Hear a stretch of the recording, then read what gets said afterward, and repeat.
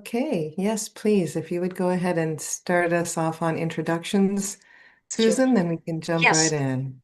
Okay. Thank you. I am Susan Lipp, and welcome to all of you.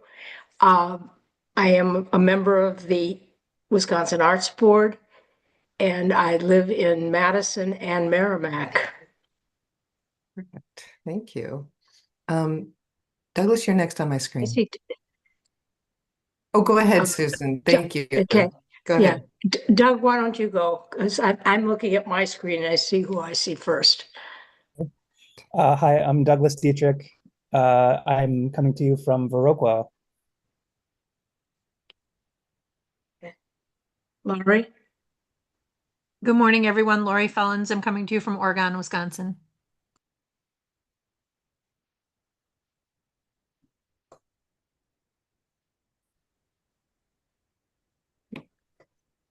Everybody is okay. Everybody is still muted, or most of you. So I'm just going to call people out, I think. Monica, thank you for going next. Sure thing. My name is Monica Wentz. I'm the Director of Artistic Planning at the Chicago Symphony Orchestra and coming to you from Chicago. Thank you. Ryan, you're next. I'm Ryan Lindley. I'm coming from Oshkosh. I keep thinking I have a fuzz in my beard, but apparently it's just white hair, which means I'm getting older. Kristen, please introduce Hi, yourself. Christian Chertohoy coming to you from Hudson, Wisconsin, and I'm going to follow Susan's lead and say, and I live also in Cable, Wisconsin. So I too have two homes I go between. Thank you. Jillian? Hello, I'm Jillian. I'm at Lawrence University in Appleton, Wisconsin. Thank you. Vivian? Hello, Vivian Timchenko, staff. Dale? Dale Johnson, staff of the Arts Board and background scorekeeper. Thank you. And I'm Karen Geschko. I'm the Assistant Director here at the Wisconsin Arts Board. Excited for day two of this panel. And Susan, we are going to kick off the conversation with the small budget organizations paid artists category today. Yesterday, you Okay. reviewed those from organizations whose artists are volunteer as they perform. But today we're talking about the smaller budget organizations. First off, who pay their Right. artists. And go ahead. Yeah. Who is Our first application is Just from Bach? Just Bach Right. Concerts, and our first reader is going to be Lori. Good morning. Happy to kick us off with Just Bach Concerts from Madison, Wisconsin. Just Bach Concerts presents free, high-quality Baroque performances with 16 concerts in its 24-25 season. They pay all musicians they hire and increasingly perform in additional venues to broaden their community access. But their administrative leadership is a volunteer-based leadership.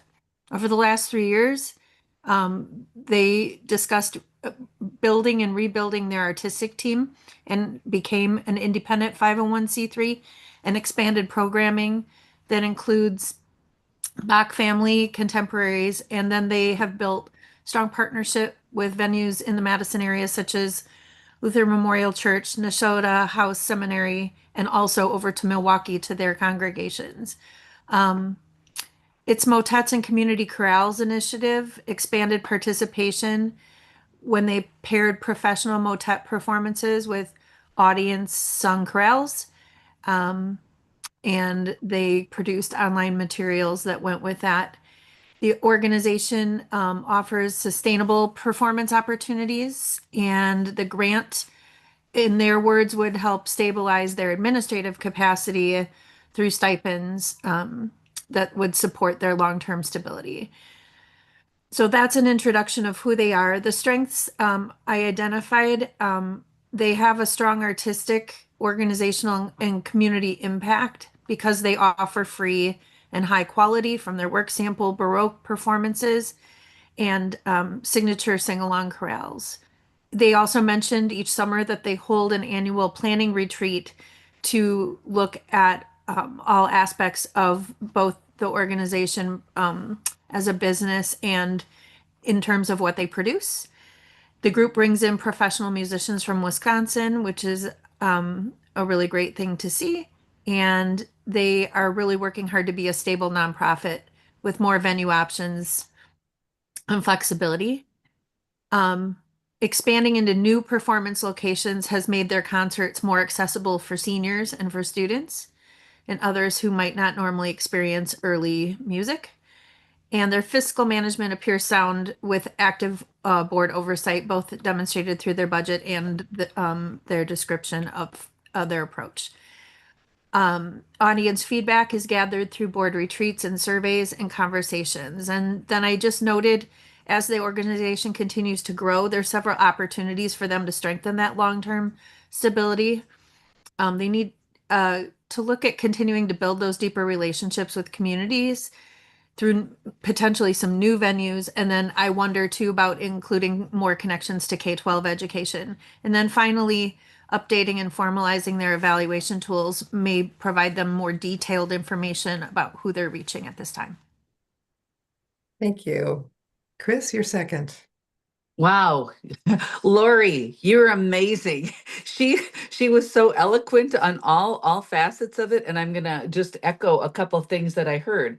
I do agree that the audience feedback, and again, I'm gonna say that how lovely if it could be different each time, so that it wasn't the same thing, so that people actually wanted to reflect and respond to it, so that that could inform not only their practice, but I know that that's kind of how they started the sing-along, right, Lori? I believe was because of audience feedback. And so that kind of thing, because when you are so focused at one composer, if you will, or one kind of music, if you will, just Bach concerts. I know they've expanded to include his family and other contemporaries, but you've really got to engage the people. So I agree with that audience feedback. I like that they got their own 501c3, and yet it sure provides a lot of hassle for them. So the management is really necessary for them to create that stability. And I also want to say that the new venues where they can accessibility key point, and how lovely that they've developed the partnership with at least this Luther Memorial. So we hope that they continue. Thank you. Thank you. Comments from other panelists?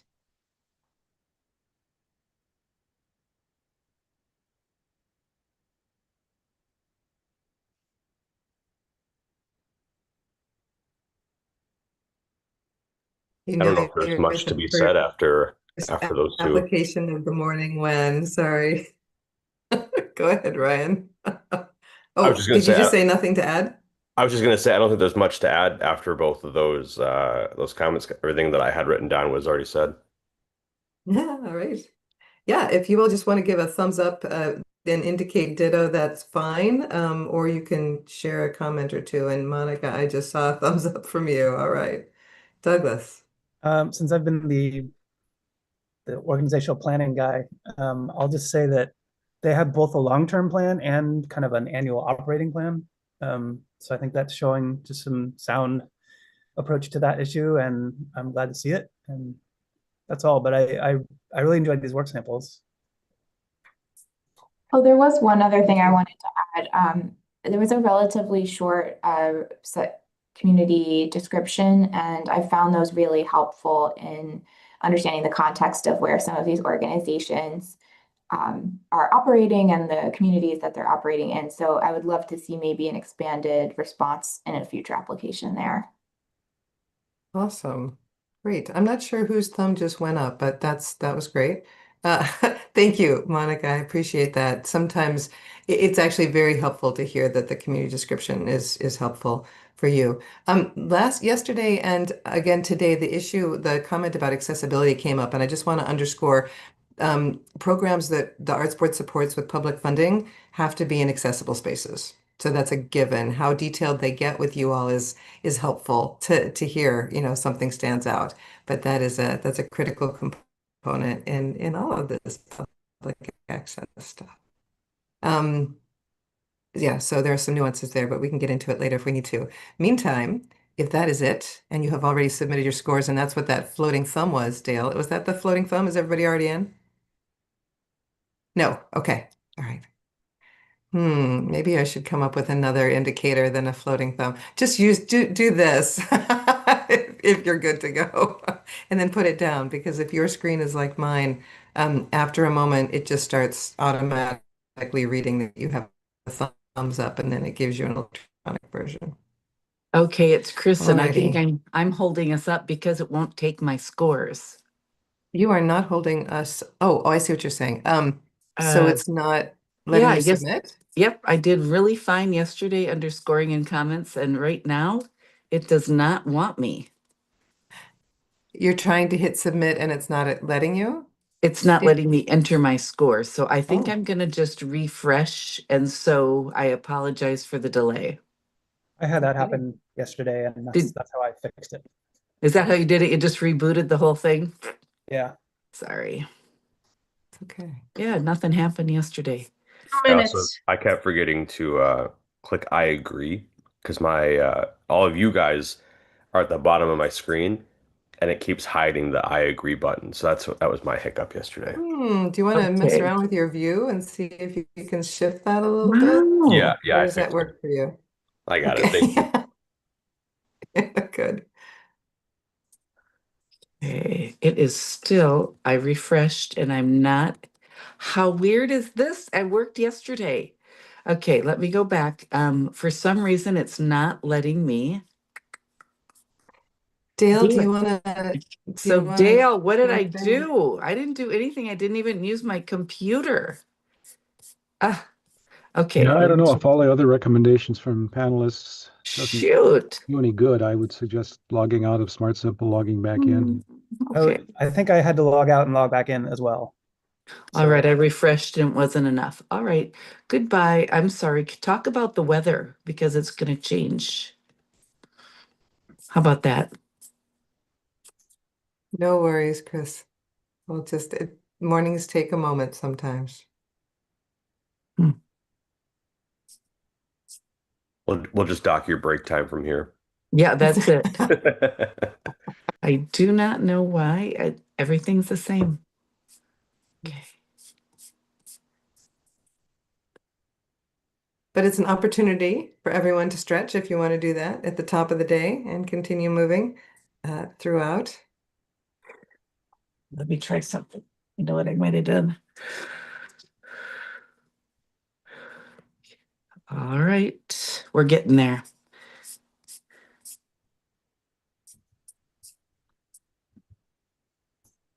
Okay, can I tell you what I did? As long as we're all into technology together. Last night I was working with my keyboard and I didn't disconnect it. So I'm trying to use my laptop, but I needed a little assistance. It wouldn't work with this was on. Anyway, you get it? I'm good. I'm good. Too many Hooray. devices, man. I'm good. Sorry. That's all right. As soon as you let us know when you've hit submit, and we'll go on to the next one. I did hit submit. Okay, we're going on to the next one then. Fantastic. Thank you. Well, All I'm not right, seeing the our next score application. in Smart Simple yet, so I don't know why that is. Really? But you hit submit? Yeah, let me try again. Unless you intended to give them a 0.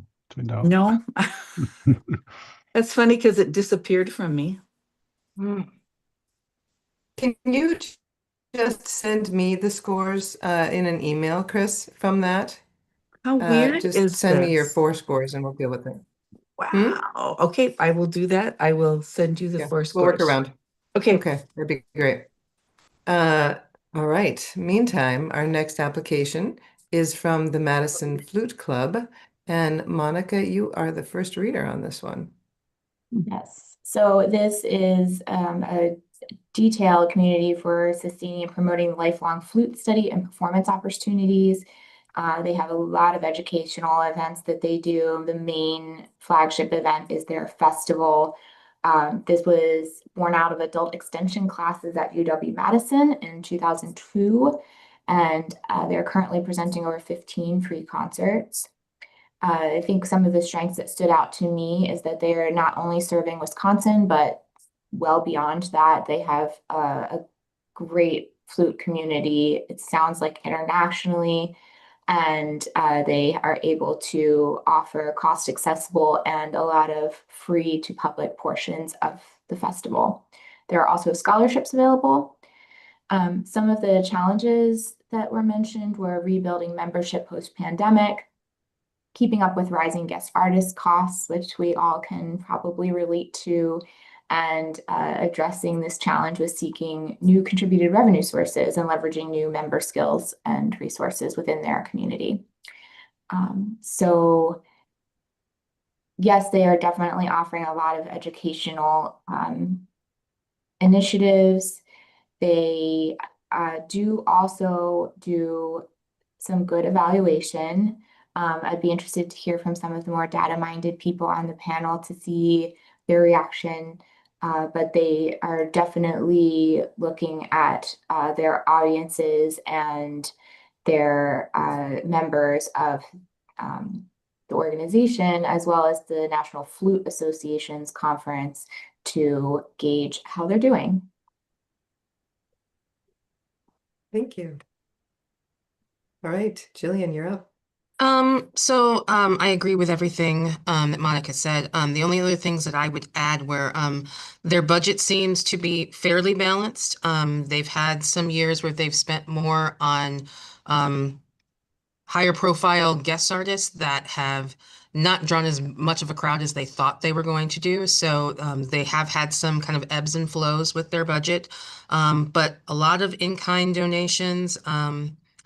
And a lot of great partnerships with the Wisconsin Youth Symphony Orchestra and the Madison Hotel that helps to support their festival. And so they have a lot of great, I think, collaborations that are worth mentioning.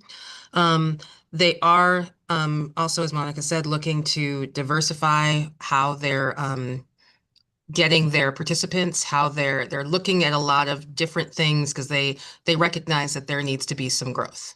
So that's the only thing that I would add. Thank you. Other comments from panelists? I thought in their evaluation of their kind of survey of flutist, flautist members, I just appreciated that there was kind of both a summary and like individual responses. So it was really great to see like what the members are talking about and what's important to them. And I think also the organizational plan kind of shows it's kind of a little bit mixed together, like kind of a strategic plan and an operating plan. I think it's okay and it's perfectly appropriate for a small organization. And so I think it's showing some good attention to that.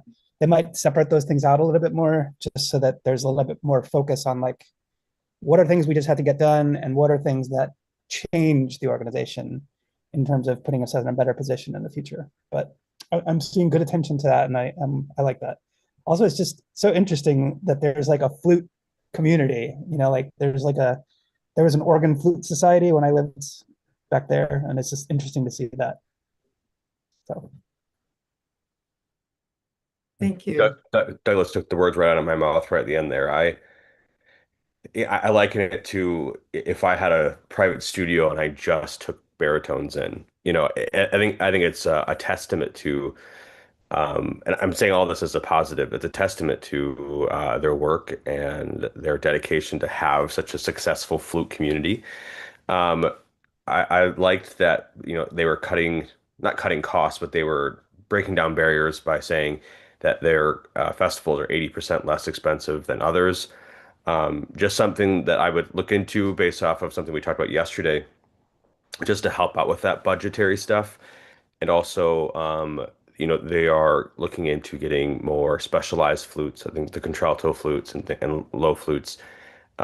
You could possibly look at raising prices on that, but having it as the choose your own price kind of thing. So you could have built-in donations in your ticket prices already.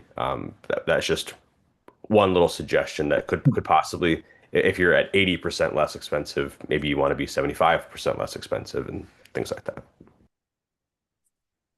Well, this is Chris, and I do that kind of thing. When you choose your own price, and if you said that we are trying to buy this flute, you can also sell the individual keys through donations and then ask people if they want to support it. This is just ways to help them. I look at their activities and their promotional stuff and their newspaper ads. It says radio ads, flyers, etc. I would also, yeah, I saw social media, flyers, partnerships. This area is so robust with music. I'm not sure little business cards or postcards or whatever it is with your QR code or your website on it in some of the public places. I just think that that might also reach more demographic. And then I'm going to comment that your entire board is made out of flute players. And as wonderful as that is, you may want to consider again expansion so that you can get some more diversity as far as leadership goes and connections, because everybody knows that the more people that have the visibility, the more invested they are. Positive comments on your collaborations with youth and with education, and thinking about the new music commissions, and also that you've purchased the first contra flute. Is that what they called it? Contra flute? Yeah, very cool. Haven't seen that yet. Thank you. This is Thank Lori. you. I just, so many great comments. I just have one thing to add that I noticed because I got really caught up in their flute festival flyer that was attached and all of the really great attention they paid to honoring students with their photo and bios. I mean, a lot of these students are, you know, early teens, and to have something professional like this at such a young age and an organization that takes the time, you know, they could have very easily just said where the rooms and the sessions were. They take the time to produce something, and it really helped bring their work to life. So I just want to commend them on that particular piece. Thank you. Any other comments? All right, please score.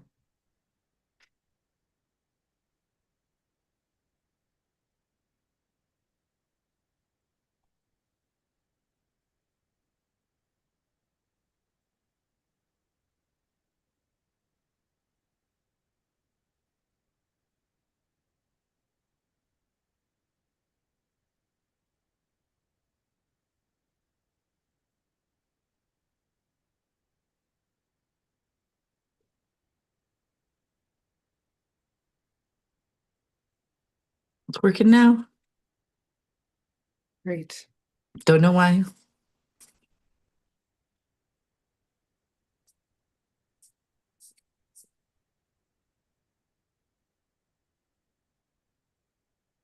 Thank you, Bill. All righty. This brings us to the Madison Choral Project. And the first reader on this one is Douglas. Okay. So the applicant is the Madison Choral Project based in Madison. It is a professional choir of 24 singers. They have an artistic director who is paid, although there's a lot of that is in-kind, contributed volunteer time. So that's something that they note, and we'll talk a little bit more. And paid choir members and paid instrumentalists, founded in 2013. This is very much a small staff organization, very much a working board, and no other paid staff.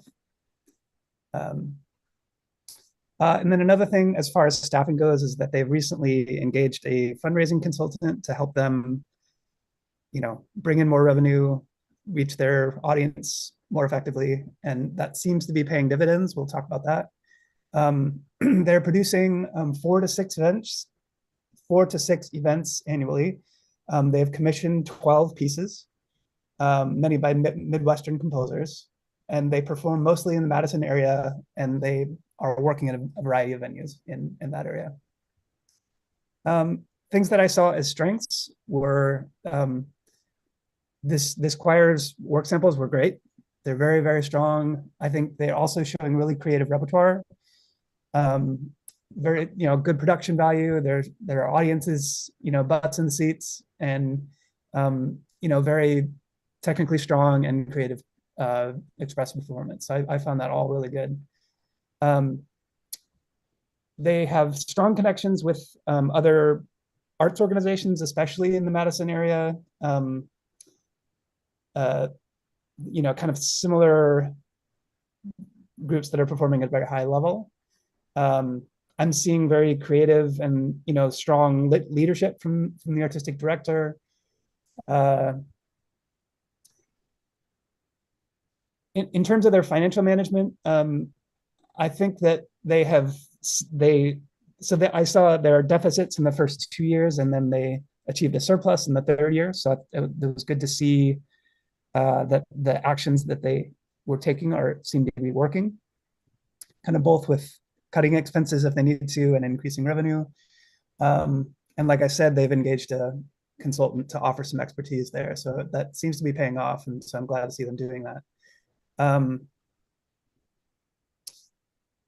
One thing that I did see is that they're describing a lot of really good processes with evaluation. The sample is sound. I thought it was fine. And let's see, where did I take a note about that?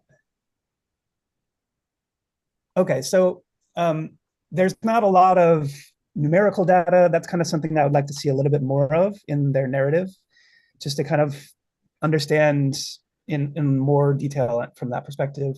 But I do saw some great evidence of action they've taken. They mentioned that their audience really appreciated hearing music by diverse voices that have often been kind of shut out of the choral music world.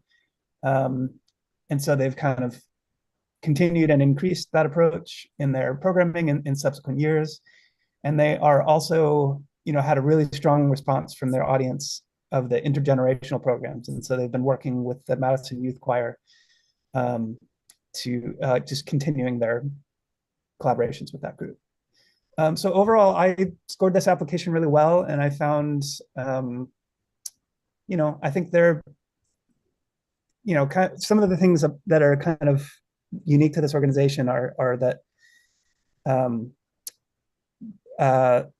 just this, this approach to staffing seems like it's working well for them now. I think it's also perhaps, they're reaching the capacity of that as well. So there's kind of, that's something they'll need to be dealing with over the coming years, I would say. But I think what they're doing now is strong, and I scored them well. Thank you, Douglas. Lori, you're second. I just have a couple of things to add. One is around their board composition, to some comments made about applicants, and just taking a look at that. When I look at what their goals are, and they talk about the modest amount they're able to pay the artistic director, and infer at least that they might want to do more of that in the future. Having a board that can diversify where their donor and revenue sources are coming from would be a great next step, because this is a very high quality example of a nonprofit doing really, really great work. And I wonder, both from what they've have in their application, as well as what I see, because I am in the Madison area, is, are they reaching outside of their current constituents to grow? So I would just have them take a look at those pieces. Overall, this is an extremely strong application, and most of the other comments that I would have made were included with the previous speaker. All right, thank you. Opening it up to the other four of you. This is Chris, and I'm just going to discuss venue capacity limits. Audience growth. What a great problem. I love that. So they're looking for different venues, and when they collaborate with all these other groups, then they get into the larger things because, of course, there's costs involved. It sounds like the artistic leadership is solid with the national reputation that attracts singers. And great bio, and it says without full-time administrative staff, we are nimble and resourceful. And yes, a highly engaged board and volunteers lasts only so long.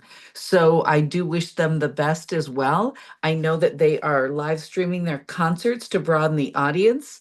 And again, there is a way to charge for that, but it's nice to have that free. Fundraising consultant, I like that. And then again, they're testing out that tiered ticket price so that they can attract people with financial needs. What I have experienced is when you have that tiered ticket price, you do a recommended price, and then often the people who are generous of heart usually give more. So good luck with that. I hope it works for you. Thank you, Chris. Other comments? Or just a quick thumbs up so it doesn't do a floating thumbs up, and you're good. I just want to comment. Monica, Jillian, Ryan, anything? Yeah, I just want to comment on the risks that they're taking as far as repertoire go. In my area, no one's doing what they're doing in terms of tackling such prevalent issues head on, and not doing it in a way that like you could infer that they're doing it, but literally talking about humanitarian issues and things like that. So I really appreciated that, and it's nice to see them as a professional group take the lead on that to give people kind of the 2 minutes. to do that on their own as well. Thank you. Any other comments? All right. Go ahead, Jillian. No. No, I was just Okay. say like everything I would have said has been said, but I thought this was a good application. All right. Thank you. Please score.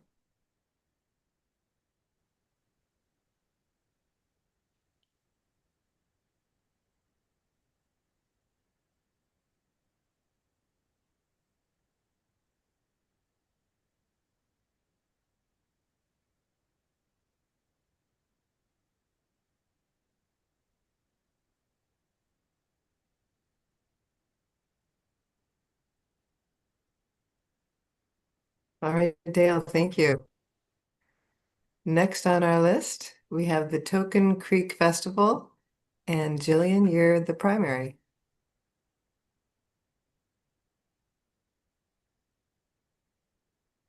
Sorry, I'm working from 2 screens this time around today, so I'm trying to get my bearings on Okay. that. So Yeah, yeah. get everything open here because yesterday flipping back and forth between everything was, yeah. Anyway. Too much. Gotcha. Thank you.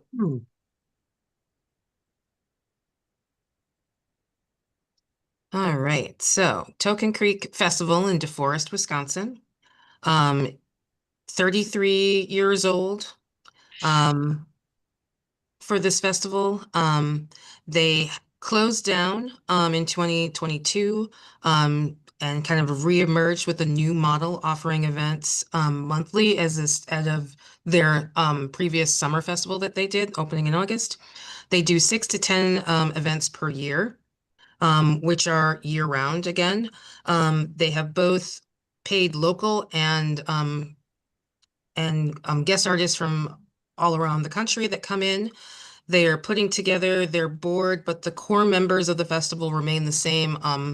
Their artistic director and executive director have really given some great leadership for the festival. Excuse me. Getting my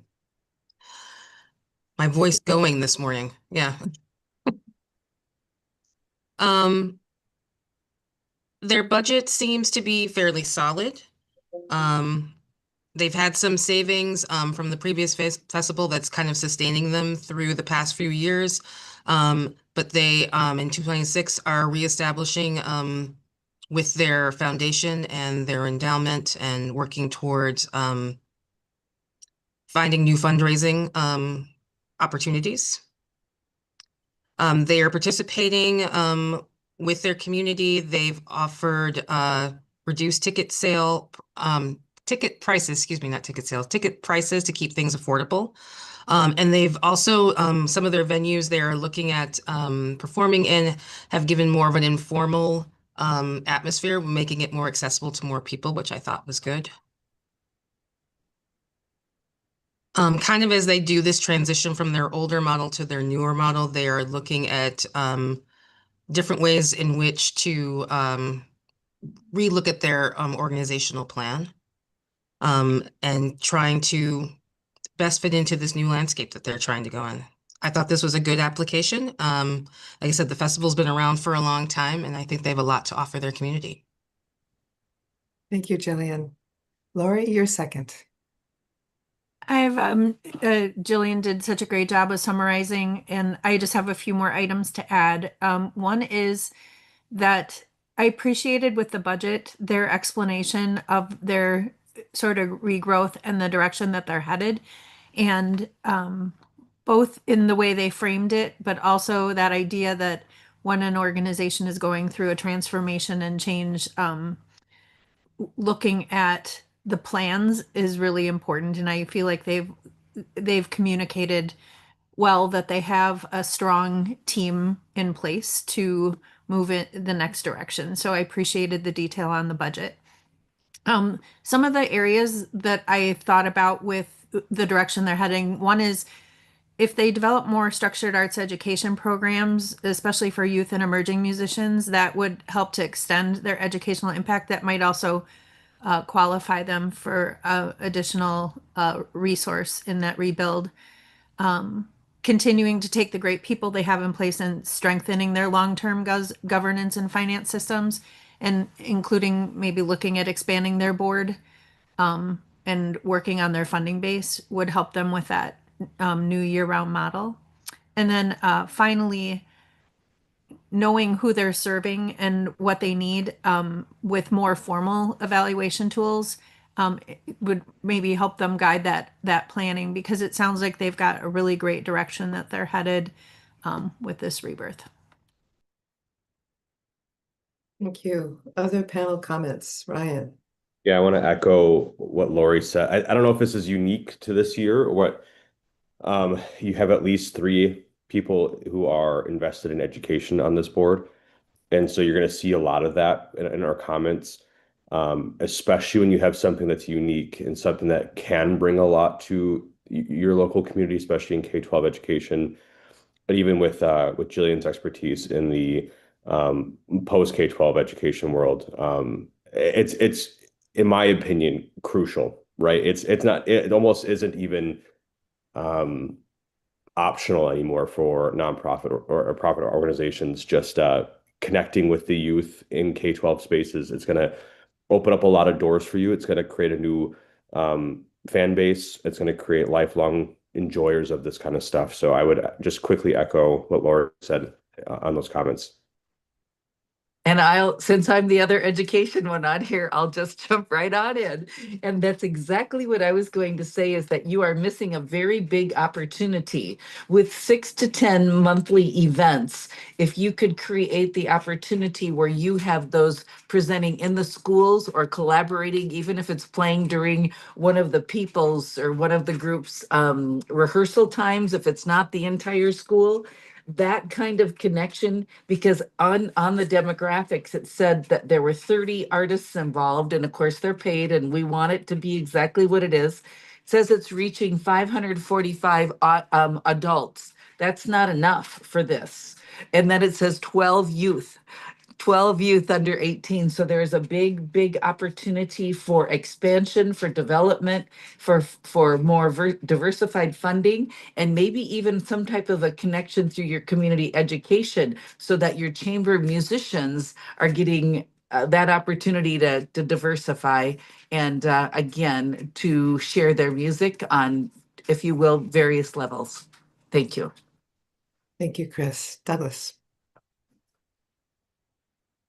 The thing that I noticed the most, I mean, I really do appreciate hearing about the education and the opportunities there. It was something I hadn't paid attention as much about, but it really makes sense. And so I really appreciate that.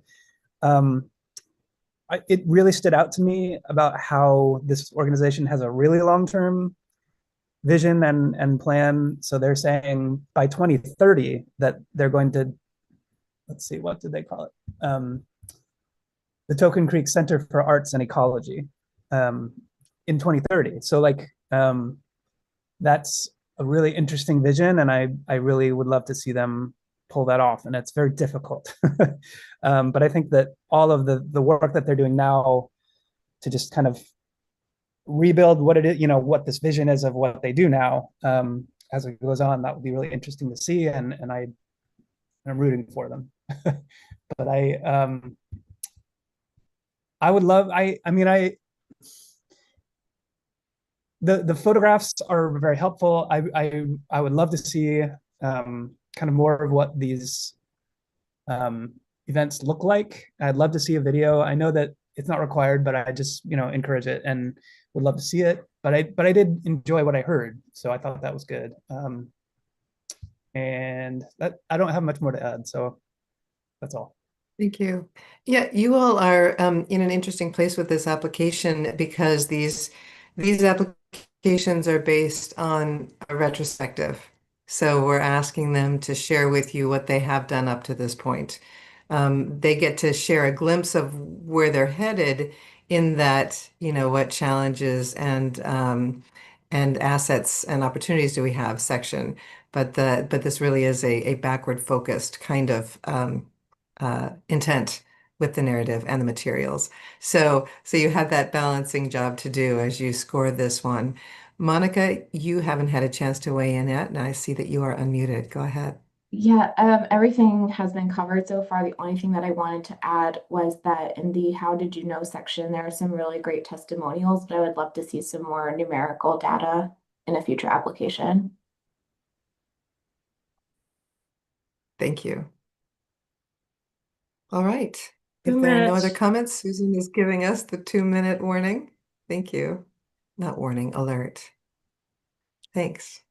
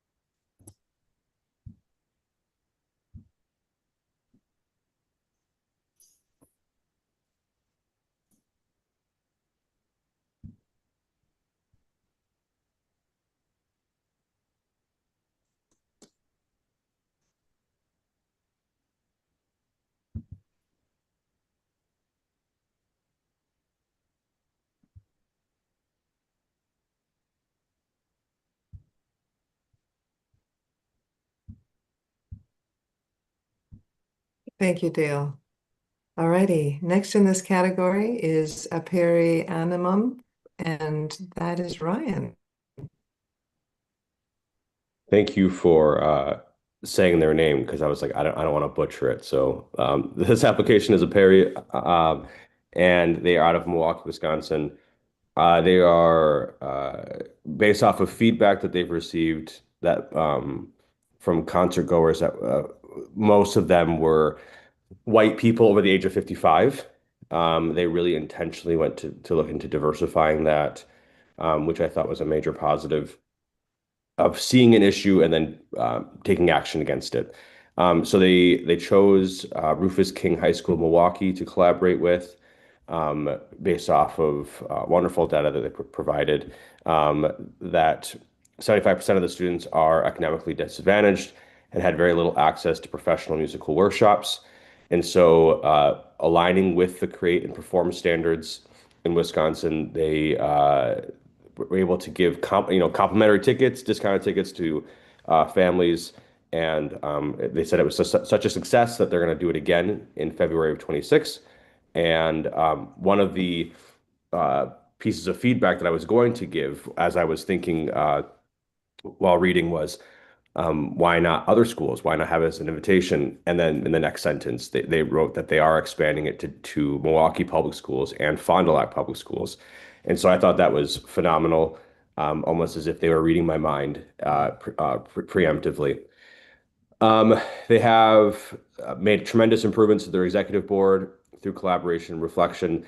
They seem like a reflective organization that genuinely cares and reads feedback and then takes action plan against it or for it. I wrote that they have a clear line of funding that comes from 4 different sources, and they do have they are working on an action plan to address the decrease in donations. And they are, like I said before, they're diversifying based off of community feedback, and there are a lot of reflection is being done to diversify their audience participation as well. And so, and they're consistently working towards long-term solutions and not band-aids that will help just that current year, which I thought was a major positive as well. Thank you, Ryan. Jillian, you're second on this one. Yeah, no, I agree with everything that Ryan said. I loved to see that they were really taking note of their audience and really trying to reach out and again, trying to make meaningful connections and making sure that they were authentically trying to connect with community, which I thought was wonderful. I'll add that their budget is pretty sound from what all the things that I looked at. I mean, always pretty consistently under, revenue exceeded their expenses. So that was good to see that they have kind of good, stable financial management, and that they have a plan for the future to kind of increase their grants and things that they're applying for, but that they're looking to diversify that income, which is good. But yeah, Ryan covered it pretty extensively for me, so I'll let somebody else add some comments. Great, thank you. Yeah, go ahead. I will add that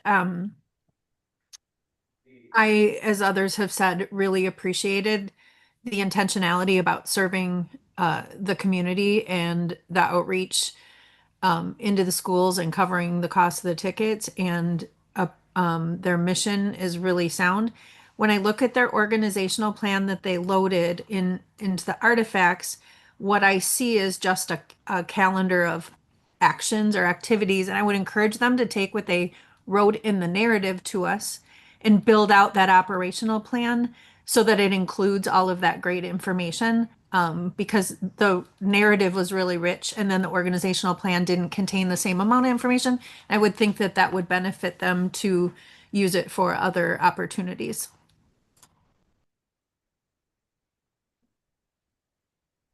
Douglas, Lori's getting into the planning. That's okay. I'm happy to not be the only one looking at that.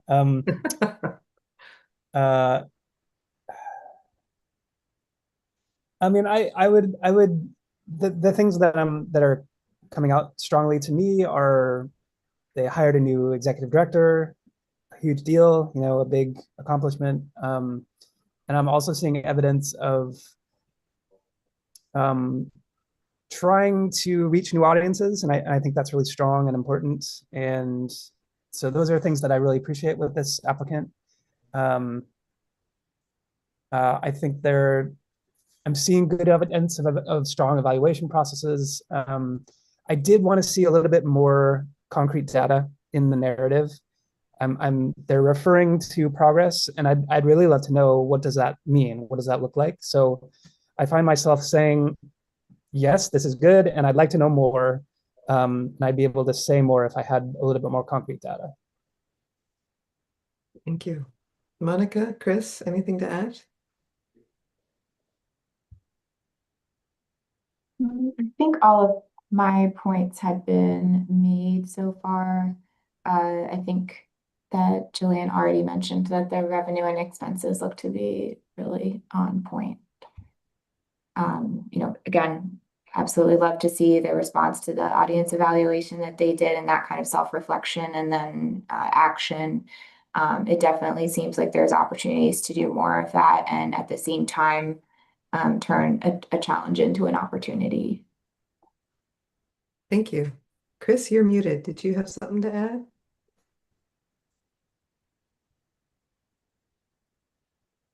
How about that? Sure, I do. What I'd like to do is commend them on their educational workshops for 3 through 8th grade, 9 through 12th grade, that school, expanding that school, the intentionality of serving the more diverse population, partnering with Ripon College. I love that. So you've got kind of everything covered here. And then their revenues and their expenses really do fall nicely in line. So again, more data with the audience reviews. Their board is diverse. And I just say good luck. They've really got a great vision and I hope it works for them. Thank you. Thank you. All right.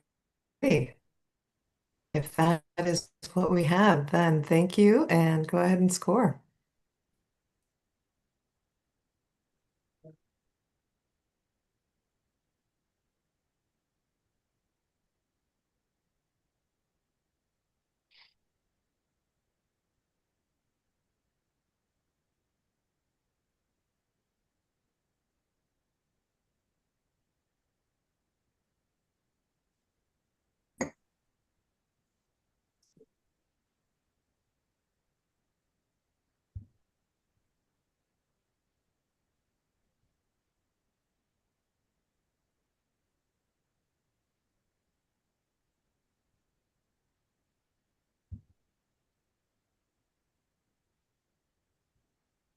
All right, thanks, Dale. Next up is Monteverde Master Chorale, and Douglas, that is you. Okay. So the applicant is Monteverde Master Chorale based in Stevens Point. They were founded in 1987. They have auditioned volunteer singers, a professional artistic director and pianist.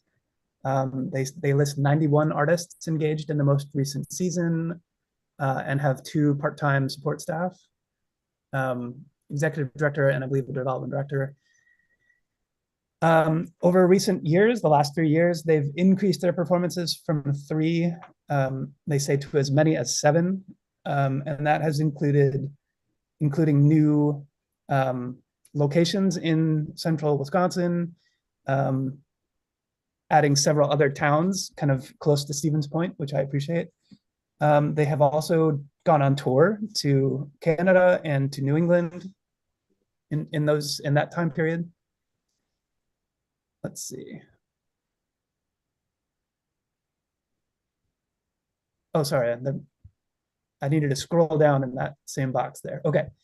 Another thing that's notable about this organization is that they have a very strong connection to UWSP, saying that they're, a lot of music ed majors are members of the chorus and are getting good experience that way. And that the organization and the music department at the college benefit from this. They are planning a commissioned work to celebrate their 40th season coming up. So some of the strengths that I see here are, I think that this increasing frequency of the programming and like adding performances in nearby communities is really strong.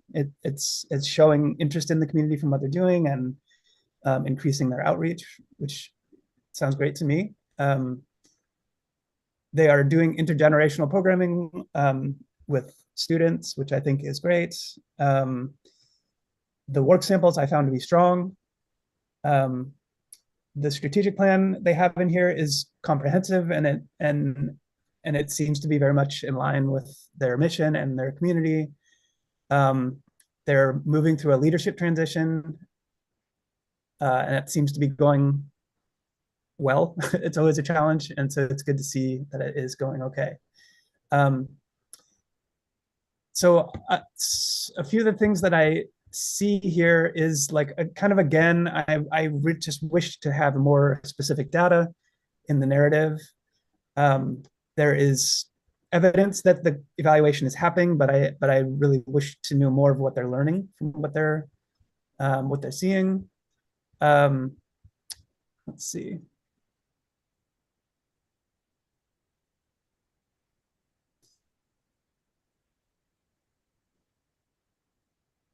Yeah, one other note that I wrote here, and I'm gonna while other folks are weighing in, I'm gonna kind of go back and look at to see what I was talking about. But just saying that I would like to know more about the applicants' funding streams, and they have described a change in approach to their budgeting. And I'm gonna try to remind myself what I was looking at there, because what I'm seeing in terms of their financial management is that it's generally looking okay. There are some deficits 2 out of the 3 of the years that are listed. They're not huge, so I don't see like huge red flags here, but I'm gonna spend some minutes looking at that while you all weigh in. So thank you. All right, Ryan, take it away a second. Yeah, the only thing I'll add, based off of Douglas's words, is wanting more data as well. When you make a claim, I would love to have information that backs up that claim, right in that area. So, for instance, they mentioned that the impact extends beyond the concert stages, but they don't really talk about it other than having a strong connection to the university and a couple of music organizations. And then it says, life can flourish in every corner of central Wisconsin, not only in traditional concert halls. I just wanted to know more about what that means for them. I feel like what the difference did you make?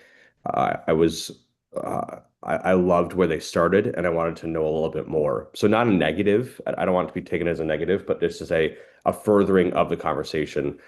It's like saying, I like ice cream, and then leaving it at that and not letting you know what flavor you want. And so everything else I thought was very solid. I thought they had a clear solution to rotating leadership. I thought the partnership with the local university is strong and important. As always, I would encourage looking at the K-12 sphere just to further that even further.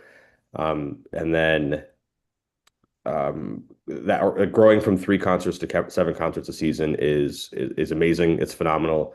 Who doesn't love more musical opportunities? And so kudos to your organization for noticing a need for growth and then making an action plan to make that work. Thank you. This is Chris, and I will chime in with they did provide data in their letter. If you got into the weeds of the year-end appeal letter, they used a little bit more data, and they said the support provided the support of over 1,000 audience members from the surrounding communities here, provided $5,725 worth of free and reduced ticket prices for community seats. And it says that they brought over 600 seniors and students to the concerts with no fees. And I appreciate that also in their year-end appeal that they said that their goals are to retain their artistic director, their accompanist, and their executive director. It's everyone's goal, but I thought it was sort of cute. And I do like that they are planning to reach out and serve more underserved audiences in this region. So as many partnerships as they can do with the schools, in the schools, their choir and another choir, I think that would really strengthen this group and invest in the community. Thank you. Thanks, Chris. I Other would comments? add about Yeah. the budget. They and the summary of this ties to my comment. You notice in the numbers the great fluctuation, and they take great care to explain that there's 2 factors driving some of their fluctuation budget. One is grants coming in a year different than anticipated, coupled with relying on key donors. So they talk about with their holiday concert, a key sponsorship not coming through. So my comment just is, I think they're already self-aware, but that continuing to really diversify their income and revenue streams so that they're not reliant on one large key sponsorship that's a make or break, or one or two grants, but rather trying to develop some additional streams of revenue to help support them. That'll help stabilize some of that they're experiencing. 2 minutes. Douglas, Yeah. did you want to chime back in on the budget thing Yeah, as I before reviewed we that, turn to Jillian and Monica? what they've said is they just changed their approach to how they think about their budgeting, is that they're kind of de-emphasizing grants, which is kind of exactly what Lori is talking about. So, I mean, I think that they're, I would say don't stop applying for grants, and I don't think that's what they're saying, but to say that as they're planning their expenses, to say that, in case we don't get that grant, to make sure that they're planning for that possibility. So I think that, that just shows some smart approach to this, and I really appreciate Chris for bringing in those extra documents, because it's interesting because there's so much data in those two documents, the appeal letter, and then there's also another one. I'd love to see that in the narrative. So that's definitely a recommendation to the applicant. But some of the information is there, so it kind of makes me, I'll raise my score a little bit based on that. Thank you. And thank you for the comment to the applicant on that, infusing into narrative when you can. Jillian, did you have your hand up earlier? I did, but Lori pretty much took the words out of my mouth, so it's all been covered. Okay. Monica, good? I'm good. Everything has been mentioned that I had noted. All righty. Thank you. Please score. I just wanted to quickly say thank you to Kristen for pointing me in the right direction. I also changed my comments on my score based on the document. On So those thank- numbers.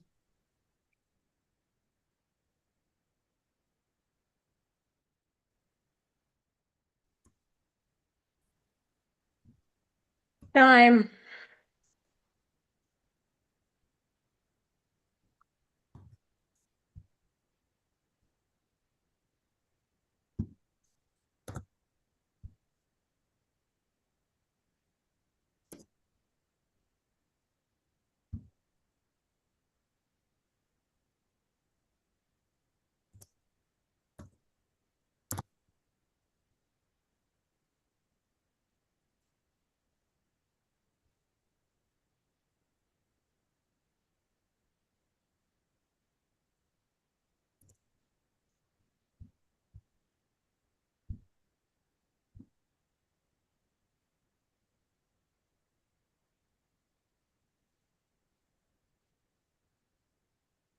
Thank you, Dale.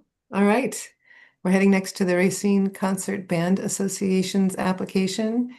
And Chris, you are the lead on this one.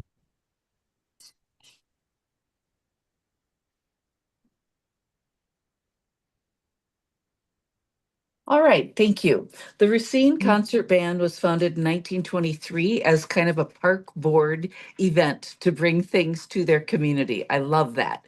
Throughout all of these years, there's only been 5 directors. Huge.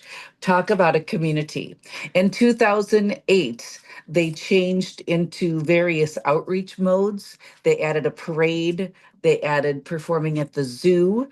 And as they enter their 100th season, they're offering free concerts, 3 world premieres.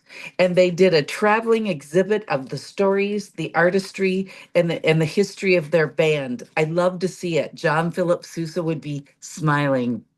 Their Rotary is involved. They do educational outreach. There are about 78 members currently in the band, and they reach over 4,000 audience participants. One of their biggest strengths is the Racine Concert Band jumped in after COVID to help out the schools. In 2023, they started providing lessons and collaborations within the schools in phase 1. Now they are expanding in the future to phase 2 to provide 86 sessions in the schools to fill in the gap. For this summer, when they celebrated, they involved the mayor, they involved former students who are professionals, and they move their concerts to a new venue that's accessible to minorities and challenges. Thank you. Just so my notes are clear on that one, Chris. So uh, did you say they're accessible to challenges at the end? They're accessible to communities of, So they built a new performance venue where people can come in Uh-huh. and it's much more accessible to Accessible. all kinds of patrons. Gotcha. Thank Thank- you. All righty. And our second reader on this one, please. Believe that is Monica. Yes, I also noted what an amazing thing it was that they turned a huge challenge into an opportunity to not just reach out and involve and foster the student relationships that they had, and fill a need that the community had, but I'm sure that has also had ripple effects into who has been invested in their organization and coming to their concerts. So I just really wanted to applaud that initiative and see that it's not only just been something that happened during the pandemic, but that they're continuing it and continuing to grow it even, it sounds like. They've also, what was the other thing that I thought was really amazing? Yes, they had some really amazing cover art on their program books that I noted. I just wanted to also mention that it was really original and fun. And sometimes I see so many boring program book covers. It was really refreshing that they paid attention to that kind of little detail.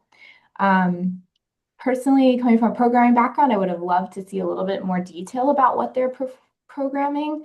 But the school partnership and outreach is, again, really commendable, and I think really demonstrates how performing arts ensemble's flexibility can add a huge value to a community where a need existed. Thank you. Monica, chiming back into the best practice theme from yesterday and today, would you say that the program covers are a best practice or just something that you noted as cool? It was just something I noted as cool. I know we don't have the flexibility here to do different program book covers. I think we can only do like 2 or 3 a year now. So I know how much that is being limited. For some organizations, it's a cost thing. And Awesome. other organizations, it's just not practical, but they Okay. did something really unique there. So I wanted to note it. Great, thank you. All right, other panelists, please. I would just, related to the budget, what I found interesting were 3 data points. One is that their expenses are near or exceeding their income, yet in the description, they just say we have no debt. When you look at their long range goals and their strategic plan, they talk about building a capital campaign around instruments, which would be fantastic, and that support. What I just wonder is, without more information, they must have some money in reserve somewhere that are different than the money listed in the revenue expenses. It would be helpful to better understand that, because the budget and the narrative and that other goal, I feel like you don't have enough information to look at it, but the idea and the support for Racine Unified School District and this program are just simply outstanding. So I just want to make sure if they really want to move that way, that they take a look financially about how they might accomplish that. Thank you.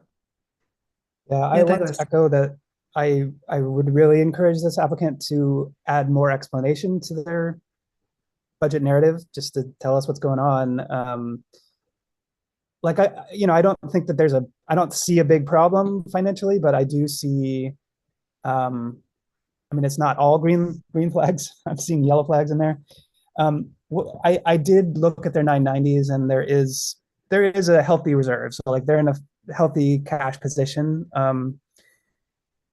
But as they're considering these larger financial goals, it's just something to keep in mind about operating deficits and making sure that they're handling those in a way that is going to work for them.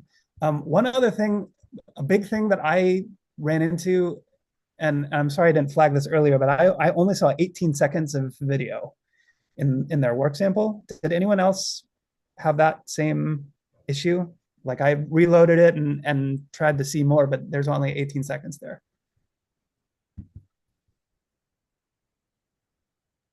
You know, It I would be- did actually have an issue with that one as well now that I'm looking at it again. It's a good 18 seconds, That's but what I you'll would have love to to see go on more. then. Alrighty, thanks for commenting there. Ryan, Jillian, anything on you from you?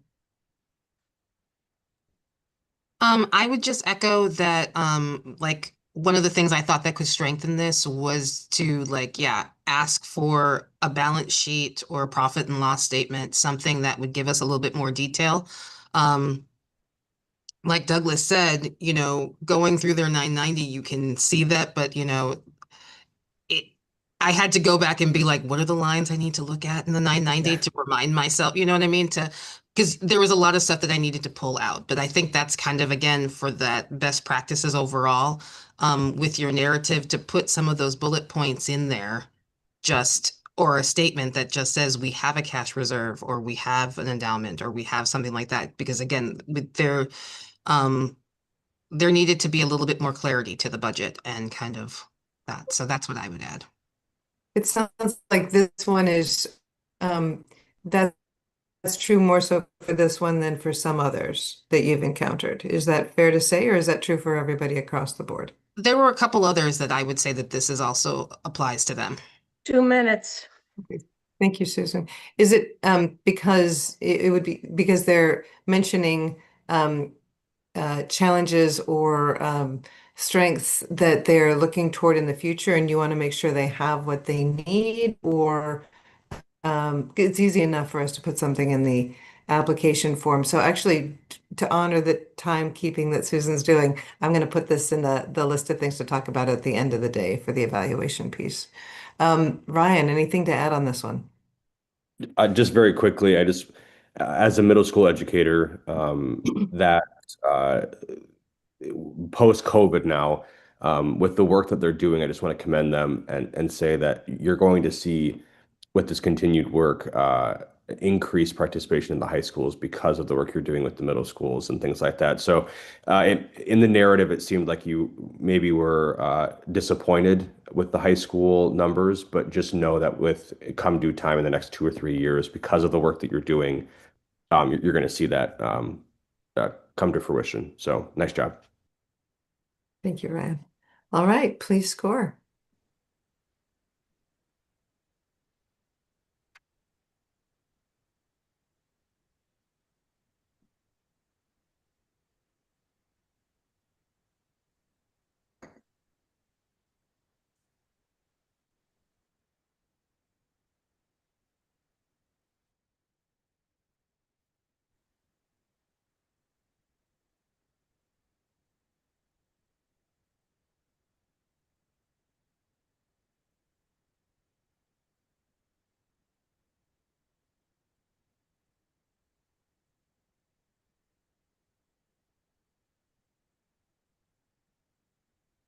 Time.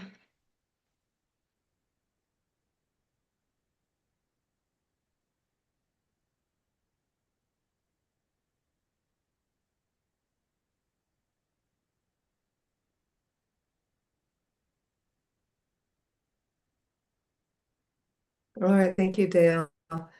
For this next one, Monica, we're staying in this part of the state closest to you, and we're taking on the Kenosha Symphony Association. You're the first reader. Yes, so Kenosha, as just mentioned, 85 seasons, which is really impressive. They are providing a bridge between community and the arts. They had 72 artists involved at the time of this application, 800 adults engaged, 2,500 children, which was also very notable. No paid staff positions, and they perform their concerts at the Houghton. Oh, so sorry, I'm probably butchering that. Performing Center at the Reuter High School. Oh boy. The youth concert program seems to have really excellent support and provide real impact, as is demonstrated by the numbers served. And the new side-by-side initiative with the local high school string players is something that I noted. And again, I think those kinds of initiatives have ripple effects into their audience member and community support probably. They were also providing master classes for high school students. So the strengths that I noted were a really dedicated group of musicians and patrons. They have a committed corporate holiday sponsor, which is really great to see. I'm sure that really helps them. The youth concert program has really excellent support. Um, I liked the concert lesson materials that were produced to accompany that, and I appreciated that they included that in some of the supporting documents. Um, some of the weaknesses I noted that were mentioned, they, due to budgetary constraints, have had to reduce the number of concerts offered, and they're in a board rebuilding process that may be causing them some challenges, as well as trying to grow their audiences. They mentioned a lack of social media and internet presence, which might be something that they really need to focus on in growing their community if that's how their community likes to receive that kind of information, and it's a way for them to reach them. Thank you. Chris, you're second on this one. And Chris, you are muted, just so you know. Hi, I'm having a little trouble with trying to get into a headset device. I apologize for that. So I do think that they do need to focus on their social media and their other outreach, and they need to gather more data to share what they're trying to do. We've been talking about collaborations all day, and it's clear to me that this is a large organization, it's a strong organization, and that they could even do more with partnerships. Thank you. Thank you. All right, other panelist comments, please.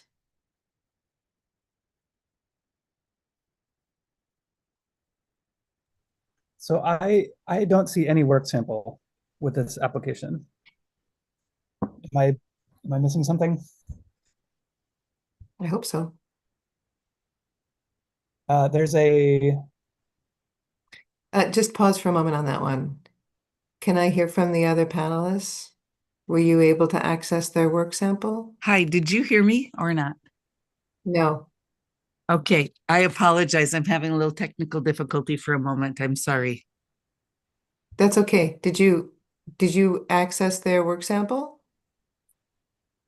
There is no audio or video file. There is a literary work that they posted, but there is no sample.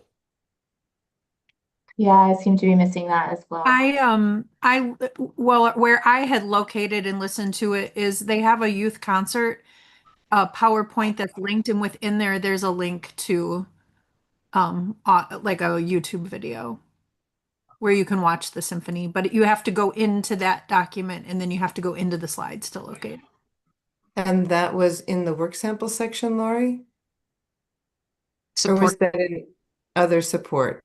I have so many, yeah, I was gonna say I have so many screens open, just Understood. It's under the support documents. yeah. Okay. So your challenges panelists in that artistic quality section, that first section, is that your score is going to reflect your ability to judge the artistic quality of the work that they have shared with you via the work sample.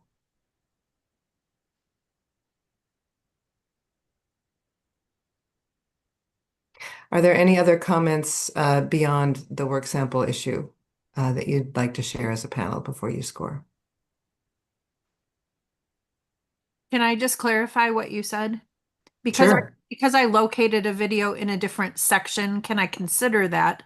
Or Absolutely. okay, thank you. You did due diligence and you went deeper than some panelists would go on other panels for this one to find that. Thank you, Lori. I just listened to it, and since I was the lead on this one, I will say, and since I work for a symphony orchestra, that it sounds like a great work sample, but it would have been really helpful to have that in the right section, or Yep. even in both sections.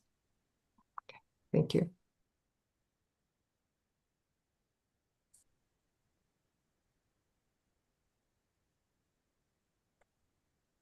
If there are no other comments, go ahead and score.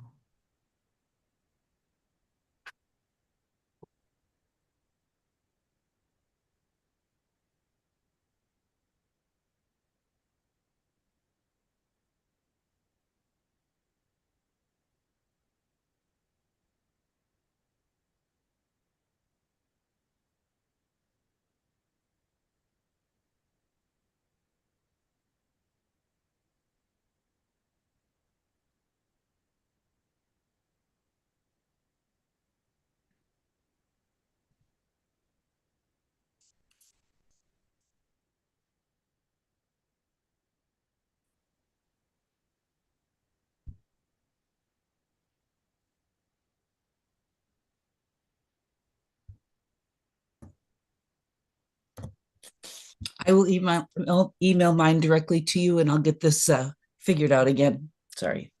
Oh, gosh. All right. Thank you, Chris. Karen, could we take our break now? Because the next one is the one in Yes, Potosi. absolutely. It'll give me Is a that minute okay to with kind the of refresh rest my of you? memory. Is that all right with everyone? Okay. Okay, then let's go ahead and break now. Do you want to take the full 10? Yep, 10 minutes. Okay, so we will come together again at 10:40. And just turn your camera and audio off. Thank you. Or you can keep it on. I mean, whatever you want to do.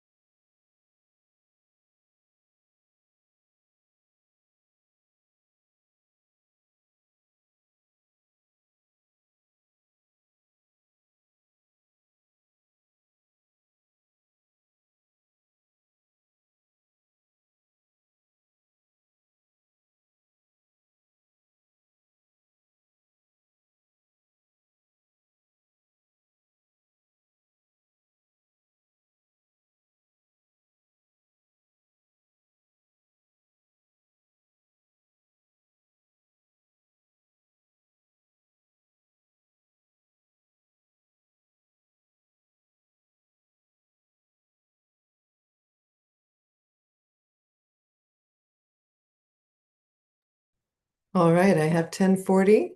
If everyone is ready to come back on.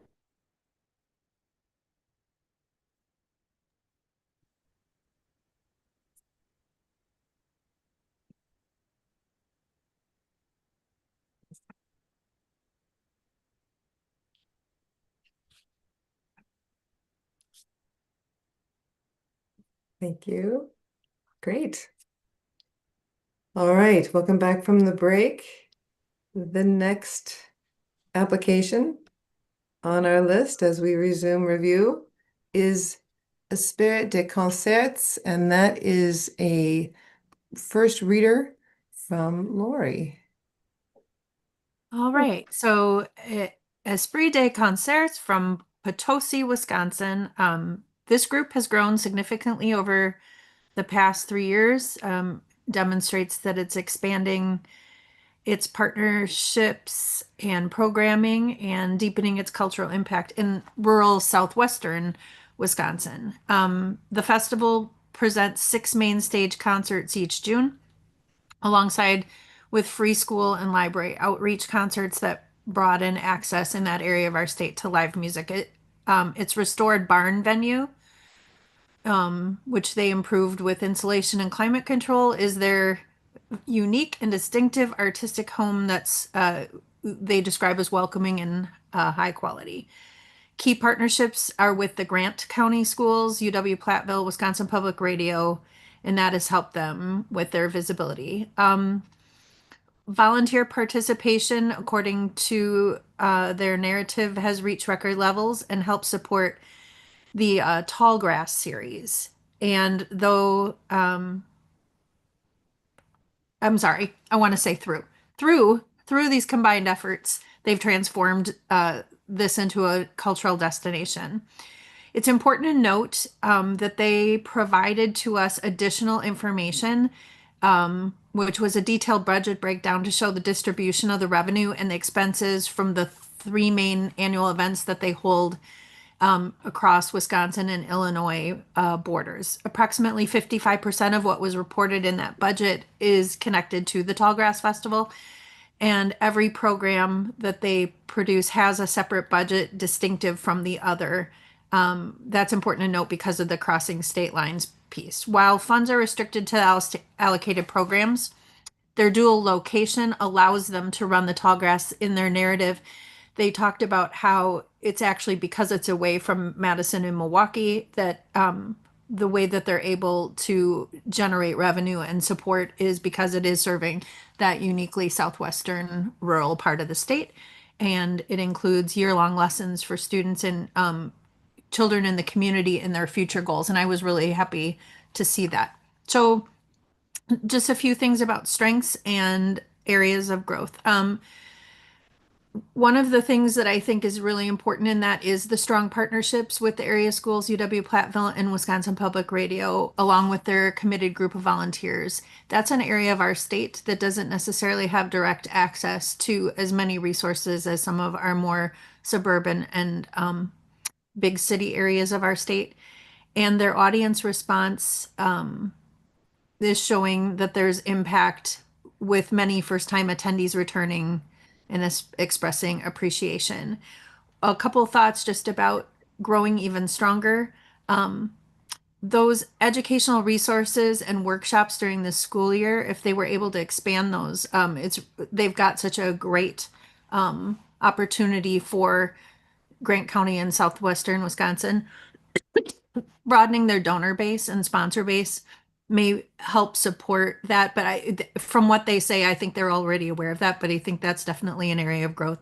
And finally, continuing to build on their evaluation tools to better track who is actually accessing and attending, and whether they return, and how the festival's influencing them will help them continue to grow that Tallgrass Festival. Thank you, Lori. And the second on this one, please go ahead. That person is me. Yep. Yeah, like Lori said, we got some extra information about this, just like a little more clarity about the budget. So the thing is that like to know about this organization is that the leadership is all based in Chicago, but they're applying for support for for the activities that are happening in Wisconsin. So that's not unusual. It's unusual among the applicants that we've been reviewing today, but it's not unusual in terms of like nonprofits broadly. So I think I don't, there's no problem that I see there. In fact, I think it's like leveraging resources that are found in Chicago, which are much larger than you're going to find in Potosi, is could be a big benefit to Potosi. So I see that as a big strength. I also see that they have a very ambitious vision for the future of this festival in Wisconsin. A lot of expansion, and it seems like they're able to achieve it. That they've renovated this barn, with climate control and et cetera, to get all that done so early in their development is bodes well. So, I think that it tells me that they're capable of achieving these things. And so I'll be really eager to see what they do. A couple of things that I would love to see this organization do. I again, knowing that the leadership is in Chicago, I would really encourage them to develop board leadership among Potosi and nearby residents, folks that are living in this area, make sure that those folks are represented in leadership and oversight and governance. I think that's a really important thing, to make sure that you have, boots on the ground in this area as well. Let's see. I thought the work samples were excellent. I thought they were really good, very well produced, and just showing really strong music selection and really strong performances. So I thought that was great. And then I believe Lori said that she wanted to see more specific data about who is attending. That was my thought. And I agreed with that. I would like to see more data about who is showing up to the Tallgrass program in Wisconsin. But yeah, otherwise I thought it was a really interesting application and enjoy being aware of it. So Thank you. Other panelist comments? This is Chris, and I appreciated all the other information because it did give it a fair ground, being over 2 state lines, and yet it is really serving that area that's unique. I did notice that their outreach programs, it says that they're performing like in libraries, and it says in the public schools, and it's a little bit kind of focused on the elementary. But again, it doesn't talk about any of the connections with their area rotaries, with their area festivals outside of their own. They have a very great opportunity to make a difference in this region. And don't forget the nursing homes. Don't forget the collaborations with the local businesses, even if it's at a small level, so that there's investment of the community beyond bringing in all these amazing people from the region. Thank you, Chris. Other comments? I'll just say ditto to what Chris just said. Thank you. All right. Jillian, Monica? Yeah. I would just, again, echo kind of what Douglas was saying. I'm like, it was definitely when first reading this application and seeing that it was I was like Chicago, but it's Wisconsin. It was really beneficial to see the budget broken out, so that you could really focus in and see that, like, oh, okay, this is the budget for Tallgrass, and this is what they're looking for additional support for. So that was extremely helpful.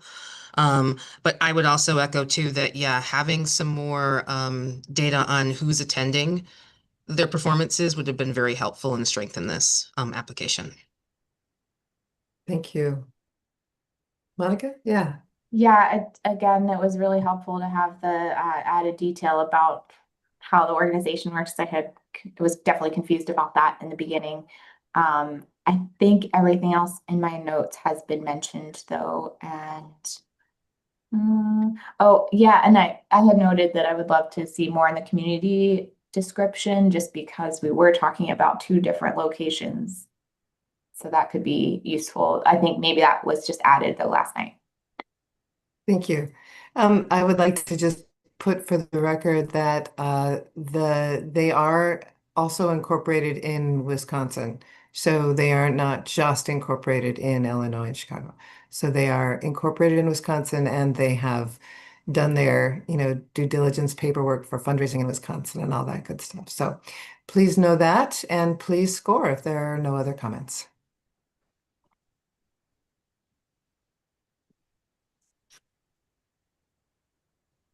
Thank you for all the clarifications. It's really helpful. Yeah, all the way around. Time.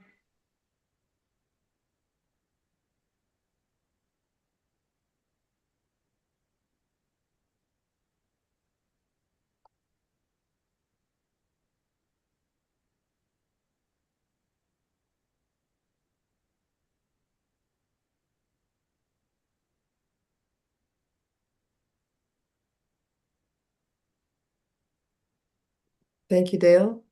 All right. The next application before us is the Eau Claire Jazz. And Jillian, you are the lead on this one.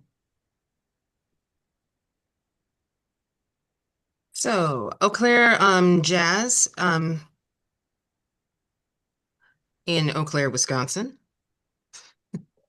Their two main events that they produce each year are the Eau Claire Jazz Festival, and then they have a gala, the Gatsby Gala, that they do in November. The Jazz Festival pays all of its musicians, and it has two paid full-time staff members, the executive director and an operations director. And then they manage a team of arts administration interns. Love that. They have 11 members of their board that meets 6 times annually, and they guide their strategic and financial and also weigh in on programming decisions. The festival wanted to note that it is one of the oldest and largest events in Wisconsin. And it is largely student run for the festival. And in 2025, they increased their sessions, making it, they increased their sessions, I think it was from like 15 minutes to 30 minutes. And it's important to note that this is a non-competitive festival. Which I thought was really good. It's really just a great time for these students to get the opportunity to play for these wonderful clinicians that they're bringing in, but also to get that feedback. So I thought that was really good and something to note. They seem to be in very good financial help. Balanced budgets. They've got there's a lot of economic impact with these festivals, all the from the survey that they the case study that they had as part of their narrative. They talked about nearly 3,000 attendants and well over $300,000 in that boosted their local economy. So that was great. Also wanted to mention their partnership with Wisconsin Eau Claire, University of Wisconsin Eau Claire, because I thought it was a great use of an arts organization that's partnership that's helping them to keep their costs low, because it's providing office space and operational resources, and they have a very good connection with their arts admin program. So they have a very robust internship program, which I thought was good to note. And I think I will leave it there and open it up for other panelists. All right. Douglas, you're second on this one again. Yeah, as a jazz person, I am glad to see a jazz organization. There've been kind of surprisingly few of them, unfortunately, but it's okay. I've come to terms with that. I'm a Wisconsinite now, so I don't know where I'm going with that, but good to see some jazz. And as somebody who has done many jazz competitions, I was glad to see the kind of ways that they're in their festival of making it more open in terms of like having a non-competitive category, making sure that small rural schools are included, and also including like a modern band category. It's kind of just loosening the rules so they don't have to have, you know, a 15-piece big band. If that's not what they have, they can still come and be adjudicated and learn and have a performance opportunity and see other students their age performing, and just have that community. So I think that's great to see, and so I really appreciated that in particular in terms of like how they're running a festival and how they're approaching a jazz festival was cool. Agreed about strong financial management. I'm seeing that as well. I think that their planning processes seem strong. The organizational plan was strong. And so they seem to have a very clear vision of what they're doing and what they want to achieve, and are able to execute that. So I'm seeing lots of evidence of that, and I think it's good. Well, this is Chris, and Thank I've been you. involved in this jazz festival over the years as a child, coming all the way through the ranks of the Wisconsin school music world. And I really didn't, I wondered forever how they got all their money and their strength and their outreach and their collaboration, because it's just a marvel to see the number of schools from across the state and well beyond that come in, not only for the traditional band, but again, the creative combos and whatever it is you have to do. This is a very highlighted piece for our entire state. So again, it was really curious for me to see how many stakeholders there are, because it really is a partnership with the university in the most creative way I have ever seen strength impart. And so that probably goes way back to Dominic Spera. I'm not sure who put this program together and hired executive directors who would do all this work, because a university does not have this. Maybe I'm speaking in the UW system. There are not that many arms that can do such a great job of administration, providing those internships. And again, when you have 2 full-time staff, obviously the product is first class. 2 more comments. The gala obviously connects different crowd than it's going to be at the Jazz Festival. Jazz Festival is geared more for students, but they hire professionals, world class, and they are also very good at highlighting the Wisconsin graduates and anybody who's, if you will, made it in the big world. They come back on a regular basis. I know there was comments about how much they're getting charged at the Confluence for their concerts and how those costs are rising. And yet there's, what do you do? What do you do? It's everybody's trying to make it on our budgets and to support the arts. So I think it's very strong, and I think it's a brilliant collaboration. Thank you, Chris. Other comments from the panel? I'm gonna wonder out loud, super strong program, super strong application. When I look at their budget, what I find interesting is they list 0 in kind. And when I think about the relationship with the intern program and the university and the number of hours and the number of volunteers that are connected, to have $0 and 0 cents in kind and then only the expenses listed, I just would like to see more about maybe the value that the university is bringing to this particular nonprofit, because it seems to play a huge role, and it would seem that there would be some type of in-kind that's coming in that way. So just to strengthen future applications, it would be helpful to better understand that, because everything about the program is extremely strong. Thank you, Lori. Definitely agree with that. Other comments? I 2 just minutes. Douglas mentioned this earlier. I just love that they're accessible, right? And so if you don't have the 30-piece band, you can still come in and you can still perform. And I just want to give kudos to that. I think that's the biggest barrier that I've seen in jazz music, is we don't have the right numbers. And so to have that is paramount and really impressive. Thank you. Thank you, Susan, for the time. Other comments before we score? Karen, I have a quick question about in-kind, Yeah. revenue. Is that counted in their total, or do you count cash only? Like kind of when you're calculating the like the rank. Oh, we can talk about that at the end. Yeah, let's talk about that piece at the end and kind stuff. Yeah, thanks. All right, please score. Susan, I'm honoring your attempts to keep us on time. Thank you.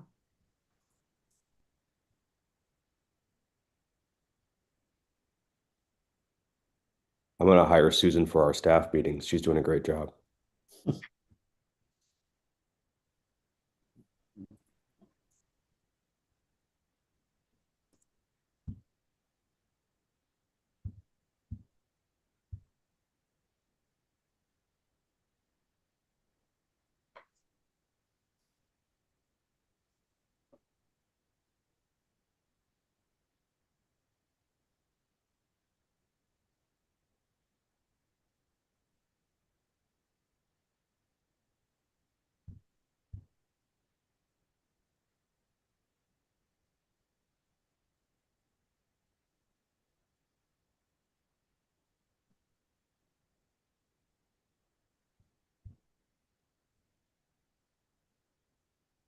Alrighty, thank you, Time. Dale. Perfect. The Wow, that the was ci- amazing. The Civic Music Association of Milwaukee. Ryan, you're the first on this one. Thank you. Yep. They are obviously based out of Milwaukee here. They have been active since 1918. What I loved most about this application is the data that they provide. There's numbers everywhere, and so it made my data heart very happy. So kudos on that. They are very involved with youth music, which once again checks a lot of boxes for me. They have both paid and unpaid opportunities and scholarships, and so they do their best to make things accessible all the way around. In 24-25, 62 students received lessons, and another 51 auditioned. In this year, 64 students are receiving lessons from 28 teachers. I don't know how you spitballing ideas. I don't know how you make that where every student gets a chance. I'm guessing it has to do with teacher availability and so many hours in the day and things like that. But they have young arts scholarships, they have recitals, they have a kids music fest, which I thought was a wonderful and kind of made me jealous that we don't have something like that up here in Oshkosh yet. An experimental event for families to make music, enjoy music, and meet the youth music organizations in our community in which they can participate. The For attendance in 2024 was 465. Their goal this year is 750. They had 22 youth music organizations exhibited in there. And then they also have a nonprofit, for-profit partnership with the Ivy House in Milwaukee, where they perform twice a season and features young musicians and adult musicians in what they call recital-worthy performances in a relaxed atmosphere where musicians are paid performance stipend. They regularly collaborate with youth, which is wonderful. They have a very diverse board. For those of us who appreciate diversity on boards, without reading all of them because we don't have time, there's only I think off the cuff like 6 or 7 out of the 19 who are actual musicians or professional musicians. They have attorneys, they have accounting professionals. I mean, that is a world-class board if I've ever seen one of diversity there. They have there's one other thing I wanted to. Oh, they take feedback from local schools and they execute that feedback wonderfully. They have a lot of goals for growth in their programs. And so I wish them the best of luck, and I hope that they are able to achieve those goals. I know it's not the job of our committee today to assess numbers that aren't in existence yet, but I would love to see that someday. It sounds like a really great program with a lot of goals and a lot of people who are able to help facilitate those goals. Thank you. All right. And the second reader on this one, please, Jillian. I think Ryan covered this beautifully. The only other thing that again I would chime in on was like they have a very healthy budget. Revenue exceeds their expenses, so they're doing well there. I thought this was a really great proposal, wonderful outreach, as Ryan mentioned, of what they're doing in the school and those collaborations. So keep it up. Absolutely. Great proposal. All right, thank you. Other panelist comments, please. I will also say this is one of the best applications I thought I saw in the bunch overall with the documentation that they provided and also the work that they're doing. Thank you. Again, always searching for those best practices. Is this sort of one of those that you would put as one of the best overall applications? Again, not trying to put words in your mouth, just clarifying. Not to speak for Monica, but I would. I loved Okay. having everything just super accessible, being able to read all the documentation. I think this one, and there was one yesterday that I cannot remember the name off the top of my head. Both were really wonderfully written out. Thank you. Yeah, I would Great. agree with Yeah. that. And I think it was the Civic Symphony of Green Bay from yesterday. Yes, thank you. Thank you. I agree with all that in terms of all the written information and all the data that's presented. The only thing I don't quite agree is that the work sample, like all the videos that they provided, are all very edited and almost like marketing videos rather than like a sample of what's actually happening.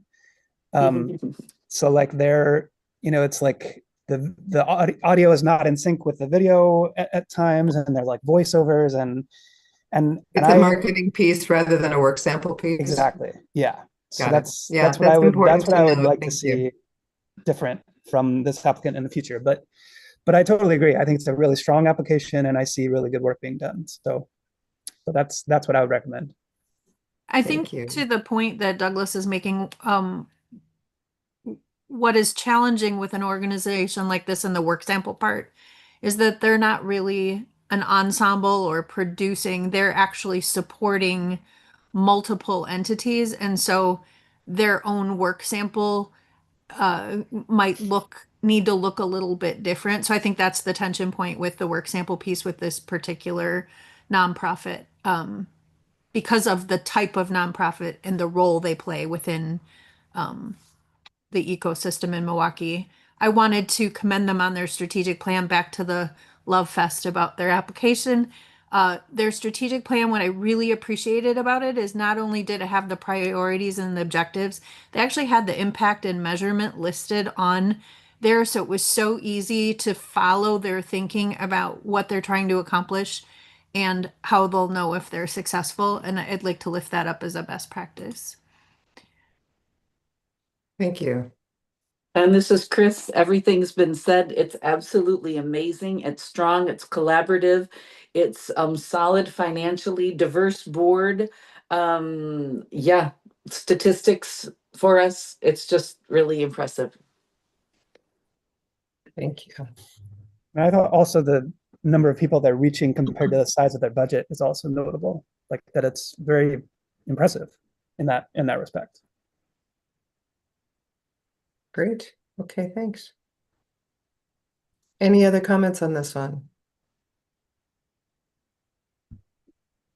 All right, then please go ahead and score.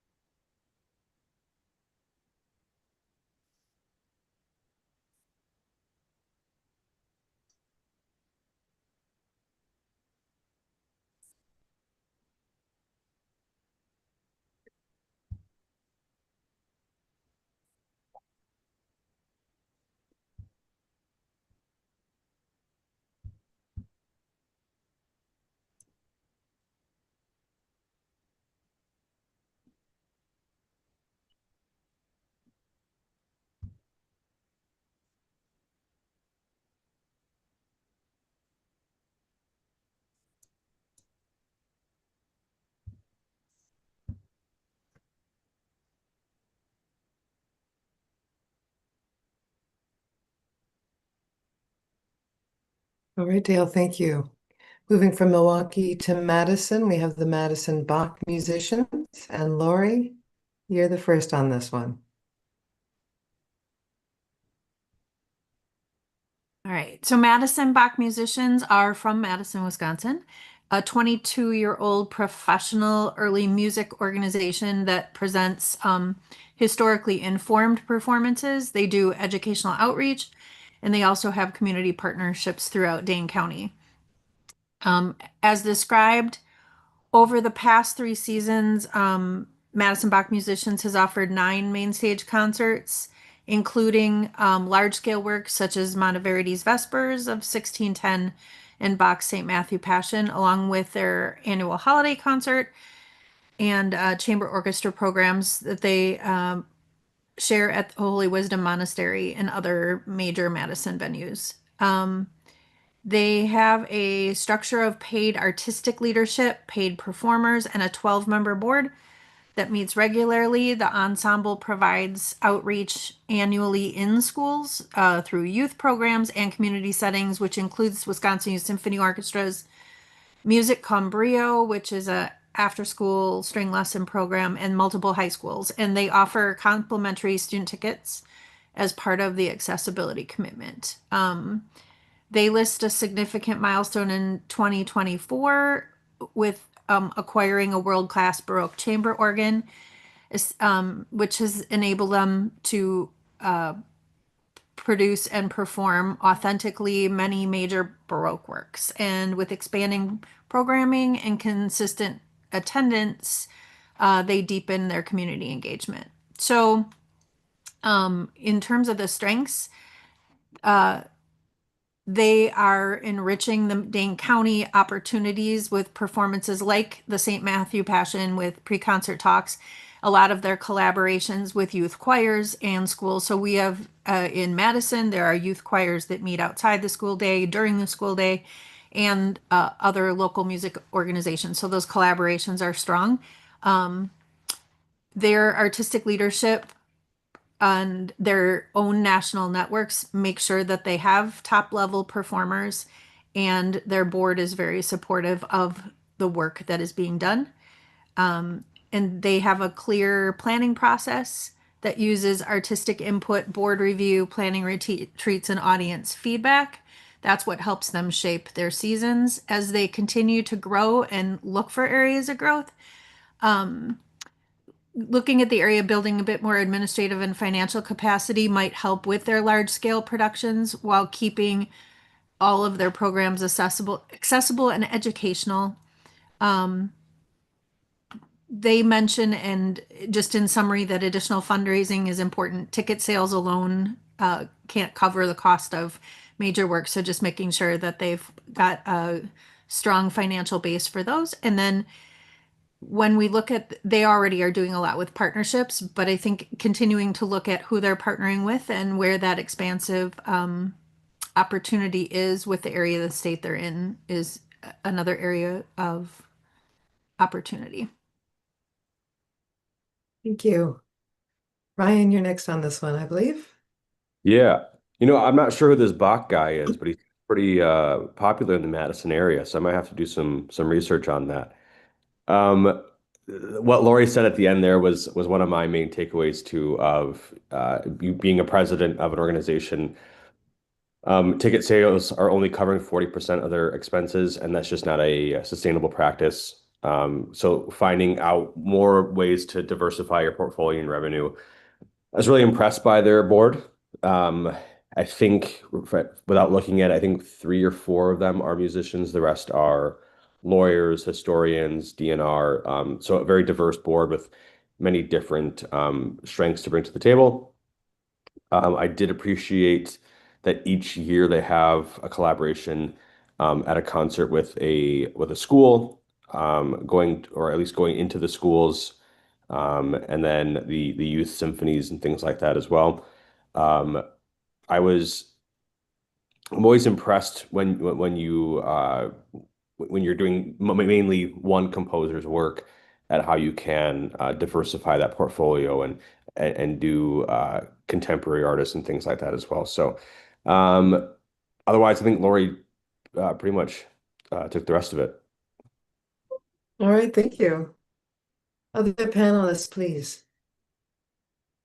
Okay, it's Chris, and I just want to highlight that they are really connected in the community and beyond. You've got, I noticed here, Mark, the director of the Philharmonic, who does Austin, as well as the orchestra director, as well as Lawrence. I know him quite well.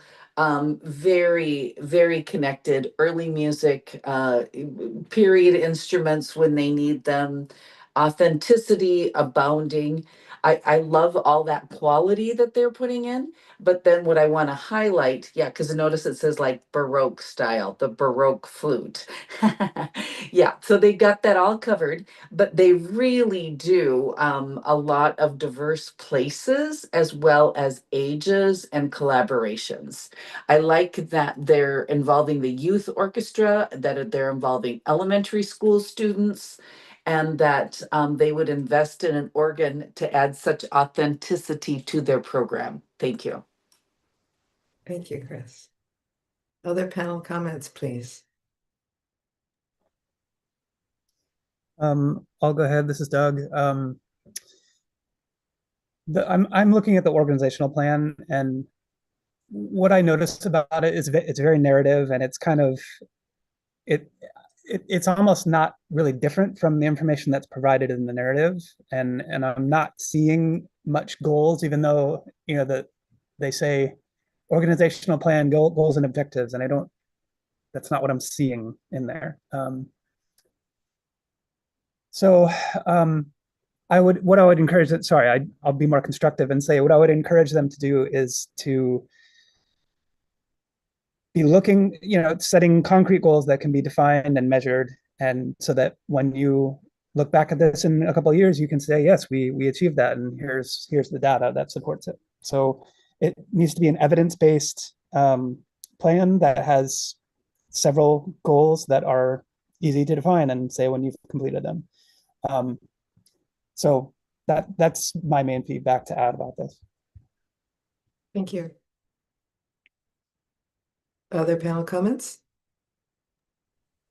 Yeah, I would just add I think most of everything has been said already. I liked that, like I said, they have a very healthy budget, and that any surplus that they had was reinvested into their programming, allowing them to do the bigger projects like the Verity. Yeah, to do the Vespers that they did. I like that they had those collaborations and they were able to put more money behind those. But yes, diversifying their income is definitely going to be something that they need to work on and going forward, and would recommend, yeah, bringing in someone to really help them navigate that. Thank you. Any other comments? All right. Please score. Thank you, Susan.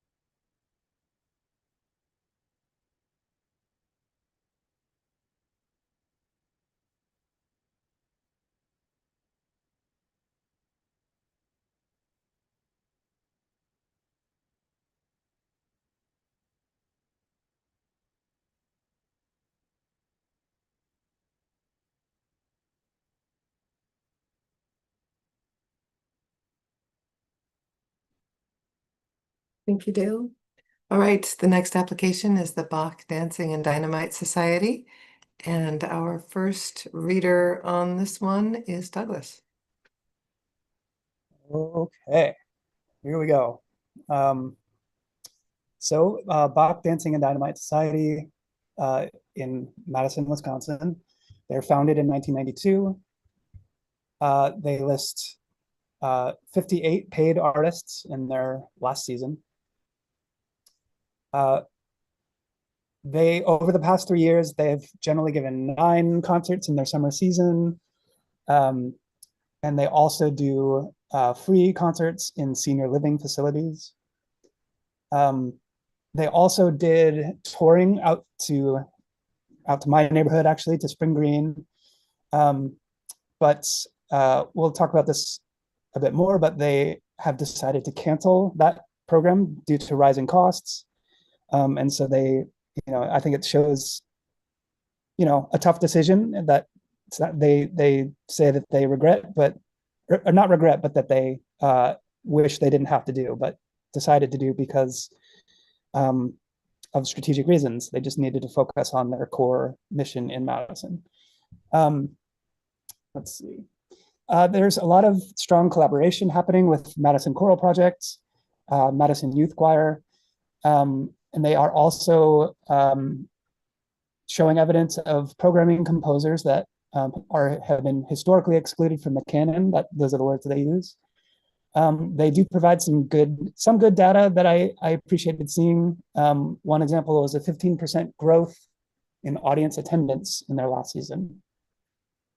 And then they also said that in that same time period, they had introduced half-price balcony tickets, which they say were popular. So given some like a good bit of data there and kind of a good association with why they think that it's working for them. The strengths that I'm seeing, I thought the work sample was really strong. There's a high level of performance there for sure. Well produced, and the concerts are looking great, very professional, and that kind of thing. I'm seeing evidence that management is taking appropriate steps to meet organizational challenges, like I mentioned about making the decision to end their touring program, at least for now, and they have also introduced some like shorter programs that include more of the artist speaking to the audience, which is a response to feedback from their community about what they find engaging. And so they've been trying to reach new audiences that way and showing some success with that. Their strategic plan I thought was strong.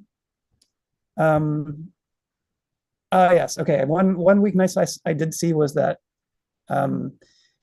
there is evidence that they are doing evaluation and that it is effective, but I would say that the sample that they provided, it's a sound survey. Like I didn't see anything wrong with the survey, but just that the data is like all in a way that like I couldn't really make much sense of it. And so it would really be, it would have helped me. It was like, this is like a strong evaluation practice that I'm seeing.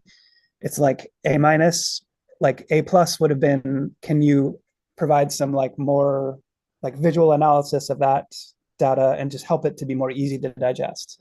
And that's going to help not only us here in the panel, but also, your board members or whoever needs to see that data and make decisions using it. It's just going to be so much easier for you to do so when you can kind of digest that information more.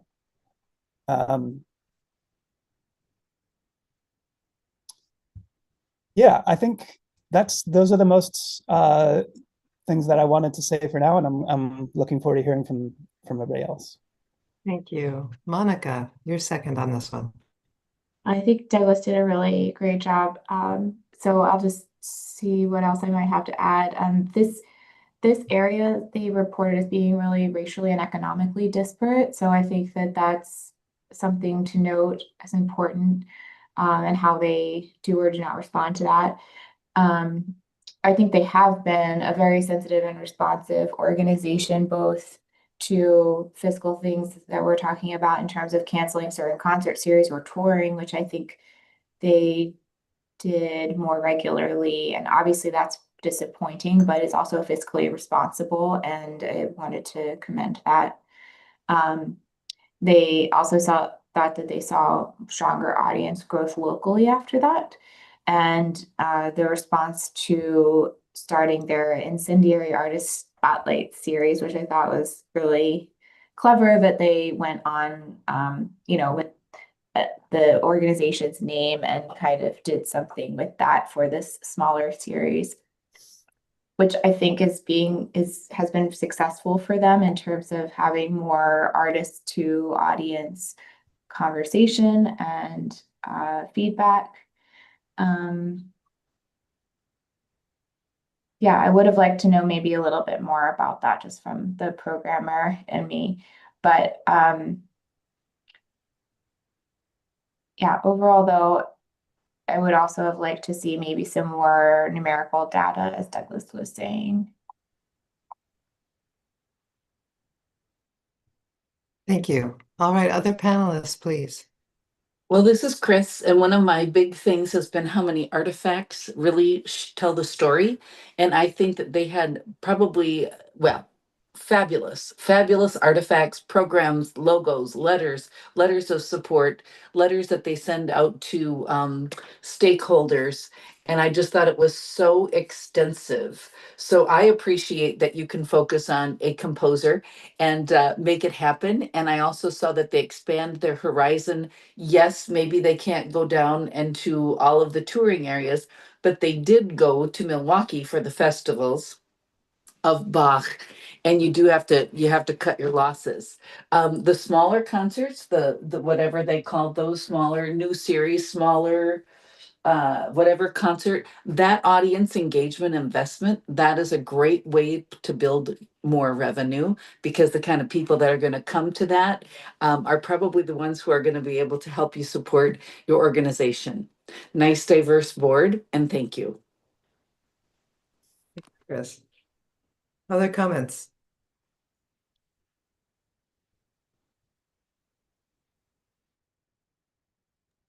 I'll just note that the other speakers have done a great job. I don't have anything additional. Great, thank you. Yeah, I have nothing of worth. Ryan? To it. Okay. All right. Fair enough, then please go ahead and score. I'm sensing a ditto from you, Jillian. Okay. Thank you for scoring.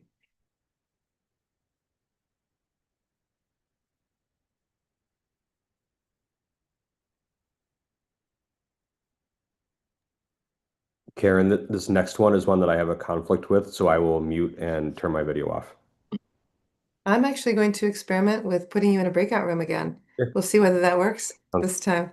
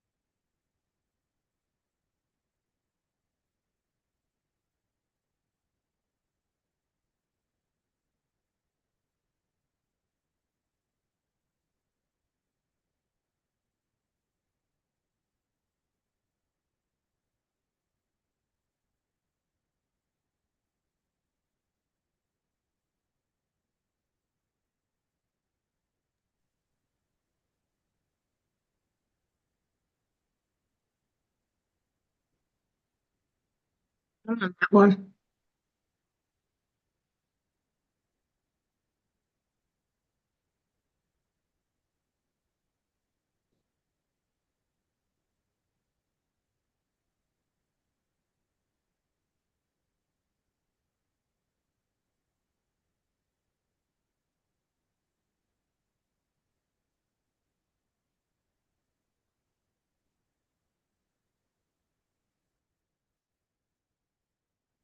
Just making sure I didn't miss the floating thumbs up. There it is. Okay, Yeah. thank you.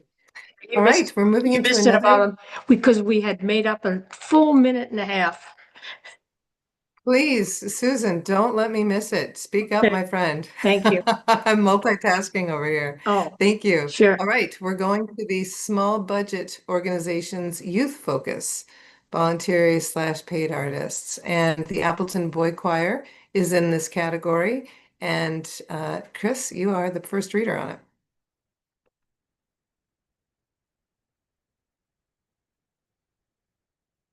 And Chris, you are muted. Okay, then let's start again. Hi, the Appleton Boy Choir has been in existence for 47 years. They are generously supported by local partnerships. They are a hallmark of an event that is broadcasted every year called a Festival of Nine Lessons and Carols, Christmas Eve and Christmas Day. It seems to be part of the bread and butter of this organization and very, very high visibility. They switch it up a little bit with their content, and it's not just the one traditional. If you've done the Lessons of Nine carols, they switch it up a little bit, and that's wonderful because that attracts interest and sponsorship. The Boy Choir has a supportive board of directors, and they are working hard. It says working hard executive director to meet their goals. What I wanted to do is tell you how much music education is tied in with this organization. They do everything from lessons, of course, in theory and whatnot, to leadership, which really is important to me, community building.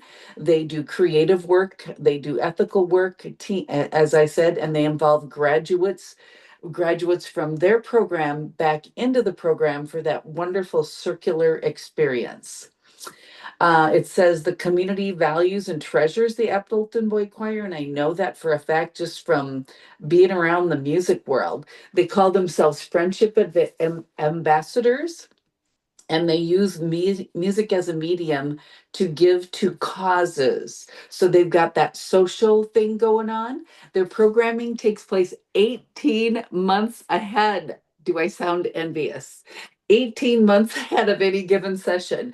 Unbelievable. Sometimes it's out as far as 3 years so that they're building the gap. I'm guessing that that has a little bit to do with their touring. And I'm going to surmise that you can't do anything big and anything collaborative unless you are going out there. They've got corporate sponsorship, they've got local donors, they've got audiences involved in their concerts. Let's see, their expenses outweigh their revenues, their board is diverse, they've got feeder programs built in. They have clear planning processes that shape the season with their artistic leadership. They're diverse with their programming, even though they focus on that one lessons and carols. They do a lot of other things and commissions. You will notice that their expenses are exceeding their revenue. The expenses are exceeding the revenue, which is a challenge with any organization. That, of course, is a red flag, and they're trying to address it. Their diverse board, in fact, if you look at the board, there's not a musician on it. There could be a musician, but they all have other jobs, judges, insurance, physicians, attorneys. I appreciate that. You've got a lot of paid staff, 1, 2, 3, 4, 5, 6, 7, that are trying to make a go of this strong thing. Their artifacts and their visuals were fabulous. High quality every way. I love their khaki pants and black suit coats. They're very professional when they go out and about.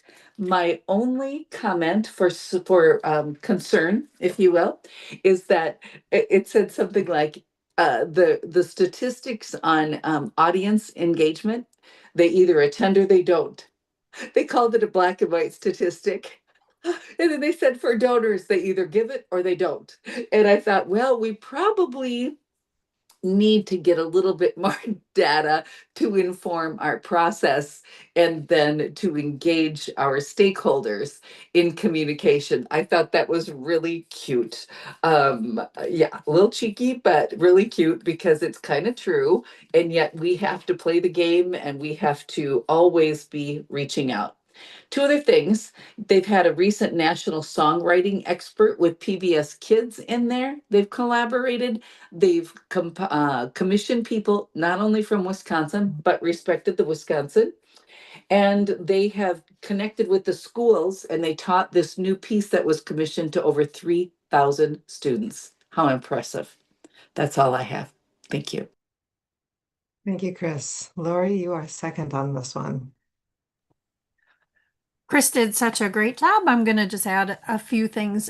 First of all, this application is very polished, and so is this organization in a very strong way. And I know is really an anchor in the Appleton area because they are have such an established board and executive. I would just add a few observations that might support them with the qualitative and quantitative feedback part. So there's a lot of data and sort of matter of fact statements, but it would seem that they would really benefit from capturing the personal stories and feedback about how the impact is happening and who is being impacted to guide future planning. Because that balance when you have stories to tell can be really powerful. And that includes their board. I think because their board has so many different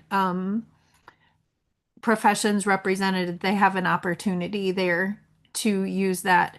The other thing I wonder about is intentional strategies to continue to broaden and diversify their audience because they are so established. Who else might benefit from the Appleton Boy Choir? So it's more of a wondering and less of a reflection on the actual application.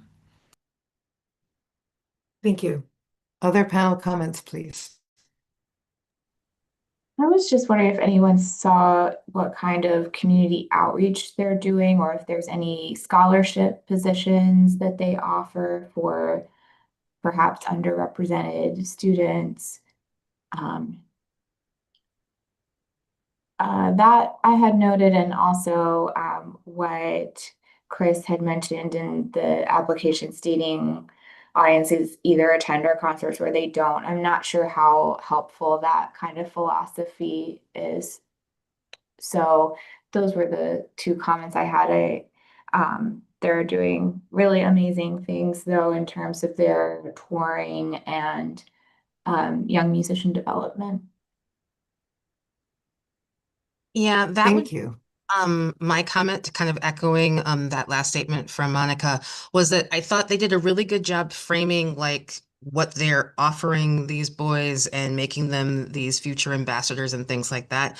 But I thought it was lacking a little bit on really getting into the weeds a little bit more with the community partnerships and what they were doing. Few minutes. So, yep, since we're at 2 minutes, I'll stop there. But, you know, I just thought that it was a great kind of like storytelling, but we needed more data and more kind of like, these are the things that we're really focusing on and doing. Thank you. The only thing I Please wanted go to ahead add and was, score. sorry, did I? Nope, that's all right, Douglas. Go I'll ahead. go ahead. So I appreciated seeing the photographs in the work sample section. They're all good. I appreciate seeing them. I really miss having audio or video of the choir actually performing. It seems pretty important to me, and I don't see it, and would really like to.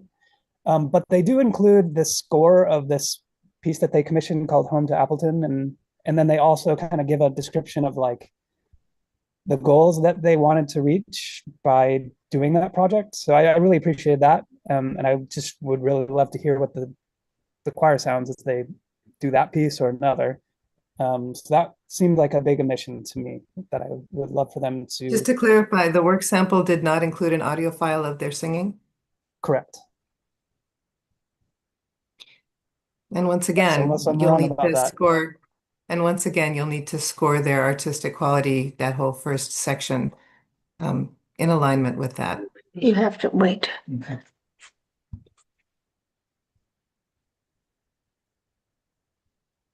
All right, if there are no other comments, then please go ahead and score.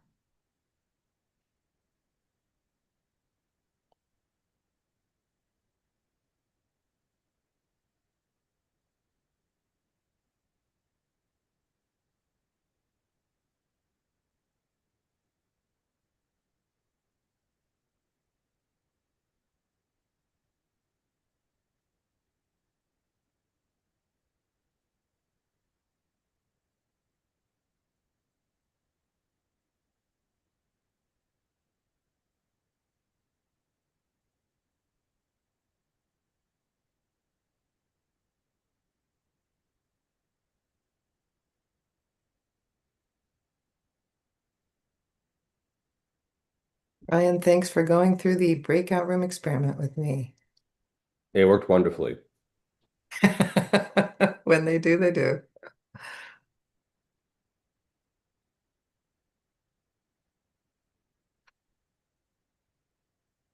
All right, thank you, Dale. Anyway, We are now moving into the mid-size budget organization category, volunteer artists. And the application before us is the Bel Canto Chorus of Milwaukee. And Monica, you are the first on this. Okay, and I think you said they are located in Franklin, Wisconsin. They're a choral ensemble. The mission is to inspire the culture of communal singing in the greater Milwaukee area with a diverse choral music repertoire. They grew out of an ensemble appearing at the Chapel of St. Mary's Hospital in Milwaukee in 1931. And for a while, the only chorus in Milwaukee not affiliated with a particular church. This was one of the country's major oratorio choruses and now specializes in 20th century choral music, which I thought was notable. Approximately 100 singers, which are volunteer. I also love to note that they have a senior singers program. I think this is an age group that sometimes gets overlooked in sort of practical participatory programs and is a lot of times visited as a performance venue. But I thought it was really wonderful that they're serving this community in a totally different way. They do not have, as they described it, a captive performance space, so they perform in a variety of different venues. The strengths that I noted that the organization has clearly benefited from the continuity between artistic directors and has had a retention in members, donors, and audiences, I think because of that. Their board membership, they said, is growing.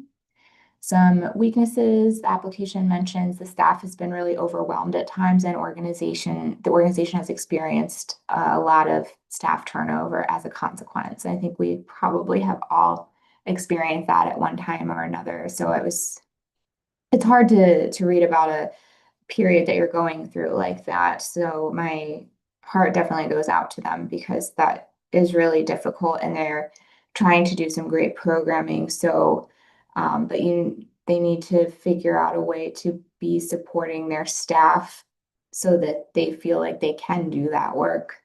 And it seems like that is kind of where they are right now, trying to figure that out.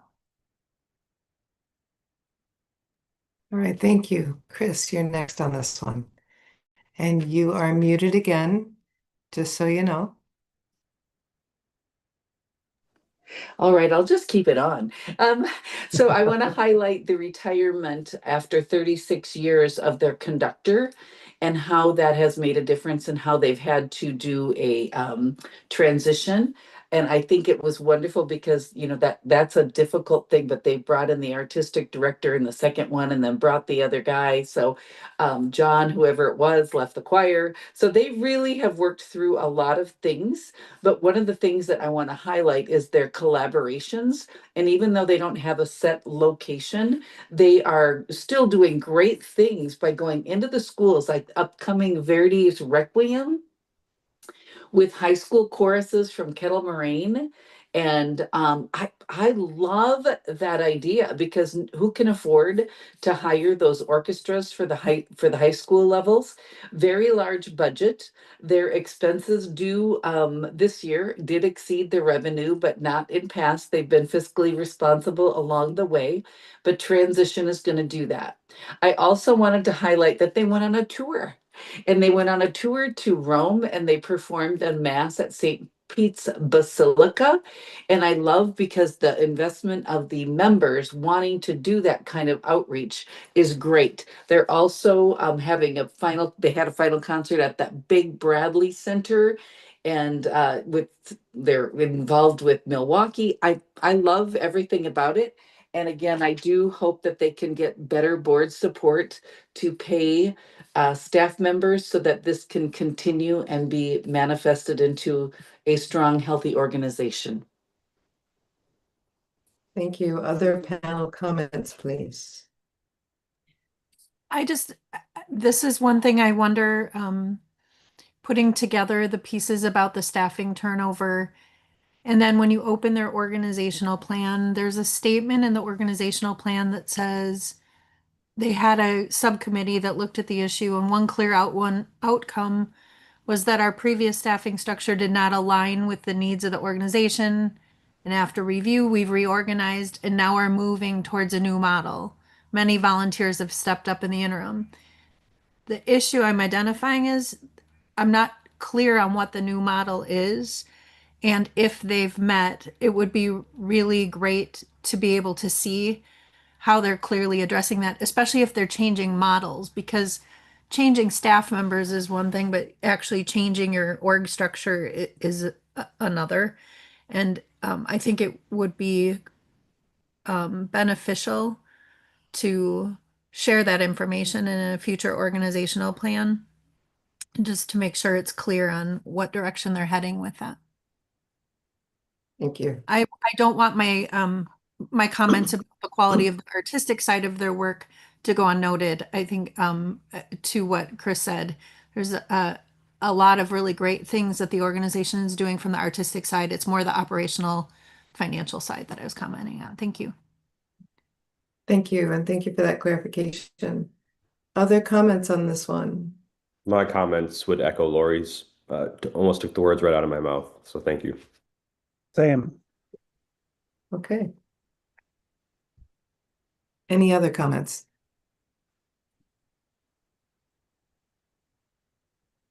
Thank you for that thorough review. And yeah, please finish your scoring sheets.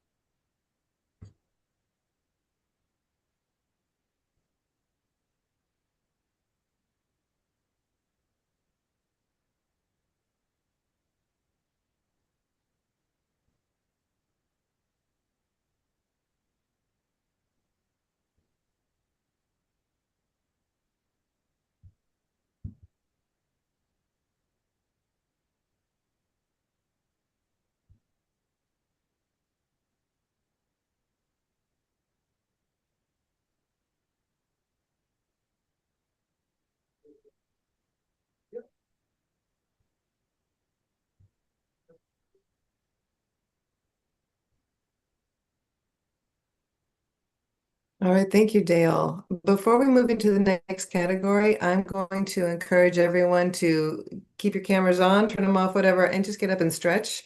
We have about 50 more minutes until the lunch break. So please, I'm going to take my own advice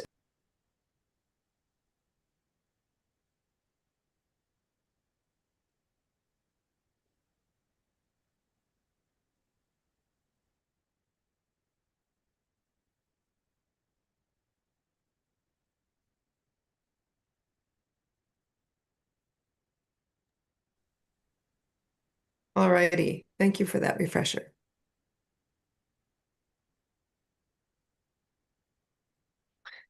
Please note that as you come back on, we are moving into another category. And this category is the mid-size budget organizations, still with paid artists this time.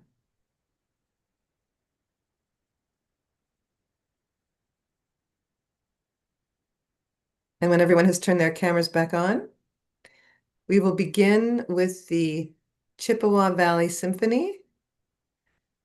Monica, you are the lead on Okay. this one. These guys are located in Eau Claire. They were founded in 1975. As you said, they're paid artists, and their motto is music you love by people you know. So they serve a metropolitan area of about 100,000 people, and they've been a vital part of the arts community in northwestern Wisconsin for over 50 years. They seem to have very deep community roots and had some really good engagement with over 2,000 adults and 1,000 children in their 5-concert per year cycle. Some of the strengths I noted, they do have a young artist competition, the finals of which are open to the public. They have a young composer competition, which is new, and a Music Moves Me student art exhibit. So they're doing some really nice community and educational outreach. They are also doing a concert for patrons of all ages with sensory sensitivity. So that was really wonderful to read about. And they do the free educational concerts for the third graders and their guardians.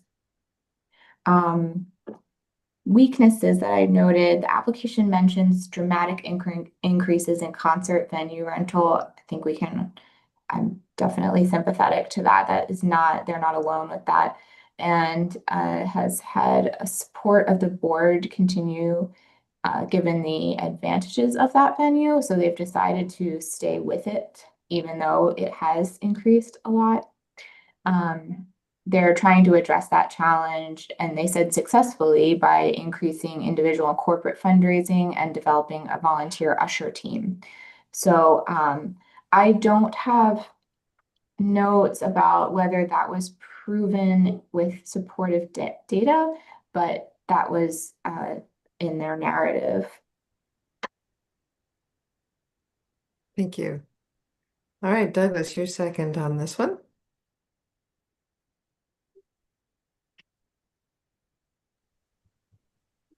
Okay, I just got back, so I'm orientating myself here.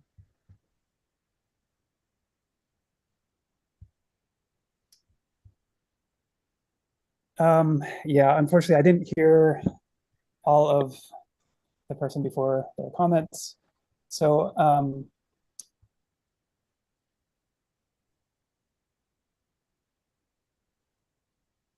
so I did see evidence of, evolving creative choices in what they're presenting. I'm seeing that they are anticipating a change in their artistic director in the next year or two or whatever that was. And so that's going to be a big deal. And it's good to see them planning for that and getting ready for that.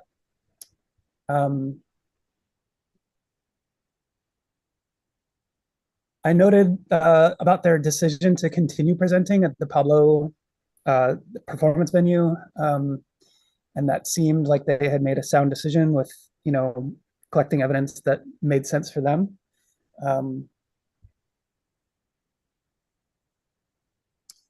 The partnership with UW Eau Claire is very important to them, and it's good to see that happening. Oh yeah, one thing I felt was quite noticeable about this applicant was they called the relaxed concert. And so I appreciated seeing that and just seeing like different ways that they're trying to make, an orchestra concert more accessible to different people that have different needs. I also really enjoyed seeing the Jeff Keyser concert, a jazz pianist, originally from Eau Claire. So that was fun to see. It scratched my jazz itch a little bit. Let's see.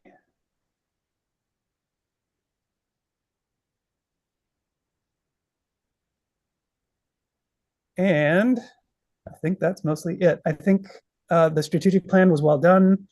And it seems like it is making an impact on decision making, which I think is great. And let's see, any other comments? Yeah, that's about all I have. So I'm curious what other folks have to offer here. Thank you. Other panel comments, please. I'll chime in. Just adding a few more things, like their past 2 season budgets have been balanced. They had anticipated increased expenses as they are planning for their 50th anniversary. And they did secure some grants to help cover some of those costs. And yeah, they're setting up some goals. They've established a fundraising committee with their board, and they're looking to pursue increasing their donations from corporate and from individual donors. So yeah, I think they're moving in the right direction. Other comments? Well, this is Chris, and I'm looking at their concert survey. And what's interesting about their concert surveys, it has to do more with the location of the venue than the repertoire. It's, how do you like the ticket prices? How do you like buying process? How is the interaction with the ushers? It doesn't really get into the feedback, if you will, of the music, of how it connected with you. What would you recommend in the future? Would you attend another one of our concerts?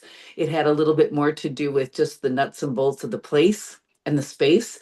And that might inform why they want to stay at the Pablo, because it's really cool. Yeah, it's really cool, but it's really expensive. What did they say?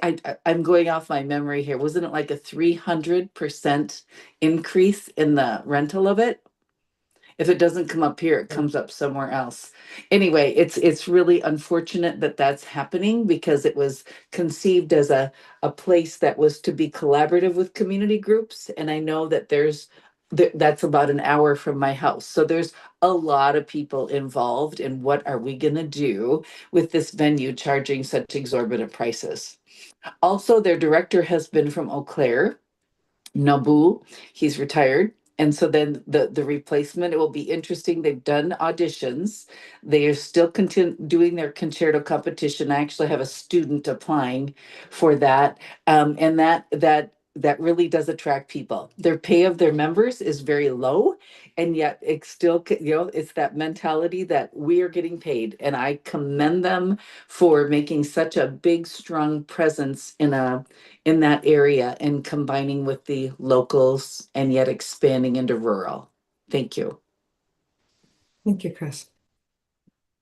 Other comments? I have 2 comments. Again, artistically strong application.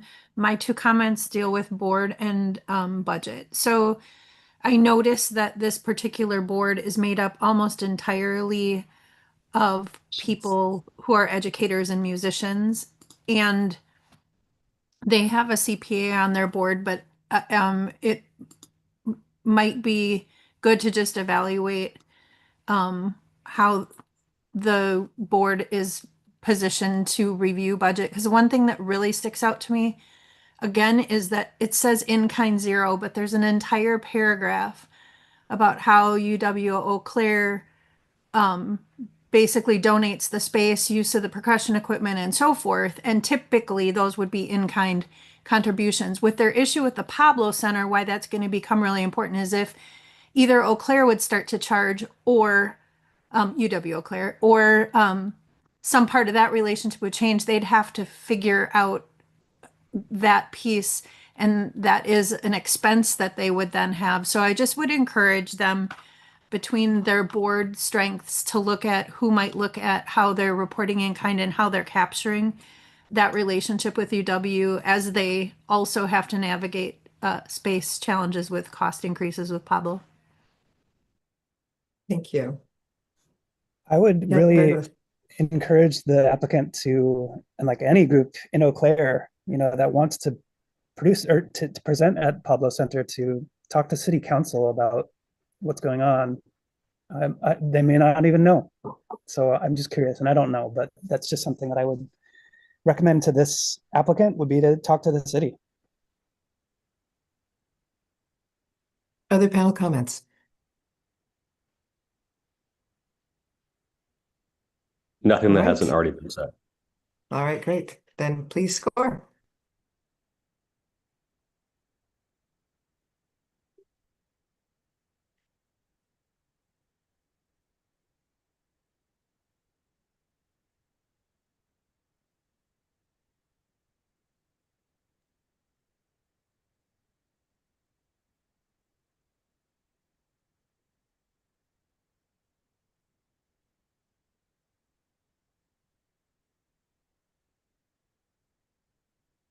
Time.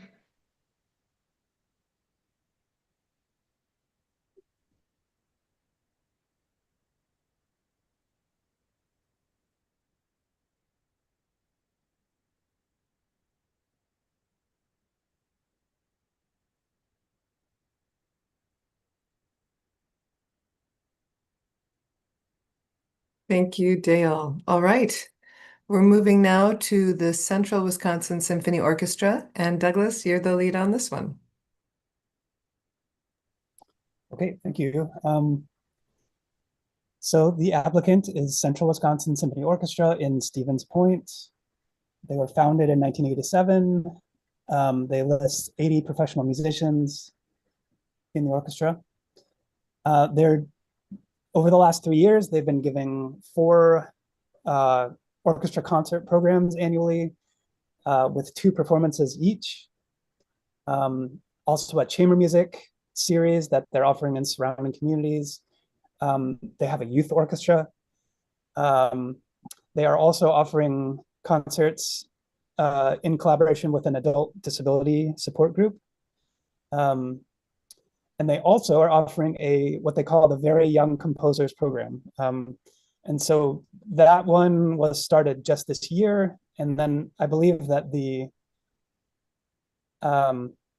one of the other additions, I believe it's the Adults with Disabilities collaboration, was started in 2023. But even if I have those details wrong, there is a lot of evidence of expansion in the last couple of years, which is encouraging. So kind of going on, I mean, the thing that stood out to me strongly with this applicant was that they're doing a lot, like really reaching a broad range of services. They're reaching broad, like, subsections of the community in their area, and it's pretty impressive, I think. And considering the budget is not huge, like it's being done with a very modest budget in terms of the amount of work that they're doing and the amount of people they're reaching. So to me, that's very notable, and I was glad to see it. There are collaborations that I mentioned, and they're involved in the community from what I'm seeing. I find the financial management is sound and good. Don't see any problems there. Some of the weaknesses that I did see were the group provided an org chart for their organizational plan, which I would just recommend that they think of the organizational plan as more as an opportunity to be looking ahead and thinking about important priorities they have, rather than, so it's just, well, hopefully some of you saw it, but I think that is kind of a missed opportunity for this applicant. And then, oh yeah, okay. So another thing that I noted is that they do give one sample of their evaluation that it's someone observing a session at a workshop in a local school. And so there's handwritten parts of it, and that I was not able to read very easily, which it's perhaps because it's scanned and not, didn't come across terribly well. The one thing, and I would love to hear from some of the education folks on the panel, but from what I read of the state standards for music, like I didn't see that the evaluation form was like related to those standards. So that would be a recommendation. And again, I'd love to hear other ed folks weigh in on that, but that's probably something that, you know, they could consider revising that to try to gather information that is related to those standards a little bit more. Those were the main things that I noted about this applicant. So I'm curious to hear from everybody else. Thank you, Douglas. Ryan, you're next on this one. I mentioned that they engaged in both long-term and short-term goal setting with their board directors and staff. They do engage in feedback through audience surveys, and educational programs are closely monitored by the educators within those schools who then provide feedback. And so to Douglas's point, that would just be that's what I would suggest is to lean on the educators for this organization to help them align with the standards if they're not familiar. Because it's not enough to say we're doing this and it looks good. Realistically, it needs to align with the standards. That's why we have the standards to begin with. I do appreciate that they saw a need for adults with disabilities to engage, and they found a way for this to happen. They seem to be very invested in, I don't know if I read this incorrectly or anything, but it seems like they're very invested in the 4th and 5th grade age. And I didn't see a lot past that. But I love that they have a lot of free and ticketed events. And so cost is not a prohibitive barrier there. And then it did appear that they are continuing to add programs to address the many needs of the community, which I really appreciated. One thing that I thought was interesting was they noted their deficit in having a music director who is also the executive director. Is that correct? And so he's doing double duty. And they mentioned it as a positive when they combine the two roles and open up new opportunities. I just know from like personal experience, I would not be able to handle that. And so I'm interested how sustainable that practice is. I feel like I could do it maybe for a year or two and then say, please help. And so that was just, I don't think it's a negative or a positive. I think it was just something that stood out to me as something of note. Yeah, and that's all I got.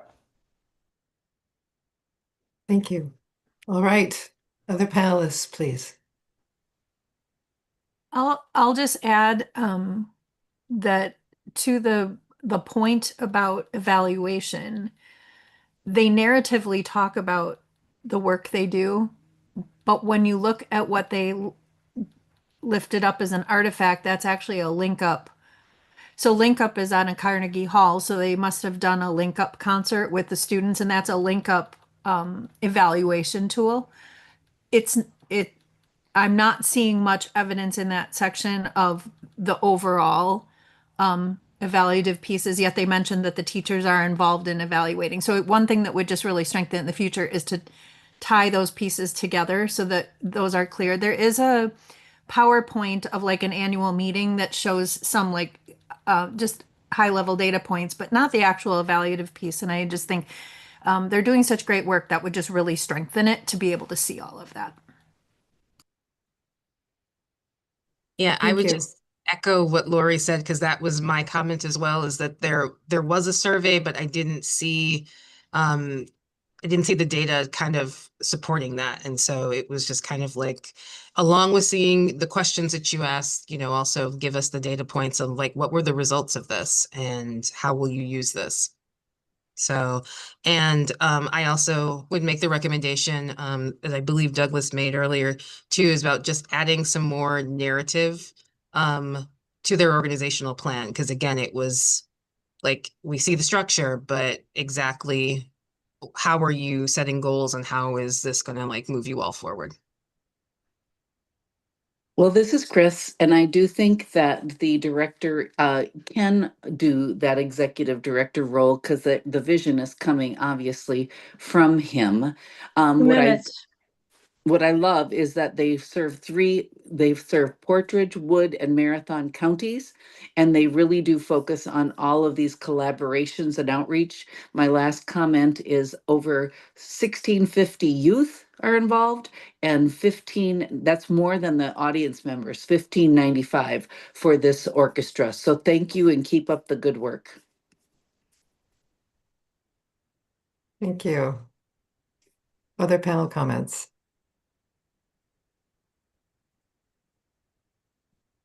All right, please go ahead and score.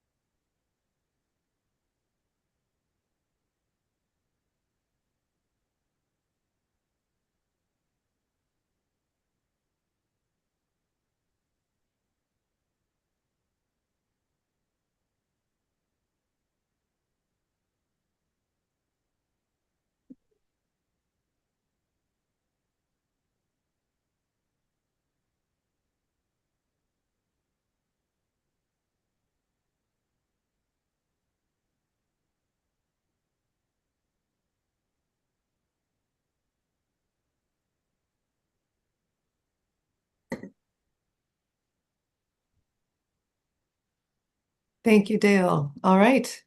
Next, we head to the Manitowoc Symphony Orchestra Association's application, and Jillian, you're the lead on this one.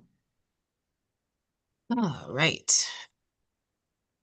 So, Manitowoc Symphony Orchestra, in Manitowoc, Wisconsin, longstanding organization that presents high quality orchestra music, and orchestra music for their patrons, paid musicians, 3 paid staff members, a 15-member board, and they present 4 concerts per season. They have demonstrated, I think, a pretty strong financial stewardship and stability. They've been operating for a long time without a whole lot of debt and maintain kind of like positive net assets. That was in their narrative. And each year that they have a surplus, they have reinvested it in programming, and artist support and organizational. They do have an organizational reserve for the orchestra, so that helps them to remain vital. So I thought all of that was very good for their financial management. As far as community collaborations, they have a longstanding artist in residency program with the Manitowoc Public Schools. They have partnered with the public library, the Manitowoc Ballet, local businesses, kind of like the courthouse pub that is there. The concert series pairs music for all ages. So like I think they've got a good mix of just looking at their programs, like they've a good mix of their offerings. They've commissioned work from composers, and they work very well with the music educators in their area.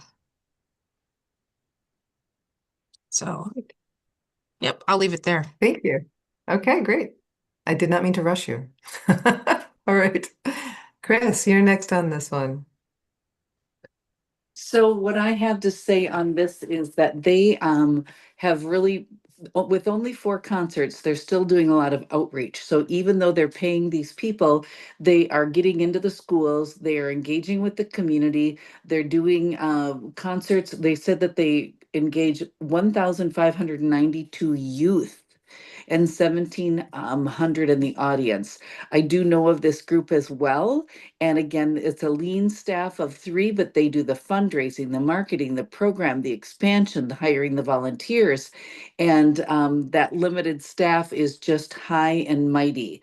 Their community partnerships are strong. You've got good industry there. And I love that they're pairing not only performing in the library, they're saying literacy and music go together. So tying in the other arts is is a strength of theirs. I thought their artifacts were good. They've got a very diversified board, like maybe the most diversified board, and it's a large board, and they get them together to inform their season and their future. They have a primary performance venue, and it does not have an area. I love this for service animals, but they're figuring it out. So I love that they are watching every part of how they can attract an audience and respect everybody in their region. So that's all I have. Good job. All right. Thank you. Other comments, please? I have 2. One, I really appreciated that some of their artifacts included their actual website and all the information and ability for people to access a lot of that work publicly. So that was nice to see. The other is their organizational plan is very strong in terms of both the length of time. It's a good, 3 to 4 year plan, as well as it contains both their goals and their metrics, and that's really important to see, especially with Would an you- organization like this. Thank you. Would you put that as a best practice plan or just a I good would one that you put wanted to theirs commit? along with 1 or 2 of the others we've seen so far as best practice. Yes. All right. If you think of those others, please share them at the end of the day because we would like to capture those. Thank you. Okay. Other comments? I enjoyed seeing this concert feedback survey responses. Like they're all narrative, like qualitative feedback from the audiences. I thought that was good. I would love to have more quantitative numerical data that kind of goes along with that. And have it all in one place will be A+. But this is good to see, and yeah. Thank you. Other panel comments? I would be more than happy to be proven otherwise. I wanted to mention from my perspective that they have a lot of great collaborations, but some of them haven't happened yet because of funding. So like this library collaboration looks amazing, and I'm really excited for them. But it sounds like it hasn't happened yet, and that they are, and they want to do more, and they want to expand, but they haven't yet because of funding. And so I just want to say that I hope that that they are able to secure that funding for this literacy and music program. That's something that I emphasize in my classroom with all of our top-down economics with literacy right now. But I just wanted to be clear that that's factual, right? Like they're looking for collaborations, but a lot of them haven't happened yet because of funding. Thank you for asking the question. I'll wait for the other panelists to respond.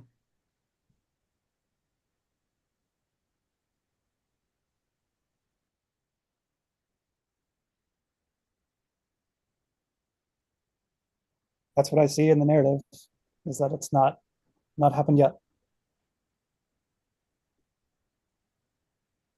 Yeah, sorry, I had to go back and reread my notes as well. Like that is a future plan. No worries. Okay. Thank you for clarifying that, Ryan. Other panel comments? Monica, have we heard from you yet? Don't think so. I really thought the artist in residence program with the public school was a great thing. And also I thought it was innovative that they're doing this curated meal experience at the pub that was already noted. I am really grateful for Ryan pointing out that the public library partnership has not happened yet, because that was something I jotted down as being a real strength. And it's good to know that they're planning that, and hopefully we'll see that in a future application.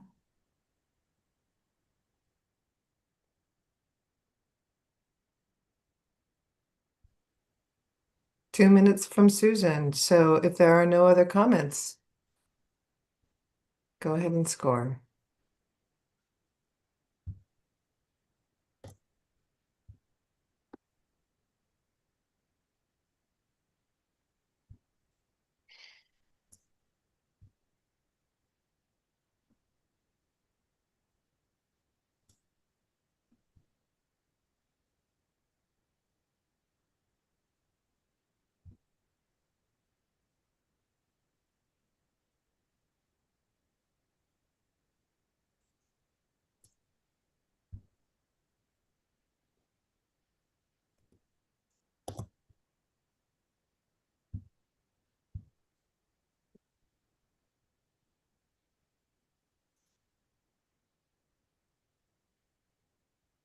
Thank you, Dale.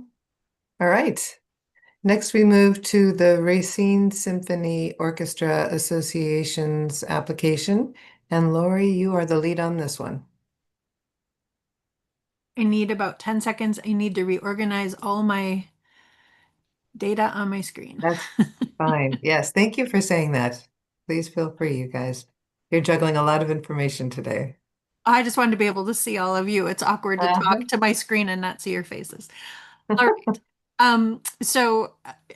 This is the Racine Symphony Orchestra Association from Racine, Wisconsin, founded in 1932, which happens to be the same year my organization was founded. Remains one of Wisconsin's longest operating orchestras and is a cultural asset in the Racine area community.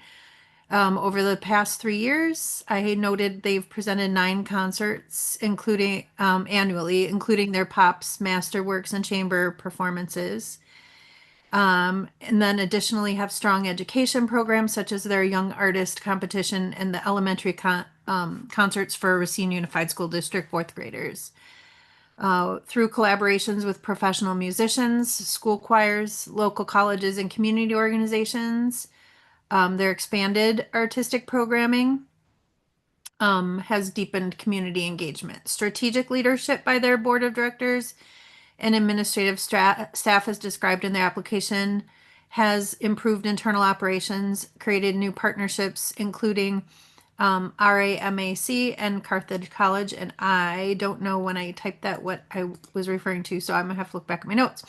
As post-pandemic audiences rebuild, they're implementing some new fundraising initiatives, visibility strategies, and educational offerings as they're looking at their long-term sustainability. And finally, together, these efforts affirm their commitment to artistic excellence and being accessible. So in terms of strengths, their history of supporting young musicians with the Young Artist Competition and the concerts for Racine Unified are definitely a strength, because it gives many of the children in the Racine area that first live orchestra experience. Their organization appears to be steady and well run. They describe a committed and board staff who especially has helped guide the orchestra through those post-pandemic challenges that they and a lot of organizations have faced, which includes maintaining balanced budgets and building partnerships.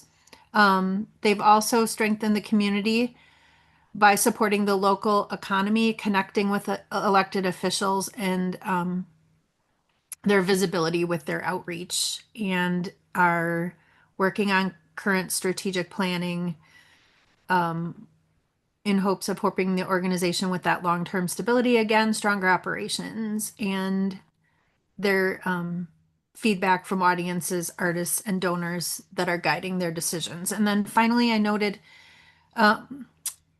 based on words they said, plus who they are serving, adding more music by underrepresented composers or works that reflect Racine's diverse community is just another great area for them to continue to focus on, to help them connect with even more youth and people in their area and increasing individual donations and reducing some of their dependence on those year-to-year grants might strengthen that financial stability. And then finally, I noted building systems that track data such as attendance, audience demographics, and program outcomes might be a good area for them to invest in, just so that they have strong data tracking systems for the great work that they are doing. Thank you. Great, thank you. And Monica, next. I was also really focusing on the programming aspects, and I really loved the initiatives that they included. Their musical flights at an event called Uncorked, or a restaurant maybe called Uncorked. And then they're also participating in a First Fridays creative crawl.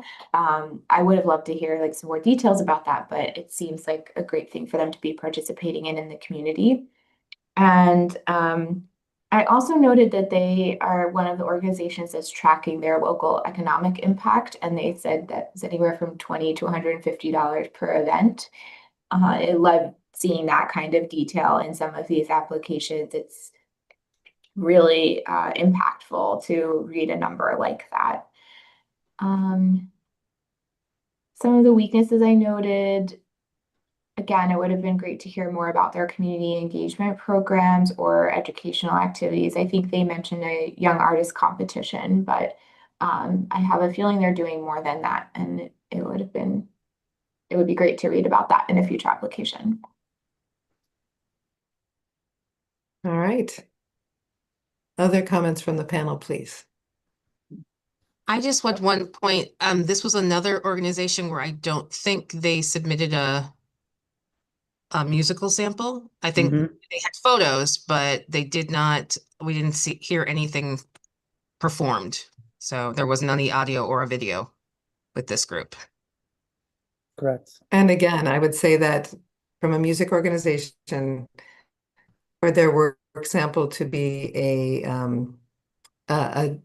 visual work sample leaves you in a place where you have to make an artistic quality decision about their work as a symphony orchestra without hearing the work itself. I saw that as well, and well, let's see, let me move on. I also wanted to echo what Monica said about the economic impact. I'm really glad they included that. They could take the next step in that, and like taking that average number and multiply it by your attendees, and then you have like one big economic impact number. And I think especially like as a best practice recommendation, I mean, I think for all organizations, that's a great thing to do, because and especially if you want to get the attention of your, local municipal leaders, they're going to pay a lot of attention to that. And especially in smaller communities, arts groups can make a huge difference. And I see that here in my small community in Southwest Wisconsin.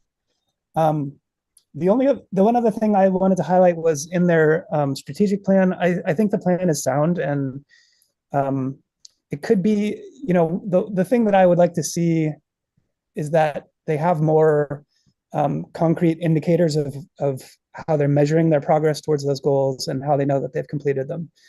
To include that in there. Perhaps this is just the summary, but and then there's one other thing, like you'll notice that there's like 3 red circles on the plan where they circled, and I was like, what is that at first? But then it was like somewhere in the narrative they say, we decided to just kind of narrow down and just focus on 3. So I was like, okay, I get it. And it just shows, good thought about like their resources and like what are they able to accomplish, and just focusing on what is most important. So I think that shows good judgment and just an awareness of resources and prioritization, which is really important. Thank you. 2 minutes from Susan. Any other comments from the panel on this one? Enough said. Thank you. Okay. Ditto. Can I just ask a quick question? Yeah. So this morning we reviewed the Racine Concert Band Association at 10:10. And the strategic plan that I have open is identical, and I'm wondering if there was a misload potentially of the Racine Concert Band strategic plan. Is that just on my end, or are other people seeing that when they open the strategic plan link for? I'm just noticing it now. I would have flagged it earlier, but something caught my eye in it, and that's why I'm asking. What is at the head? What is at the top of the plan that you see It just right says now? strategic plan when I open the link, but it matched on my computer and it flagged it. And there's no reference within the plan itself to the actual organization's name. No, there is. That's why I'm saying when I open it, it says the Racine Concert Band, not the Racine Symphony Orchestra Association. And I that's am what not opens having when that you. issue. Okay. Everybody else is seeing the symphony's plan? Yeah, okay. I wonder if my computer is because they share identical labels, thinking it's the same file. That's why I wanted to ask I the question. wonder. Thank you. Thanks, everybody. Do you want anything specific called out from that plan, Lori, before you go ahead and score? No, it just didn't look like what I had reviewed the first time, and I'm having problems on my end with it pulling that same file. So thank you. I gotcha. Yeah, thank you. All right, if there's no other discussion, please go ahead and score.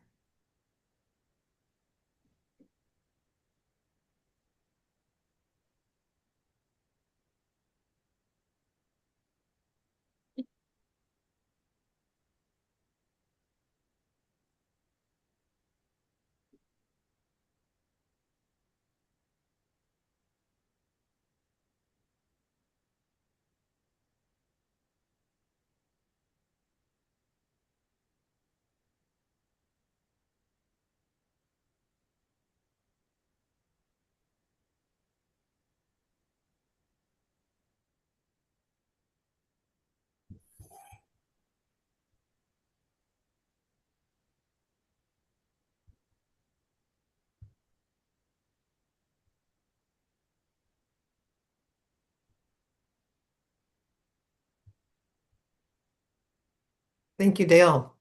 All right. Our next application is from Midsummer's Music. And our first reader on this one is Chris. Yes, and this is, I've actually been to this and I have experienced this. So it was real fun to read the information on it. So this mission is to educate audiences with chamber music. And so it's focused on a summer place, and they've redone a space. It all came because of a partnership with a member actually of the Chicago Symphony, who must have had his summer home up here. So that it was founded in 1990. His name is Jim Birkenstock. And so, yes, he's a Door County resident, but he was principal player and his wife as well with the Lyric Opera of Chicago. So this is their two home life. And so they brought all these great people up here to do a summer concert series. They bought a farm, they fixed their barn, they've added buildings.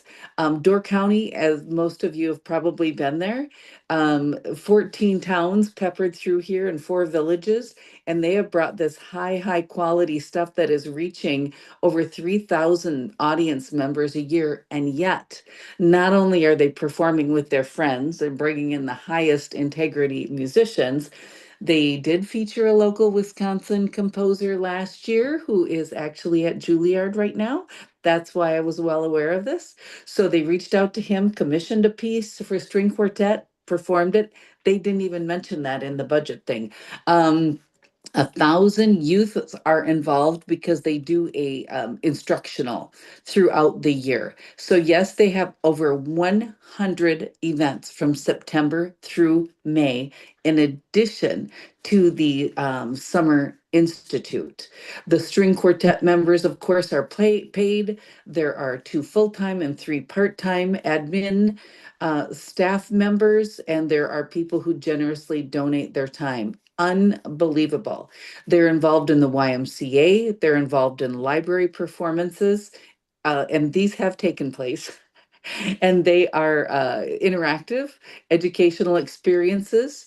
They paired the quartet with a book. They do petting zoos.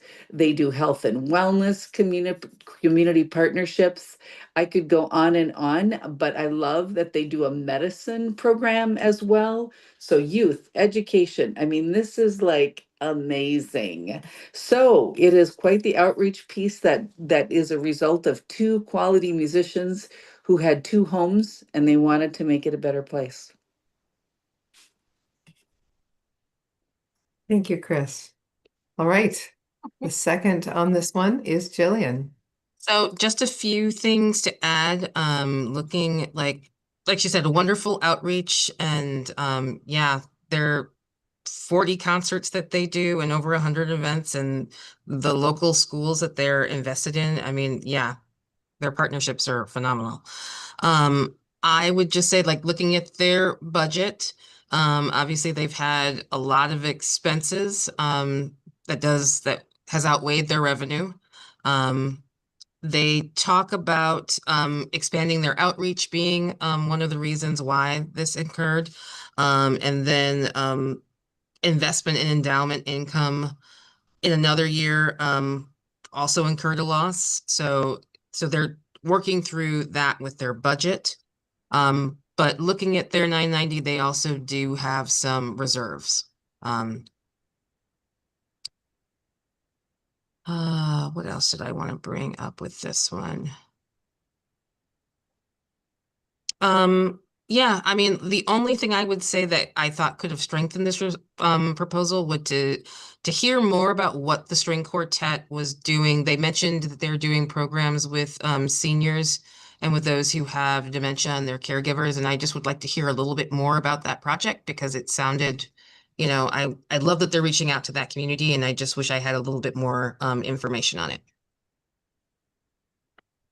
Thank you. Other panel comments on this one, please.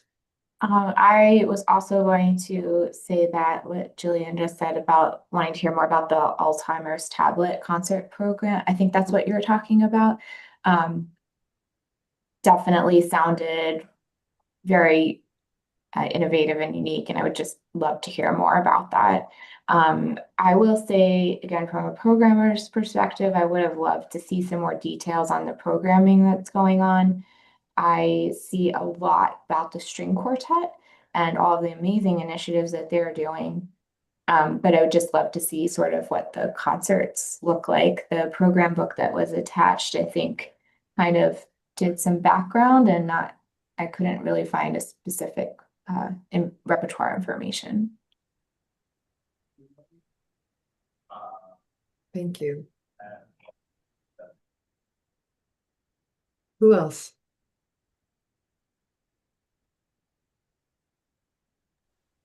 I do want to see more numbers in their narrative. I'd like to see more data in that form. But like I do see, I mean, there's a lot of evidence of strong community involvement and obviously the volume of stuff they're doing, I think is great.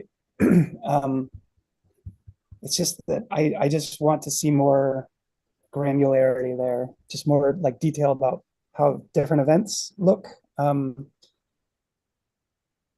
Then they give the number 3,000 adults over if it's over 3,000 adults, 1,000 children. I don't know, over 100 events, that's about 40 people at each one. So I kind of wonder if that's a number that is really accurate. I'm not sure. So that's something that I just a question that I have. And that's pretty much all I had to add. I think what everybody covered, it was strong and echoed what I thought. Okay, thank you. Ryan, I saw a thumbs up from you. You too, Lori?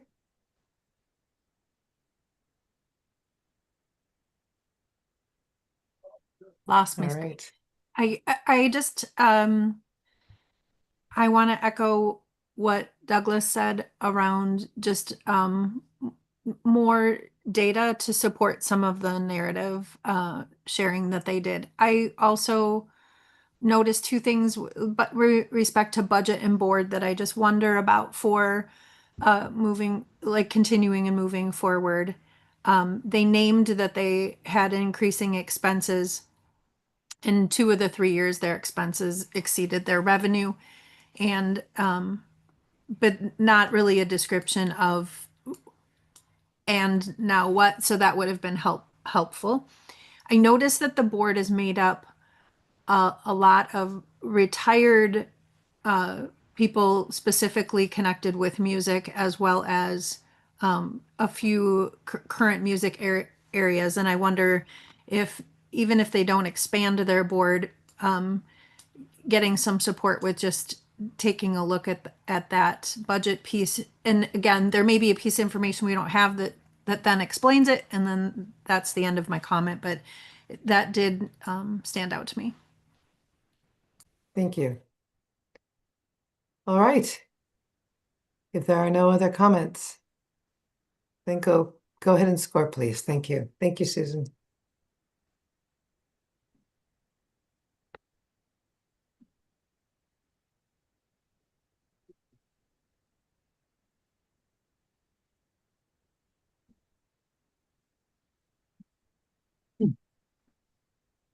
When Dale has given us the thumbs up, we will recess for lunch and return a few minutes before 1:20. So, 1:17-ish would be great.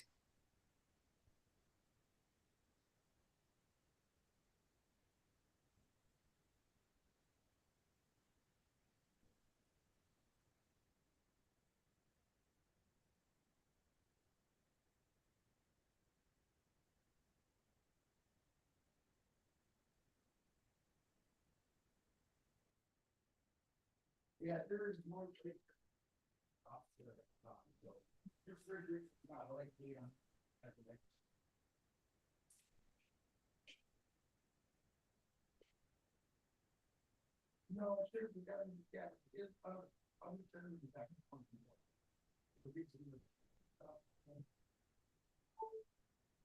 Thank you, Dale. Good lunch, everyone. Good stretching. See you in more than a half hour. 1:17-ish. Thank you. Yeah. So Pam got back, she had a meeting till 1.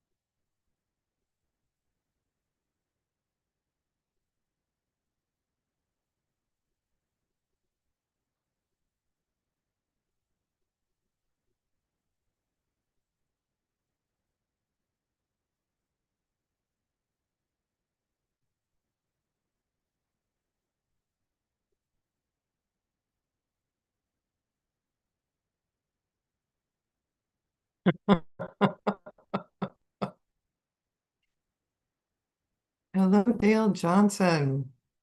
I appreciate your celebratory floating cornucopia of joy there. That's awesome. I'm going to start the recording again.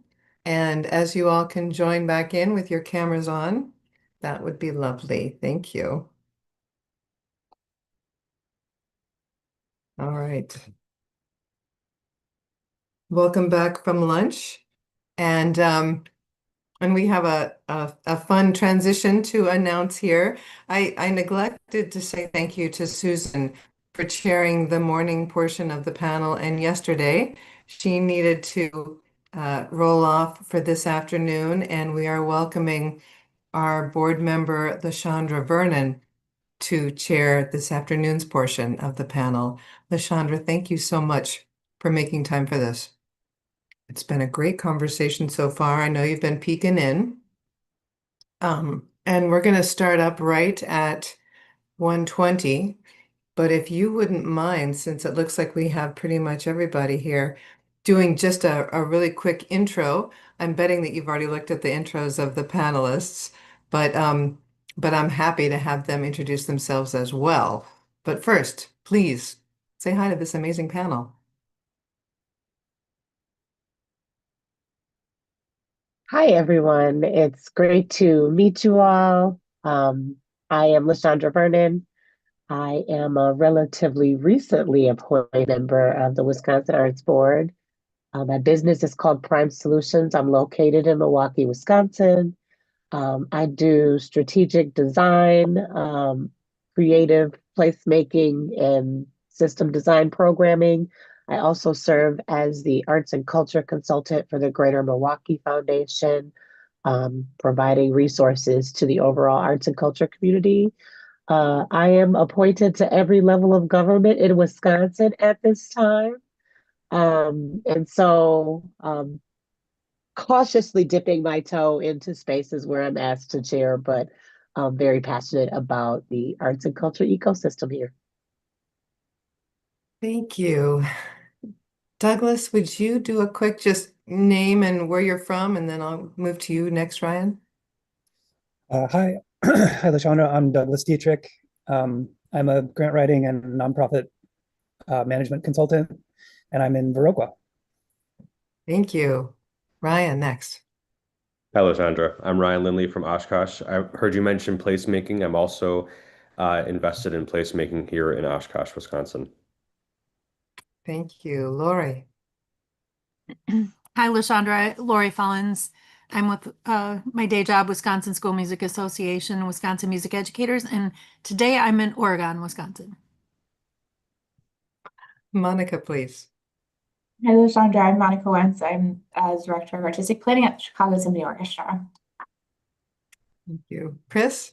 Hi, Chris Chernohoy. I am a conductor and music educator. I hail from Hudson, Wisconsin region. I cover this side of the state, if you will. We dip our toes into Minnesota now and then. Okay, every day. And it is an honor to be here and to meet you. Thank you. And Jillian? Hello, LaShondra. LaShondra? Am I saying that correctly? LaShondra. Nice to meet you. My name is Jillian Johnson Sanders. I'm the Director of Conservatory Programming and Community Collaborations here at Lawrence University in Appleton, Wisconsin. Thank you, panelists. And LaShondra, you know Dale and me, and we are at 1:21. So we are going to resume the review here, and we are going to resume it in the mid-sized budget organizations youth focus category. The first application in this category is the Madison Youth Choirs. And Ryan, you are first up on this. And Lori, I'm going to move you into a breakout room because you had a stated conflict on this one. So let me just figure out how to do that.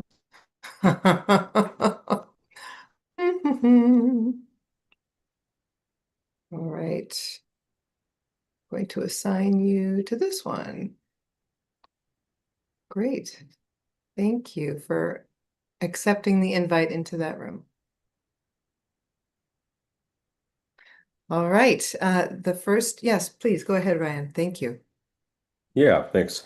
So this is the excuse me, the Madison Youth Choirs. As I get all my tabs open and ready to go again. They Mhm. right. They based out of Madison. Main goal is to break down barriers for underrepresented groups and to continue reflecting upon best practices. And they have a devotion to eclectic programming and educational opportunities. What I read was each opportunity is unique, diverse, and age appropriate. The organization has full-time and part-time positions leading the executive decisions. Um, Once again, organization has broken down barriers for underrepresented youth to participate in free and discounted programs. They mentioned they have a robust scholarship program that helps in the participation. And then I did mention that I didn't see, and I must have missed it somewhere, that I didn't see where they were getting that robust scholarship from. And I wanted to see like how many people were using it and things like that. They have communicated multiple times of breaking down barriers for participants to be in choir music programming. They write letters to the governor, create professional development opportunities, and collaborate with top-rated educators, all while creating diverse musical decisions that benefit multiple groups of people. And then I thought they had clearly defined goals, and then consistently use reflection practices to ensure those goals are being met. Um, they have a biannual international concert tour through Scotland. And they collaborate with the Symphony Orchestra Madison, Madison Opera, Madison Choral Project, Madison Bach Musicians, and Bach Dancing and Dynamite Society, all names that should sound familiar from today and yesterday. And then I was trying to review their board again. It looks like they have a diverse board. Some teachers, wealth advisors, executive directors, people who bring a lot of different perspectives, which is always good on a board. You never want, it's hard to look at a board and see just musicians and I think that they're doing their due diligence, which these people are doing their due diligence. Collaborating with boy choirs, they launched a free intergenerational music program called Madison's Big Sing. Um, I don't know if that's connected to, I think there's a national Big Sing as well. I don't know if that's connected or not. Um, yeah, and then all throughout their narrative, they really highlight their collaborative culture and best practices used. Thank you. All right, since we don't have a second on this one, we are going to open it up to Doug and Chris and Monica and Jillian. Comments, please. Well, this is Chris, and it's very, very impressive. Quite the outreach, quite the collaborations. I noticed that their expenses are very low from their revenue. So they're a solid, diverse board, once again was mentioned. Stakeholders in the educational system, stakeholders throughout the community. Yeah, I'm completely impressed. Artifacts are exceptional. I liked the themed concerts. There was one thing else I wanted to highlight that was really cool. And it was about the struggles, doing a concert of composers that highlighted struggles. I can't find it, but it was somewhere in there. And I thought it was really interesting how they work together and they've got visions, leadership, community impact, partnerships across theater, literary arts, visual arts. Wow. Thank you, Chris. Other panel comments, please. I will echo what Chris said. I think their financial stability is, I mean, like their financial management is wonderful. They're very stable. Anytime they have a surplus, it's always invested back into to their programs, and that they reflected, there was one thing where they had a pledge from a foundation to assist with tuition for their programs, which I thought was great, so that they can keep costs low and affordable for their constituents. Great, thanks. Monica. I agree. I think that they noted their lack of racial and socioeconomic diversity. So that's something they're working to address. But in the meantime, they're doing some really great community outreach. And I thought that they did a really nice job with their revenue and expenses. And the last thing that I wanted to know is this one again, I thought had some incredibly creative and beautiful cover art that they had, I think, in their program for their program books. Thank you. All right, Douglas. Not a whole lot to add, but I thought that their organizational plan is very much a summary, and I found that kind of in all of these situations, I really appreciated when applicants would go ahead and just submit like a whole detailed plan that has like, how do we know we did this, and what are the measurable outcomes, and how do we know we're going to do it, and what are we investing in that? Because as their financial management is very good. I mean, it's like they're seeming to be easily meeting their financial goals, at least on a annual basis. And so I'd love to know, how are they investing that money? We've talked about their investing the money, and I would like to see how. And a really detailed, strategic plan is going to have that information. So that's something I would like to see. Thank you. All right, if there are no other comments, please go ahead and score. And LaShondra, as the panel scores, as you're jumping into this piece, if you would like to take the role of reading the name of the next applicant when their scores are in, and we'll know that because Dale sends a floating thumbs up across the screen. So once that thumbs up is given, if you'd like to introduce the next applicant by name, and then I can identify, just for the record, who that first reader is, that would be great. And as soon as the thumbs up are done at this point, actually, I'm going to bring Lori back in. So let's just see how that works. All right, thumb is up. I'm going to bring Lori in and close the room. Right. She should be here in a moment, I believe.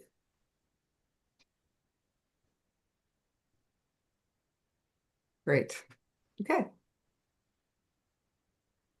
All right, ready to announce the next one then, and that is Birch Creek Music Performance Center. Great, thank you. And Lori, you're the first on this one. So if you want to catch your breath from the breakout room, please feel free.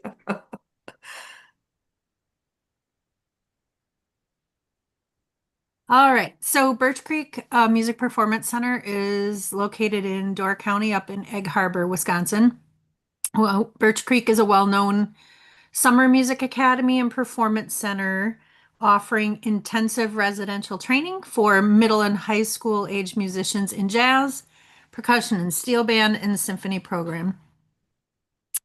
Over the last 3 years, they reported holding more than 120 events, training 573 students with the support of 263 faculty members, and reached over 30,000 people through their concerts and outreach. Their side-by-side teaching model gives students mentorship supported by an 80% faculty return rate and a strong student retention.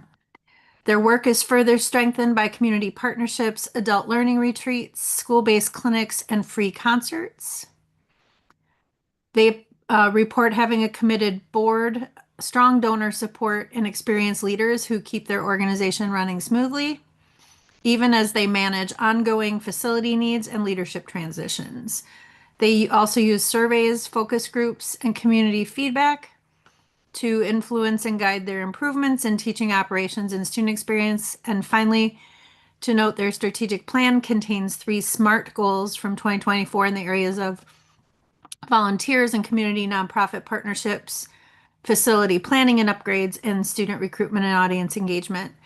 So overall, Birch Creek performs strongly across all 4 of the criteria we're looking at, with many clear strengths, and then I have a couple opportunities noted for growth. Their residential academy model gives students a powerful and immersive learning experience. With that ratio that they reported, there's lots of individualized attention. The organization appears to be well managed and has skilled faculty and active board and reported broad donor network. They contribute to their community through free concert school programs and by bringing visitors and economic activity to Door County.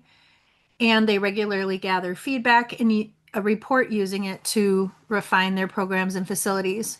Review of their 990 demonstrates there are assets beyond the budget revenue and expenses that paint a more complete financial picture. Just a couple quick areas of growth. One would be if there was evidence, I wasn't able to locate it, more clearly connecting what they do with the youth to the curriculum in K-12 and national core art standards would just help highlight the academic strengths of the program. Development of a long-term plan they talk about for upgrading in one of their SMART goals for their building, and they're addressing the space limitations they're facing. So that's definitely an area for growth. And then tracking who participates and understanding the barriers that limit attendance and who can access might help expand their community reach. And I think finally, if they could link their evaluation results to their long-term strategic plan, right now they're SMART goals, but if they could make that link and engage a wider range of community voices, it might make their future even more responsive to others. Thank you. Thank you, Lori. Jillian, you're next. Lori, you are incredible. That is so incredible, thorough. I'm like checking things off my list of things I was going to talk about. But, the only thing that I would add is that Birch Creek is currently engaged in a 5-year strategic plan for their organization. So they are, as Lori mentioned, thinking about these plans. They have their SMART goals and looking to raise money so that they can upgrade their facilities and hopefully expand a little bit what they're able to do. The ratio between faculty and student is amazing, and these students are getting an amazing experience. Their performances that they give in the barn are incredibly high quality, and just they're doing so much for their community with engagement and things like that. Lori mentioned the free concerts. Anything else I could add? Yeah, as Lori mentioned, they did give more information in their 990. So they do have a line a line that I'm guessing it's like an endowment or something like that, that they do have like a draw that they can of I think it was 150,000 that they can draw to balance expenses whenever they do go over in their budgeting. But again, financially, they're really solid and stable. Thank you. All right. Other panel comments, please. I have kind of a similar comment to similar to a previous application, which is that the work sample video that they provided. Yeah, I'm just kind of checking again. Yeah, so it's a video celebrating the 50th anniversary, and it's really well done. The video is beautiful. All of it looks and sounds great, and I'm really appreciating the passion that I'm seeing from like leadership and a couple of students are in there. But it's kind of similar in that I really am missing like seeing just a sample of the actual work being done that's not edited. Like in this case, it's kind of like an advertising or fundraising tool. And I definitely see the value in that. There's a lot of value in it, and they've done a great job. But I do want to see just like a real-time video with the real sound in, just showing us what's happening.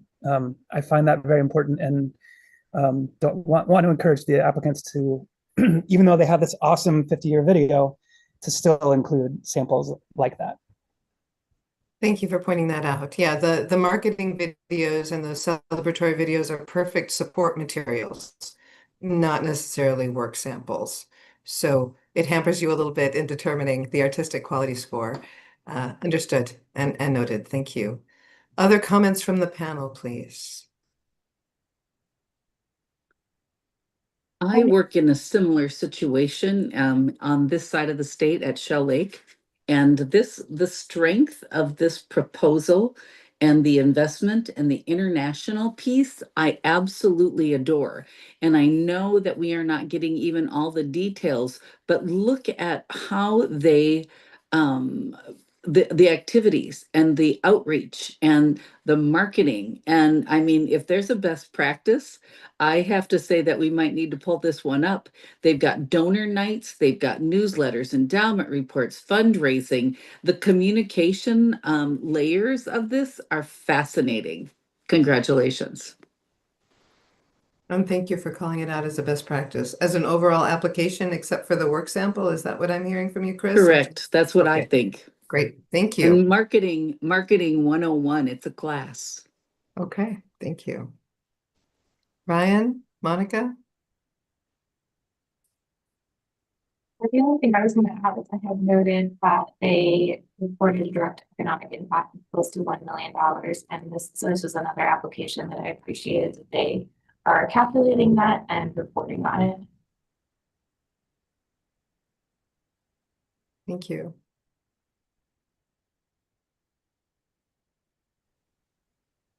Any other comments? Oh, LaShondra just said 1 minute. Okay, if there are no other comments, please go ahead and score.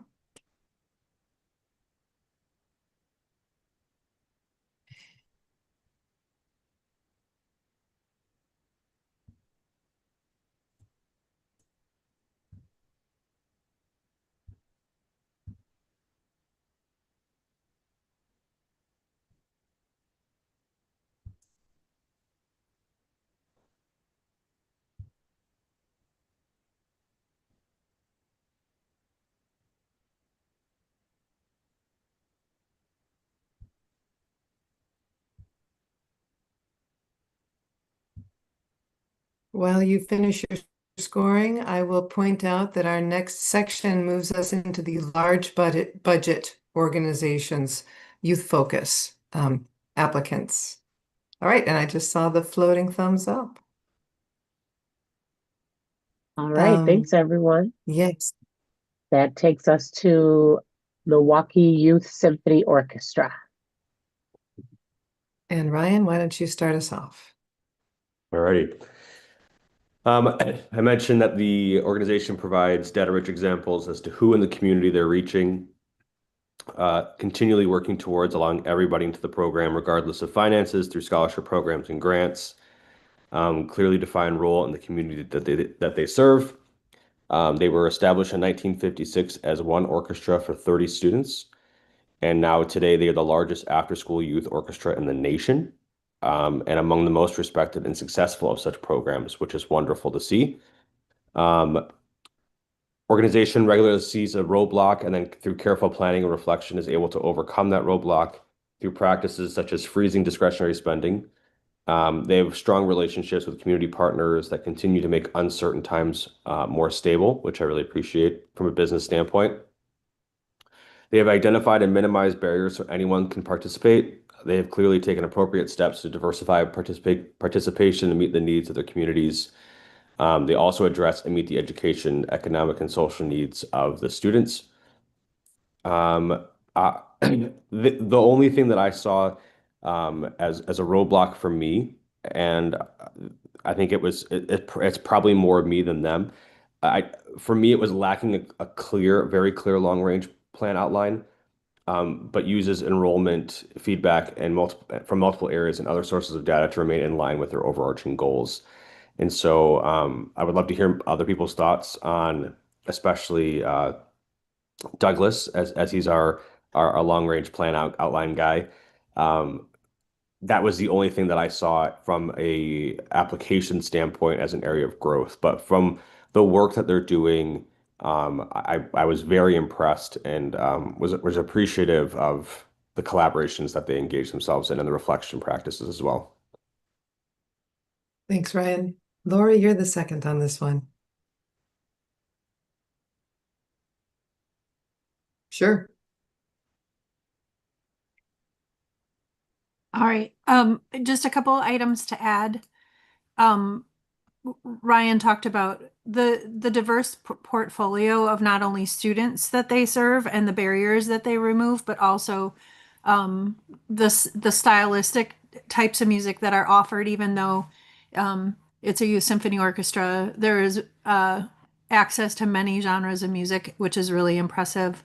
I think one thing I'll just add, especially with an organization of this size, is that when you look at diversifying your revenue streams and making sure that the model you have set up to sustain at the level that they need to in an organization this big, building even more diverse and reliable revenue streams beyond just a limited pool of major donors. I bring that up because I think that a lot of organizations of this size are going through this at this time right now too, where as donor pools age out, bringing in more donors, other types of revenue streams, and not relying on ones that have been consistent just might be an area to look at. And that may be work they're already doing, but clearly make a significant difference, not only in the Milwaukee area, but nationally. Thank you. Other comments from the panel? Something I Douglas. saw was that the work sample, there's a wind quintet playing. They sound fantastic. But I did feel like I really wanted to see other examples as well, just because there's a big portfolio of programs and ensembles that are happening, and we only saw one. So that stuck out to me quite a bit. Let's see. And then I did take a look at the long range plan, and I think it's I would say pretty good. I think that what I would love to see is just more measurable outcomes that they're going to produce, and how well they know that they've achieved them. So like I mean, it looks like a summary. It looks like a very top level sort of document, and that's often like a group will have like their public facing document, and then they have the more detail oriented one that they use for management purposes. And you know, again, I would say the best practice would be to give us the detailed one, and we're not going to read through all the details, but we're going to look at some and say, do they have details? And then we say yes, they do, and that's going to raise the score. So I think here what I'm seeing is like, you know, it's kind of like it's good that it's here, and I'd love to see a more detailed version. Thank you. Other comments? Well, it's Chris, and I will just say that they have, you know, it's so thick with their 3 orchestras, with all of their history, theory, concerto competitions, masterclass, side-by-side rehearsals with the Milwaukee Symphony Orchestra. I'm completely impressed at how, but it's a staff of 27, and I'm going to echo Lori's comment on where are we going to get the future donors, because it is an aging population and there's only so many grants, and it's going to have to be a whole lot of sponsorships and relationships from businesses that have been nurtured. So data that says how much did you spend before and after the concert might as well jump up into that, like some of the professional orchestras do, because I think that this group has an amazing impact on the quality of life in Milwaukee. Thanks, Thank Chris. you. All right.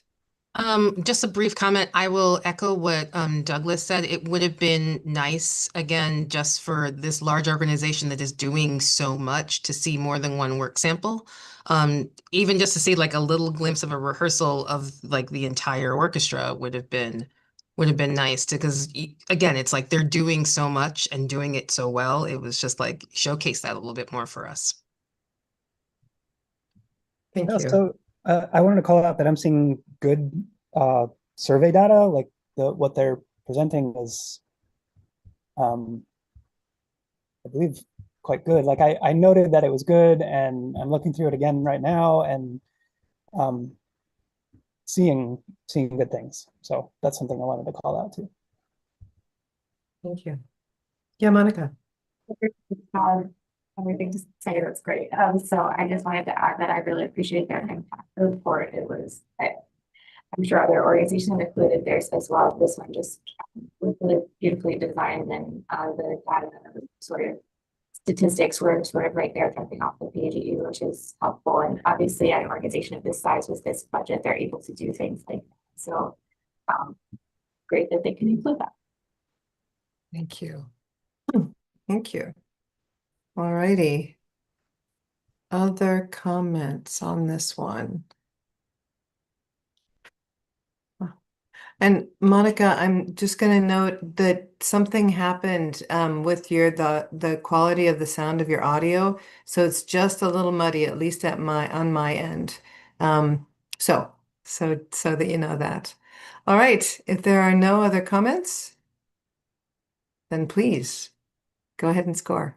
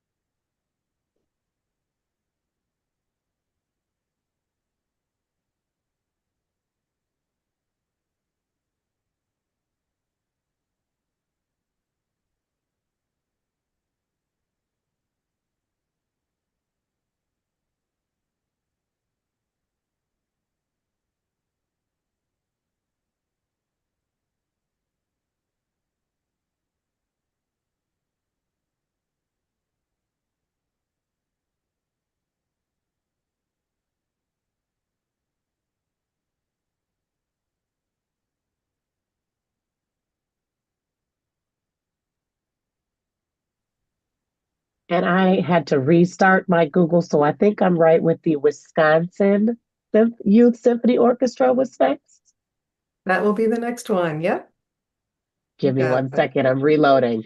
Yeah, no worries. No worries. Thank you for saying something.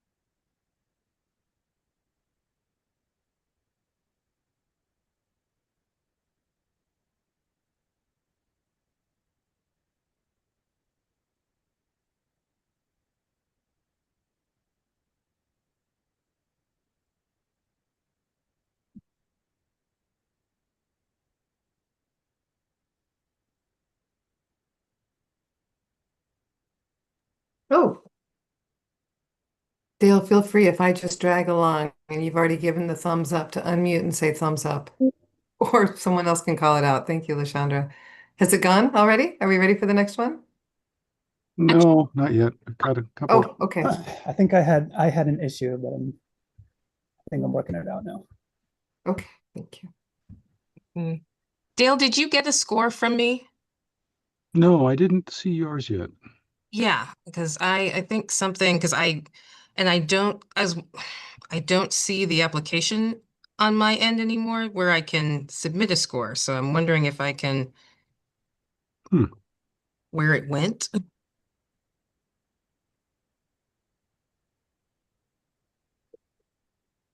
Do you see it, Dale? I mean, I'm going to go online and honestly, Jillian, if you want to just email me your scores, if you can, I mean, if you have the access to that material, do it. Otherwise, let's take the moment that you need to rediscover where that is.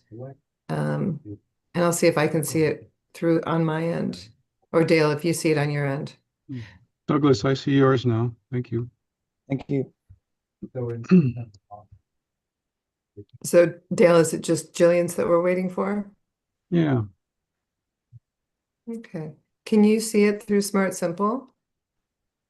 Dale? Well, sure, I can see it, but And I you can missed see it. her comments? Yep. Okay. Jillian, would it be helpful to send that to you, to email it to you so you can access it, at least see the comments again, or what do you need in order to score? I'm just, I'm seeing numbers, but they're in the comments box, not where you'd put the numbers. no, yeah.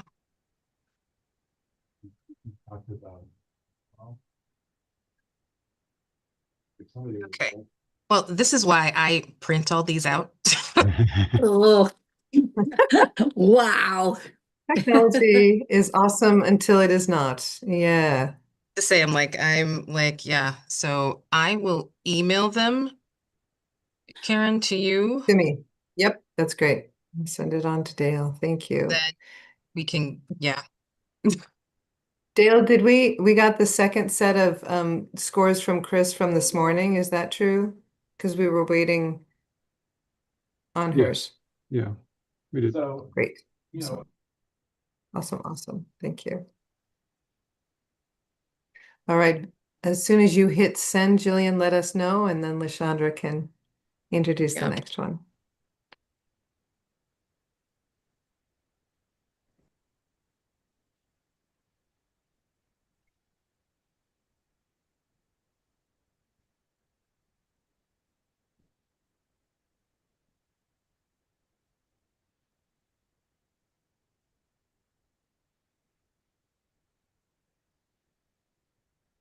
I'm just going to do this fast and just give you section and number. How's that?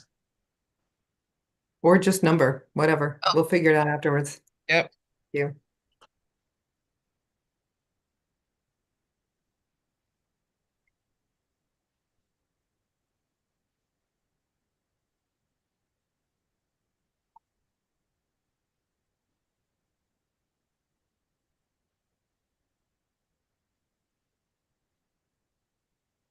Send. All right, thank you. Okay, Lashandra. All right. The next item is the Wisconsin Youth Symphony Orchestra. And that takes us to Monica to kick us off. Thank you. Another youth orchestra, this time out of Madison. This is an organization that's been around over 55 years, and they are serving over 5,000 young musicians from southern Wisconsin. They have 3 full orchestras, 2 string orchestras, a chamber orchestra, chamber music, harp program, percussion ensemble, and a brass choir. They also have the WYSO Music Makers program. They do public concerts 3 to 4 times a year. They tour regionally and nationally and internationally. They have scholarships available for season tuition, private lesson support, and international touring. I love to see that because they are serving a diverse group of young students. Obviously, I'm sure they're trying to increase all of those numbers in the underrepresented, historically underrepresented backgrounds. A lot of their families are from diverse socioeconomic backgrounds. 55% of their students qualify for free lunch and reduced lunch in October of 2024. And I thought it was really beautiful to note that they provide food on the personal days as many children do arrive hungry. 67% of their students speak a language other than English in their home. So they're really serving a pretty diverse group of kids. Some of the strengths that I noted were that they have a new building right now. So that's wonderful for them. I'm sure it's much more comfortable. They have very strong community programming. They are growing a lot with the new building. And it seems that they're doing some good analysis and strategic planning going into this phase. They also seem to have some good fundraising and movement towards capital campaign goals. And this last note I have doesn't make a lot of sense to me, so I'll just leave that out. Not an evaluation weakness, but the application mentions that while the fundraising for capital campaign has been going well, there's still a gap. So they are hoping to reach that goal by the end of 2025. So that's coming up pretty quickly. And they have a sustainability plan in place, which I thought was wonderful to read about, because sometimes our large organizations, we do get into a cycle of running a deficit and then just carrying that over from year to year. So I was really pleased to see that they're thinking about how they get out of the cycle. Okay, thank you. All right, and the second on this one, please. Is me, Go ahead, Chris. Kristen. Thank you. What I'd like to highlight is that this season alone, the 2005 fall, we'll go there. They have hosted the U.S. Navy Band in a collaboration. They've had a Steinway artist. They've had concerts in 4 different locations at different high schools and middle schools, and I like that because it strengthens their whole vision. And I like that they're not all in one area. They've even gone into Chicago once again, to Evanston. And so we got a little tour going on there. I hope they went to the symphony. I don't know. That wasn't in my notes here.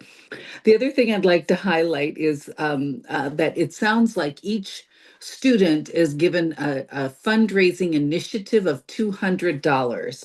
And if you did not open up, which, I mean, we're all doing the best we can here, there is a, well, first of all, the photos are amazing. I'm into the artifacts, I'm into the programming, I'm into the marketing of it.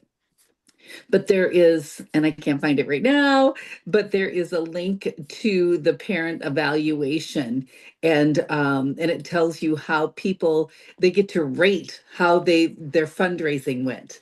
So I'm sure that they've got provisions. They don't state that for the people who can't really afford to do this, but here it is, parent survey, there it is. Parent survey results, membership survey of results.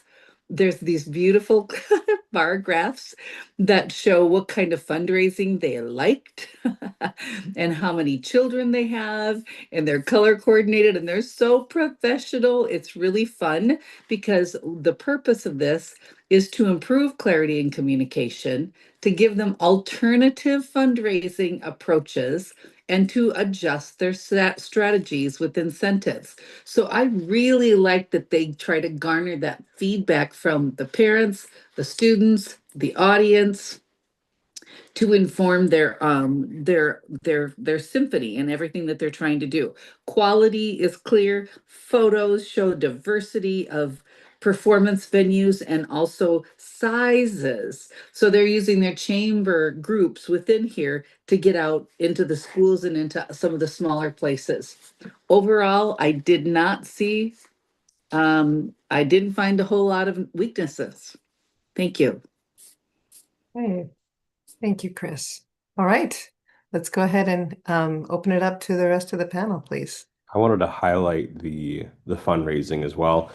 As someone who is beholden to what my school board and my district believes is our best practices, the ability to have the ability and the desire to seek out parent input, because as people who are in the doing fundraisers, the magazines don't work anymore. The chocolate bars only get you so much, and I'm trying to choose my words carefully here because we're live, but the little trinkets, right, that cost $75 and break after a month of use.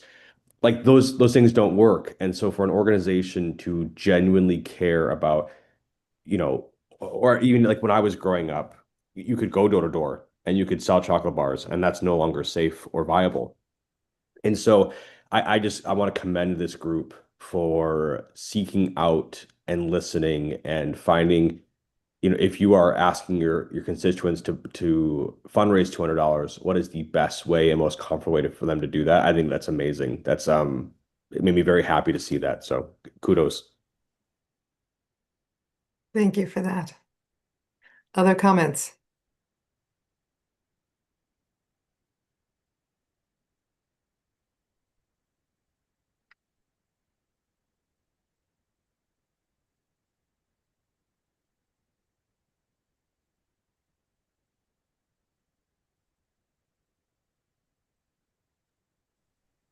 I really don't have anything to add, That's just, basically a ditto at this point. Everything's been said. that's fine. All I, right. I was think just that gonna say the only thing, oh, sorry, go ahead.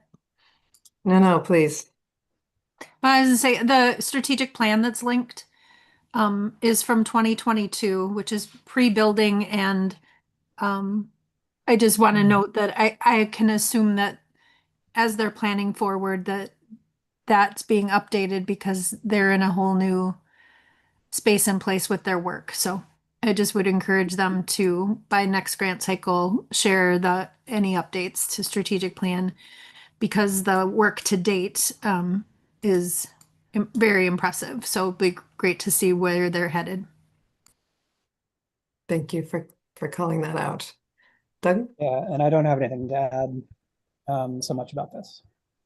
Okay. All right. Then please go ahead and score.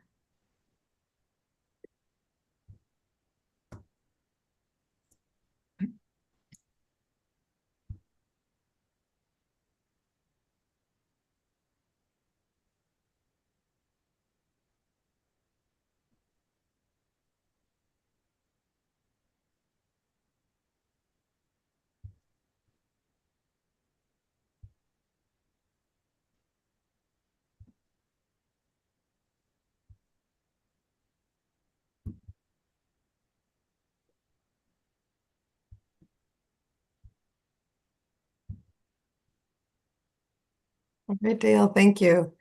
We are moving now into the large budget organizations, which of course pay their artists. And take it away, Lashandra. All right. First on that list is Irish Festivals Incorporated. And Jillian, that's you.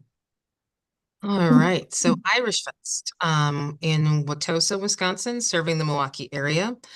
Milwaukee Irish Fest, annual Irish American festival that takes place at Harry Manier. I don't know. Sorry if I'm butchering that. Festival Park on the third weekend in August, attracting well over 80,000 visitors annually. Very impressive. The festival showcases 250 performances on 17 stages over that weekend. So it is, over that weekend. It's a 4-day festival, one of the largest ethnic festivals that's held in Milwaukee, and the world's largest celebration of Irish culture.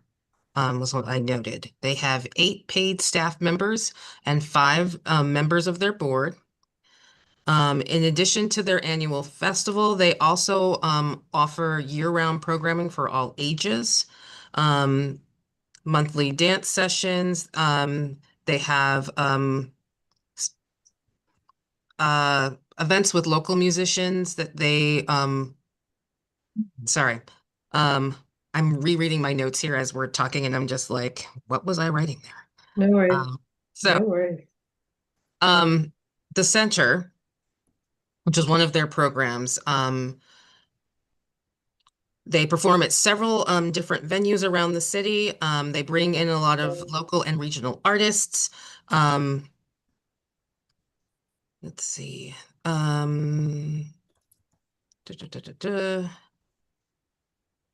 lot of programming, a lot of things that they're doing. Moving over to the budget, over the past 3 seasons, they have had deficits. Like most of the arts organizations that we have been reviewing, everyone is struggling to rebuild audience after COVID. So festival attendance has been down, but they're looking at ways of increasing that. But they're also seeing increased expenses due to rising labor and production costs.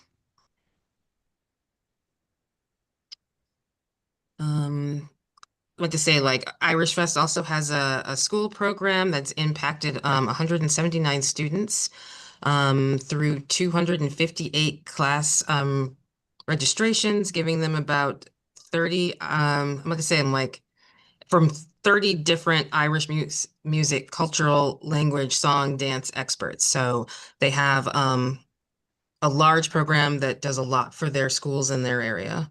And they had a statistic about 418 lessons that their organization that this group has done. So yeah, overall, I thought this was a very good proposal.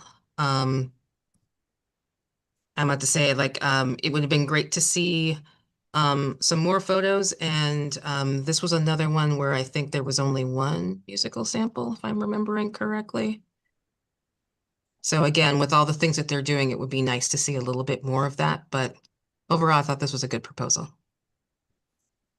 Yeah, the challenge, before I turn to the second reading here, Douglas, the challenge is that we asked them, based on big panel feedback over the years, to limit their work samples as applications. So we say 1 and 2 if you really feel like there's something that the second one would add to the mix. So they certainly could have added 1 more, but they would not have been able to add probably as many as you would have liked to have seen. Just put that out there. And go ahead, Douglas, please. That's interesting to know, actually. Probably does change the behavior of the people putting them in. So it'll be interesting for us to talk We about. also emphasize that that is what the artistic quality score is based on. Right. So for those that had put in the marketing pieces as opposed to the work samples, just wanted to put that out there. Okay, please share your comments. I don't know how important this is or relevant, but like I was a little curious about like seeing this group as a music organization and seeing their fit in this category as a music organization. But that being said, there are other organizations that are presenting, and so that it makes sense. And then as I thought about it more, it's like, well, they're also presenting tons of music. They're also doing music education, and they have a music archive. And so I think all those things together, it does make sense for them to be in this category. But they're different than most of the others. But it was something I considered. But I think there's enough evidence that they do belong here that it makes sense to me. So. We talked about the financial issues, and they are diversifying their sources of revenue, and I see evidence of that.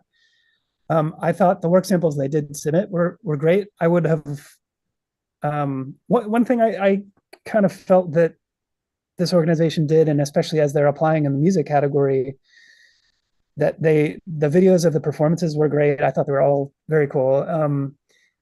I really wanted to see some of the music education that's happening. I would like to just kind of have that more strongly documented. Let's see.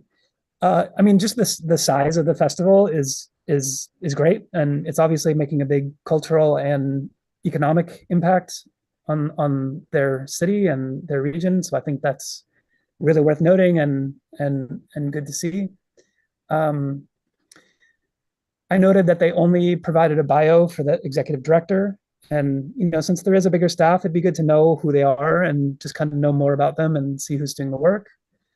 One thing I really appreciated was that they are either considering or they have done recently a rebrand. And so there was feedback, several questions in there about like, how do we represent this? Like, I don't know what term they were using, but like, I think one term they used was like this Celtic diaspora. And how do we represent that? How do we represent it visually? What words do we use? Should we change the name of the festival? Those kinds of things I thought were all really great questions to ask the community and to hear what they think about it. So I kind of enjoyed seeing those kinds of responses and and seeing that the applicant is asking for that kind of feedback. The last thing was, oh yeah, okay. So their strategic plan that they submitted, I thought was good. The only thing that I just didn't see much about the education plans. It's very much about like, how do we make this festival like kind of grow and evolve and become sustainable? Obviously, that's really important. It makes sense for them to put that in the foreground. But I just felt that like some of that education stuff, they have this kind of it's like a folk school almost that is happening, and it's operating in several different disciplines. I would love to know more about it and to see them kind of put it forward a little bit more, and it might help them to build a maybe a more well-rounded relationship with their community, just for so everybody knows about that they're doing this, and that it seems like it's getting some attention from the organization. So that was a suggestion for that, but I thought it was a really strong application. Thank you. I think the only All right. the last thing I'll wonder out loud, and I have this in my own day job, so I can actually feel this as I read it in there. Because they have a product that's reliable on Mother Nature and weather, and they've lost money all the last 3 years, and they note that weather and festival attendance drive their revenue. Well, your expenses happen often before the event, and then you have to wish and hope for good weather and attendance. They mention looking to the future to determine additional development and programming activities to stabilize their business model. It seems like that's a critical piece for them, just to be sustainable long term, because you can have a really great product, but if it gets rained out every year, it's really difficult to run your festival. So I hope that their comment about they're looking into the future to do that's on the fast track for them. Thank you. Well, this is Chris, and I've been Yeah, looking Chris. at, I looked at all of the data and everything, and I have to tell you that I added it to my calendar. It sounded like so much fun. So I'm going to try to attend that this year, because I thought that the idea of celebrating culture and keeping it in the forefront, and even if it's a narrow focus of their educational focus, their strength is them teaching the penny whistle and the bodhrán and the techniques of Irish folk or Celtic folk music. I do agree with Lori in that when you are weather dependent and your patrons are going to affect your revenue, you might need to be a little more reserved on who you're hiring and how many of these international guests you're hiring. So that's an artistic decision and a director decision, of course. But if you're going to you've got to somewhere in there get either private sponsorships for a group or something so that you can be sustainable, because the model is fiscally challenged at this time. Thank you. Other comments from the panel? As someone who essentially looks like the poster boy for the Irish Fest, our family goes quite often. Every time I go, someone asks me if I can take my picture because of my big beard and everything. Then they get really upset when they find out I was born in England and not Ireland. And so, but anyway, it's a great festival. But I am going to agree with everyone that they're already connected to schools and to organizations and like lessons and things like that. And I really think to diversify their portfolio even further would be to lean into that and getting like physically getting into schools and not relying on the festival as your main source of income, because there have been years where our family just doesn't go because of weather or this, that, and the other. And as a little joke, if I may, having an Irish festival in August where it's the hottest and the sun is the hardest, we Irish people do not love the sun. But anyway, that's a joke. That's not a part of the score at all. But I would say getting into the schools and the community more, it's really cool that with their digitizing records, and they've been recognized by the Republic of Ireland as a meaningful resource, like really leaning into that and getting into schools and finding revenue through that source rather than solely relying on revenue from the festival itself.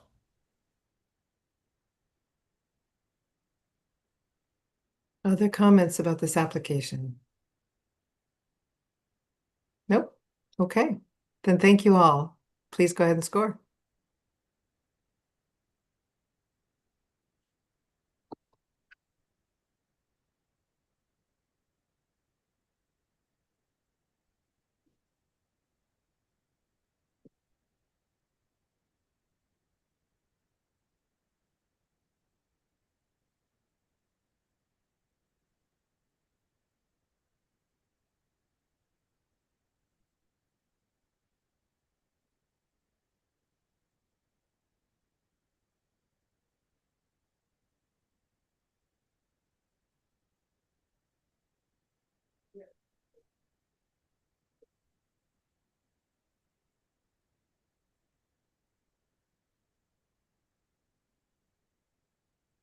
Whoops.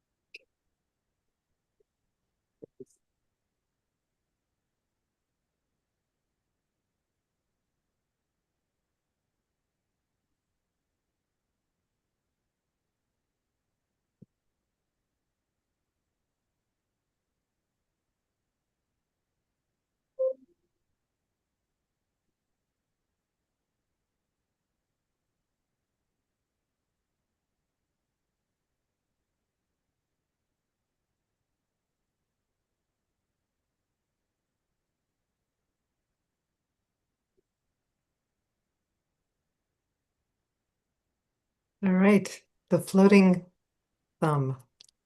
Yes. The next agenda item is the Wisconsin Chamber Orchestra. Chris, that- kick us off. Do you want to say my last name or should I just keep going? Oh, I'm please kidding. keep going. Cherdahoy. Don't even try. Okay, so the Wisconsin Chamber Orchestra, strong since 1960 when it was founded. And this is one of the elite chamber orchestras in the entire United States, their words. And yet it really is. The conductor here, Andrew Sewell, very, very respected throughout the country. To me, a household name in my world. They do 5 concert series, Masterworks series in the Overture Center for the Arts, that beautiful place. They do a performance of the Messiah at a church in Middleton. And then they do free summer concerts on the square and Madison Capitol Square. And that shares the chamber music with over 200,000 individuals. And then they also expand into public radio. And they say that they get 65,000 region-wide listeners. They can check those metrics. Public TV, 537 more families or residents. They are involved in a community arts center. And here's the big one for me. The Big Brother, Big Sisters of Dane County, side by side with the Wisconsin Youth Orchestra. And so then they also focus and engage on about 2,000 people in grades 1 through 12. Wow, 24 paid musicians, 34, excuse me, paid musicians, 10 programming, 10 programs a year, paid administrative staff. Let's see, staff of 11. Let's see, they're overall the whole year, they say that there's almost 100 music events. 200,000 students are engaged. Adults that they're using as numbers, this would be face-to-face, 250,000. And they claim that their board members are paid. They are solid, they are collaborative, their budget is complete. Their board, as I said, was diverse. They've got a solid strategic plan. They use feedback to refine their goals and visions. They connect with youth on hundreds of layers. They do have long range plans and a good strategic plan. And I think it's a plus that they perform in a variety of locations, including a park. So I think that's just great. I would love to see how that goes with stringed instruments. I don't know if they use Thank you. pickups and are amplified, but that's not my charge. So my charge here is to look at the concerts on the square and how they have an economic impact on the community, and they do. They say that they get upward to an economic boost of 40,000 guests at those concerts on the square. So I'm completely impressed with this chamber music and with their strategic plan and their board of directors. And this is the other thing. They always involve the governor.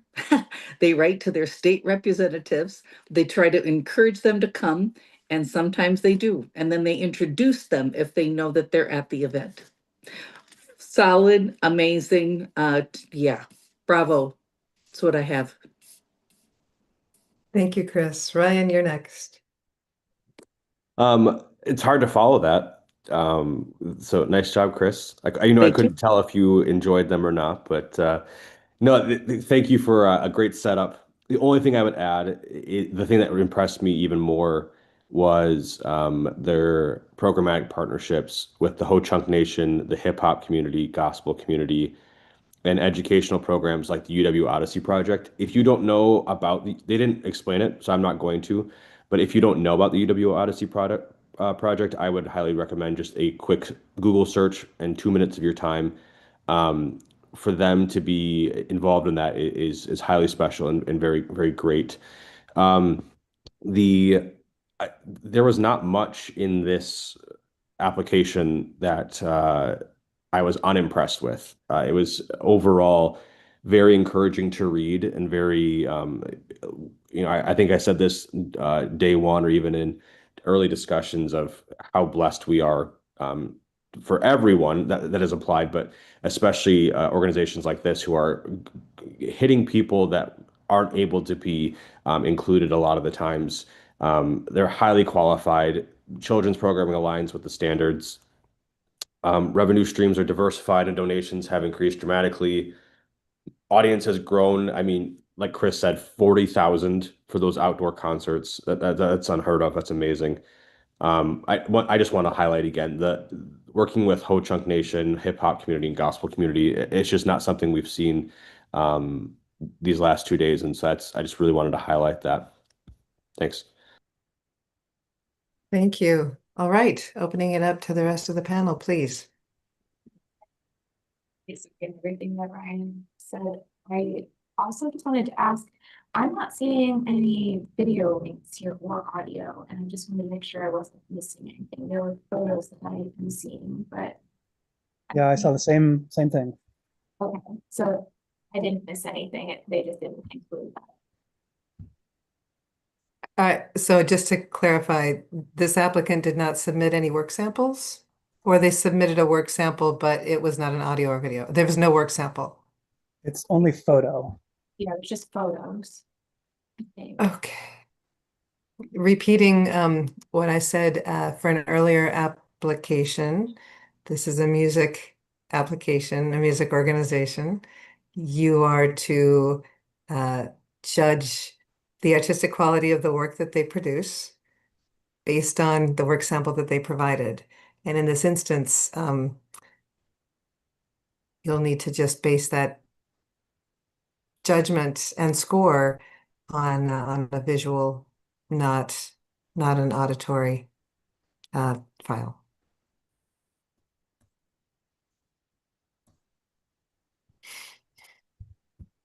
If there are no other comments, please score. I have a question. I'm only able to locate what they called the strategic plan external, meaning it didn't really have any detail in it. Assuming that they only want to release as an organization a very high level. I'm just confirming with other panelists you didn't see any detailed strategic plan. Okay, thank you. I had the same feedback. I'd really encourage them to give us the detailed version, Yeah. the internal one, just because I want to see that they have one. Otherwise, Yeah. there's clues here that they do, but I did see like the marketing plan also says synopsis, but I thought it was more detailed. I mean, I would call it also a synopsis, for at this budget level. I'm going to expect that they're measuring a lot of outcomes and looking for a lot of data, as far as measuring the return on investment for what they're doing. So yeah, I had the same feedback, and the missing, having very little to go on as far as our work sample was unfortunate, and really hope that they'll present more samples of the performing group in the future. Yeah, I just had something similar. They did a survey. I would have liked to have seen the results of that with this proposal, but yeah, definitely not having. I think it actually, like, if you, yeah, I just opened it again, and it does say clearly, like in the description, external. So we know that they do have another one of these, or at least the impression of that for the strategic plan is there, that they do have an internal one. They just didn't share that one. So yeah, just echoing on these past few comments. And for the feedback, they do mention at the end of their narrative that like audience feedback has not been at the forefront, but they are in the future are planning to measure impact by tracking concert attendance, participation, and gathering feedback from audiences and participants. So that's just data we don't have because they've not been doing it yet.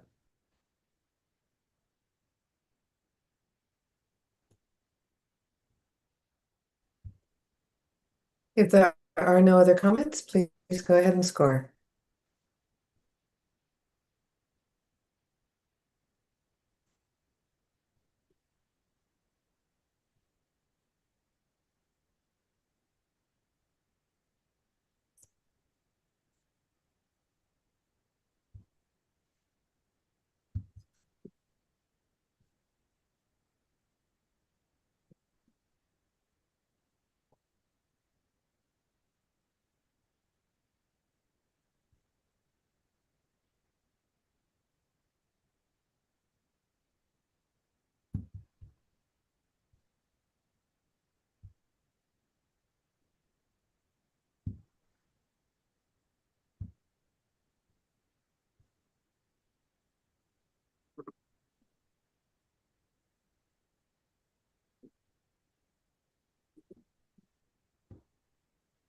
Thank you, Dale.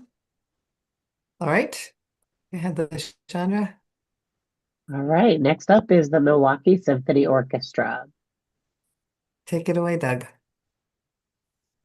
So yes, Madison Symphony Orchestra in Madison, established in 1953. They list over 40,000 adults engaged in in-person and over 7,000 youth. I'll kind of start by saying that, as we get into these, we have just the two largest budget organizations now. And so, I'm looking for really close to perfect. I mean, that's kind of my expectation. So overall, I thought they did really well. I mean, I think they generally did that. It's very well documented. And so overall, I felt good. I thought the work samples were strong. The orchestra sounds great. I'm, very happy with all of that. The planning and evaluation processes I found to be generally strong, generally effective, good financial management. Some of the weaknesses that I saw, they have this, the Heartstrings program, and I didn't write down what that was. So I'm going to, as you all are kind of talking, I'll remind myself, but they describe evaluation procedures, but don't share much data about the results. So I would like to, that's something that I would encourage them to share more detail of. I would love also to see video work samples, not just of the big concerts, but also of, these activities that are happening in other locations. And it could be like very short excerpts, but just enough to give us an idea of what they look and sound like. Let's see. Okay, and then this, oh yeah, well, okay, I'll skip that and come back to it. So one thing that I mentioned, another thing I'm looking for at especially an orchestra of this budget size, if you look at the board, it's a very large board, and that is great, and it makes a lot of sense. And some of the things I'm looking for on there is like I'm seeing lots of different professional backgrounds represented. Things I'm looking for. I'm also looking for are the musicians represented, and I do see a few musicians on there, and the MSO players committee. So that tells me that there's attention being paid to, the employees basically being involved in top level decision making. I don't see union representation, and that's something I'm actually surprised about. And I haven't seen any of that in either Madison or Milwaukee. So I don't know, maybe the musicians union isn't as strong here because I'm used to seeing that in my prior experience in Oregon. Not necessarily a problem, but it's something that I noted. And so I'm seeing representation on the board, and that's good. This last thing, this is like, I actually thought hard about whether or not I would call this out, but I decided to just because it sounded like it was inconsistent with the rest of the application. And okay, so it was this sentence: the Madison Symphony Orchestra is committed to serving audiences of all ages, races, affiliations, abilities, etc. And so the etc. is not mine; that was theirs. And I just thought that the use of that word in that situation was like notably inconsistent with the rest of their application. Like I think they're doing good work and being inclusive, and that word, just the way they wrote that sentence, like was not. I found that to me. So like it really stuck out, and it's obviously a tiny detail in an otherwise very good application, but it was just like I don't get that. Why would they do that? It seemed off to me. So I noted that and thought long and hard about thought long and hard if I would actually mention that, but I decided to for that reason. So otherwise, I mean, I'm very curious to hear what you all thought about this. I thought it was a strong application. I'm seeing generally what I'm wanting to from an organization of this size. Thank you, Doug. We're going to head over to Monica now. We have a really comprehensive report. I don't have a whole lot to add. It's kind of a mid-sized orchestra, level orchestra, and I think they're doing a lot with probably sort of limited resources. I mean, not comparatively to the other groups that we're looking at today, these U.S. orchestras. I know the Milwaukee Symphony has a union. I would assume that Madison does as well, Doug, just to answer your previous question. But I did not see it mentioned here, to your point. The Heartstrings program that you mentioned is a music therapy informed program. And I also thought that was a really interesting initiative, but they never really got too in depth from what I saw into explaining that. And that's something I would have loved to see them talk about because I think it's unique to a lot of other orchestras. I enjoyed a lot of the programming that they seem to be doing. They're not, just sticking to the old war horses. They are doing programs like Beyond the Score. They are hiring ensembles like Time for Three and doing featured programs. So some definitely good diverse things going on there. And yeah, the rest of my comments were very close to what Lucy was mentioning. Thank you. Opening it up to the rest of the panel here.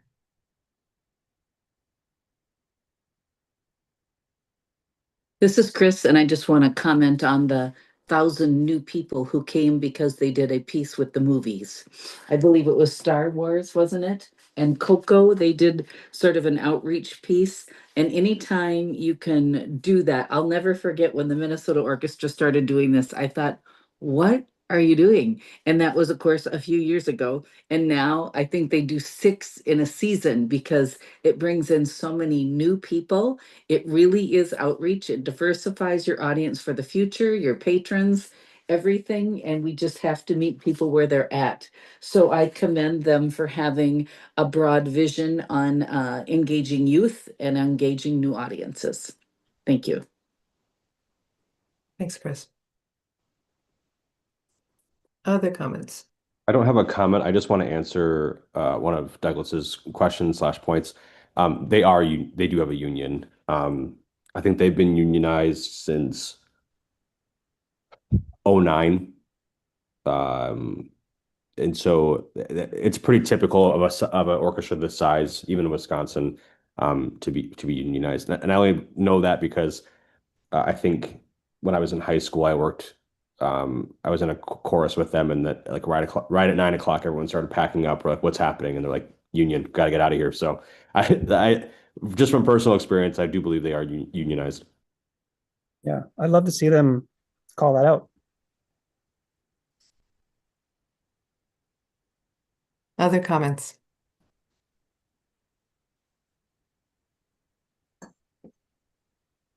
I was just going to go back to the very beginning when Douglas made the comment about Heartstrings, their program that goes into healthcare and senior and residential communities with a quartet. So I believe I'm trying to go back to when you made the comment. Was it about not having or wanting to see more beyond just the tool, but rather what the outcome from that was? Yeah, just Okay. wanting to know more details about how that program is impacting. Yeah, I happen to know this just from my previous employment because I was actually on their education committee at the time that Heartstrings released a book or book-like materials to the League of Orchestras, who then adopted. So Heartstrings started with them and has grown and is in other orchestras nationally. So it was definitely back in like 2000, I'd say like 12 through 16, something that they had grown here and then expanded into other orchestras nationally. Thank you. Yeah. Any other comments? Okay. Thank you. Then please score.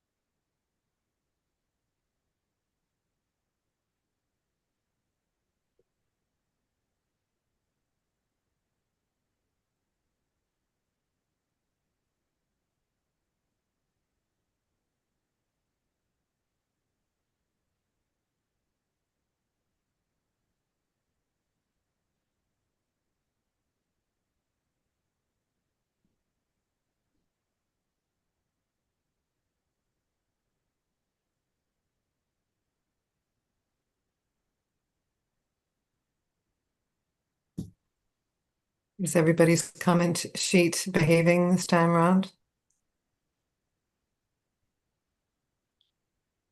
No, Not yet, huh? Okay. and I don't see one for you. For me, Yes. it's like, okay. I will email again because, yeah, 'cause it's gone from, This is on my end, it says that I submitted it, so I don't see it. It's interesting. The status of your reviews is still initial review, not, just that one. yeah. Yep. So Jillian, if you wouldn't mind doing what you did before, except this time, go ahead and split them out into the 4 categories. You don't have to identify which 4. You can just give us the 4 numbers and we'll add them up. Okay. Thank you.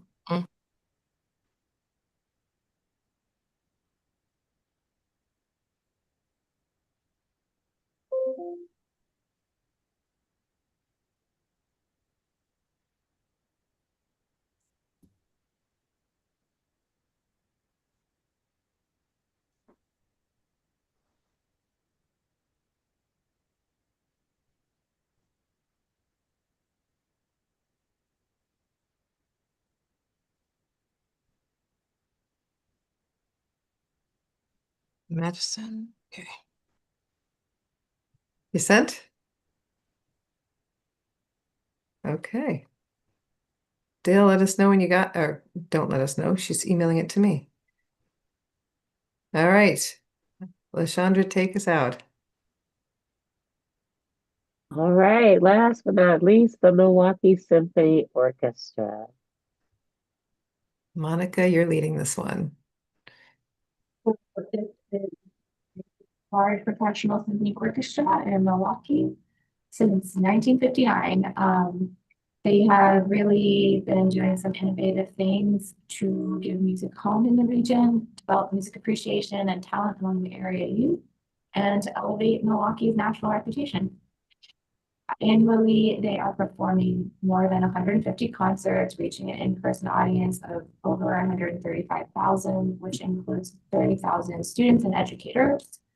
2021 saw the completion of a multi-year restoration of the historic Warner Grant Theater into what is now the Bradley Symphony Center. And this is giving MSO its own venue for the first time, I think. And this has been not only great for the orchestra being able to choose their own dates and not be up against everything else that's going into Performing Arts Center that they were in, but it's really become an anchor for downtown Milwaukee and has supported other revitalization of the neighborhood. They primarily serve Milwaukee and southeastern Wisconsin. They are presenting diverse and accessible programming, and it's really been thoughtfully designed to address complex and multifaceted issues prevalent in the region. Some of the strengths that I noted is that they do have really strong community programming and investment in the community, especially with this new venue. It was really nice to read all those details. I had heard a lot about it, but didn't really think about it from an economic development standpoint. So that was really lovely to read about. They also have a sensory friendly concert, which I'm just really excited to be reading about that in multiple applications today and yesterday. And they are working to increase their annual attendance and capacity growth. There's been a significant economic impact to the community, and the Community Advisory Council was commendable. Weaknesses that they noted, and I think a lot of organizations are feeling this, they mentioned fiscal challenges and the past over-reliance on private philanthropy and some of those angel donors.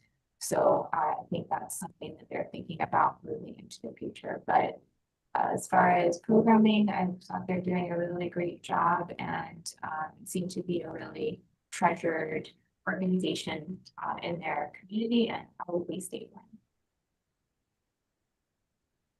Thank you. All right, Chris. All right, I'm going to highlight their evaluations since we've been data driven and there's so many good things with this application. First of all, it's state of the art. Second of all, it's high quality. I'm so glad they have their own space that they can manage.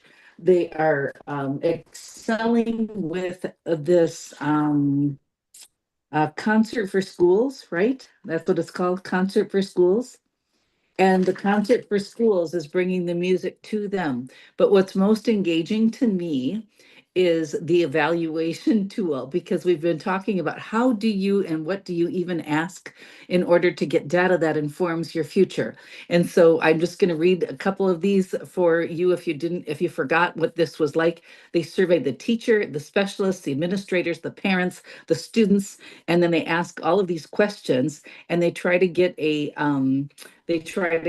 where did you hear about the program? It's very, very specific about that. And then who attended. And I noticed that they focus on fourth grade. And then there's a drop off. It's so funny because there's not much for 9th through 12th graders. I think they assume they've got a lot going on. So it looks like their sweet spot is fourth grade to 8th grade. And then I love that they were talking about the length of the concert, if it's appropriate, any of the presentations, the effectiveness of it. Students were able to dig into it. How do you evaluate it?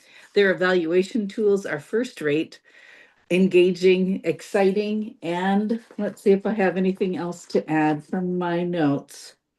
Oh, obviously the director is amazing and they are programming diverse works. And I opened myself to a new piece because I've never heard the Mary Lou Williams Zodiac Suite. So I am very, very happy to have evaluated this because everything's accessible. They're into economic development and they want to increase their audiences like everybody does. So good luck with that. Fabulous. Thank you. Thank you. Other comments from the panel?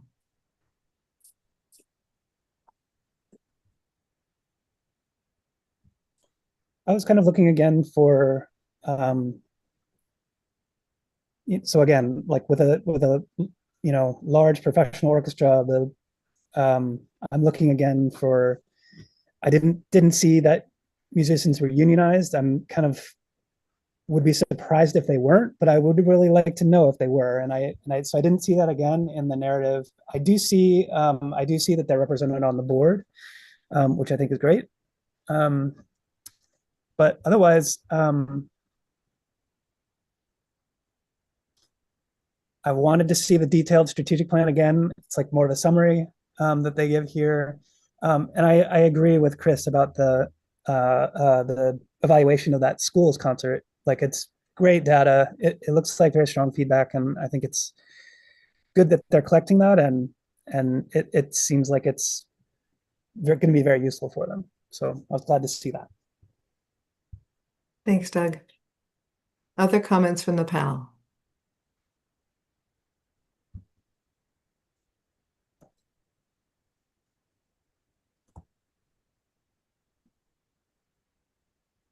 If you just want to say ditto or nothing to add, that's perfectly Ditto. fine. And then yeah, all right.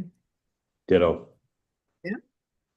Julie, okay. I'm gonna say like, yeah, Then, their marketing plan was very good and well thought out would be the only thing I'd add. thank you. Given that, please go ahead and score.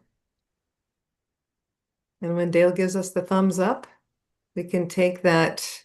Do you want to take 5 or 10 at this point? I'm happy either way.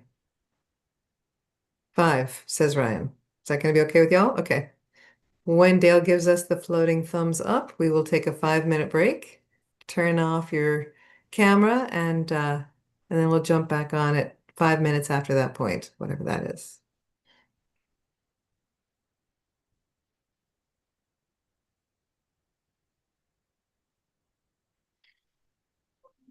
Dale, I'm having issues again. I'm refreshing, but let me know if it comes through or not.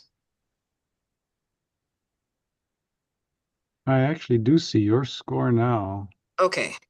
But what happened on the last one, I actually saw your numbers finally, but the status remains initial review, which leads me to believe you didn't submit somehow.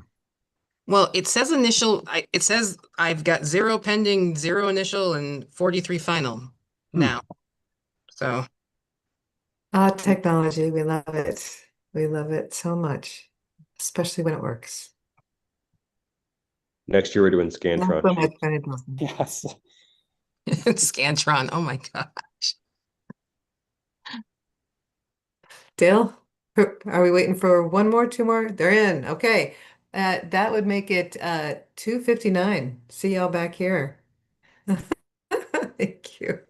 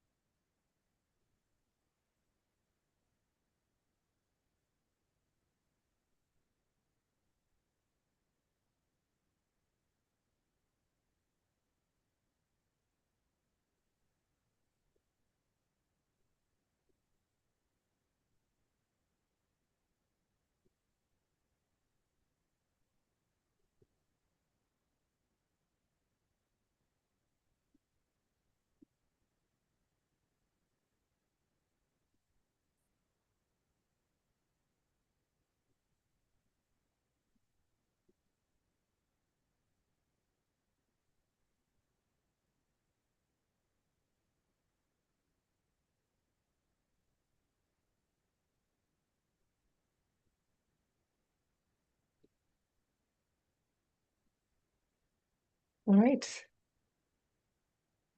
I have 259. And so what that tells me is that we have uh, accomplished the review of these applications together. And I want to commend you all for making it through this process this far. I want to thank you for the really thoughtful work that you have put into this. And on behalf of the Arts Board staff, am so very grateful for your work. Lashandra, I'll let you speak for the board if you want to do that. And then right now, as Dale compiles the ultimate list so that you can see what you have wrought, he's going to do, he'll share on screen the list that has the applicant with the highest average score from y'all, all the way down to the applicant with the lowest average score from you all. So you can see that work. You can see how it resulted in some numbers. And then if there are any that are below 50 or below, they will automatically be taken out of consideration, and we'll work with those applicants for an application that is stronger next year. If there are all applicants that are above 50, and you see that there's a really significant break in panel scores toward the end, and you feel as you look at those that those applicants, even though they scored an average that was above 50, are still not ready for or their applications and work at this point do not reflect work that is such that you would recommend a grant for to the Wisconsin Arts Board when they meet in December, then you can set the floor at that point. That may not happen, and even if there isn't a huge break, or even if there is, sometimes past panels have said we're going to fund everybody, because as we reflect on the work that we have reviewed over the last day and a half, in our minds, everyone has submitted work that is strong enough for a grant application. Sometimes that is the case for panels. Sometimes panelists say, we're going to put a floor here. So we'll get to that when you see the actual a list. But in the meantime, this is also a time when we do some brain picking of you all with what is left of your brains. And I thank you for hanging in there and sharing your thoughts as you reflect on the review process itself over the last day and a half and the month that preceded that, as you reflect on the applications that you have seen in terms of the material that we asked for. Was it all helpful? Were there some pieces that you found not so helpful? And then reflecting on any trends that you saw within this group of applicants and what they put forth, or areas where they consistently could use a little more support or assistance or whatever. So I'm going to stop talking and I'm going to turn it to you all to say, what did you think about any of those things while we wait for Dale to create that list and share it with us? I just wanted to start off by saying how appreciative I am for this opportunity to work with you all. This I look really tired. That's just my normal look. I think I had 3 Red Bulls today and a double shot of espresso, but that was before lunch. But I just want to say that in all sincerity, like, this was a very enjoyable experience. Um, I have my own board meeting tonight after this, and this has brought forth a lot of ideas of how to make my own organization better. And my board's going to hate me tonight because we're going to go a little bit longer, but I will bring um, a bottle of juice or something to help ease the pain. Uh, but from the bottom of my heart, like, this was a lot of fun. I really enjoyed it, and I've learned a lot, and I really appreciate the discourse, how respectful everyone was, and though we may not have agreed on certain aspects of certain organizations, we all had the same goal in the end, which was to help the organization, highlight the wonderful things they're doing. If I could hire Chris to follow me around and just give me compliments, I would do that, because just phenomenal. So thank you all. I really appreciate the time and effort it took for this to happen. Thanks, Ryan. Other panel comments? I just want to shout out that we all come at this from such a diverse, uh, array of backgrounds, and yet we're really trying to serve the public monies and make the world a better place through the arts. And I love that when somebody has missed something, someone else highlights it, and then you're going, "Oh my gosh, how could I have missed that?" But that's why you have so many people on the panel, and therefore I respect each one of you and really appreciate the input that we've shared. Thank you. Great, thank you. Yeah, I would echo that and say that having you all to all do this together is really important, because there were many times when I'm just like, I know that there's so much more to say about this thing, and I don't remember. But usually, you guys always would help out with those, so that was really helpful. Just the wisdom of the group is super important. So I found it. I did enjoy it as well. It was really hard. It was hard for me to do, just to like fit in all the time to review all the applications with like family and stuff at this time of the year. It was very challenging. And that's just the way it is, and understandable. But we got to the end, and I'm glad to have done it. And yeah, it is great to just see just all the things that are happening across the state, and how much is being done, and how much people care, and they care a lot, and that's really evident, and it's great to see. So it's very affirming, and it's also very super educational for me, and like for my clients, that I can offer them some new ideas. So it's very cool in that way. So thanks all. Thank you. I'll echo the gratifying and honor that people have shared. It was really wonderful to be with you all the last 2 days. And I always find this, to Ryan's point, it's not only a review of the arts organizations in our state, but sometimes it's a good check and balance against the work we all do on a daily basis, and reminds us all to know better, do better. The only thing I wonder about, and I would say this is true of every time I've done this, is that it would help me feel better about my numeric scoring if we calibrated on a couple fake applications first to figure out if the calibration of that 25-point spread is the same or philosophically similar to how we're doing it, especially when it comes to when you have an area and a list of criteria, knowing if we should be weighing all of those about the same and giving those points, or is it an overall score? And I think for me, just the way my brain works, that having a couple calibration rounds would have helped me know.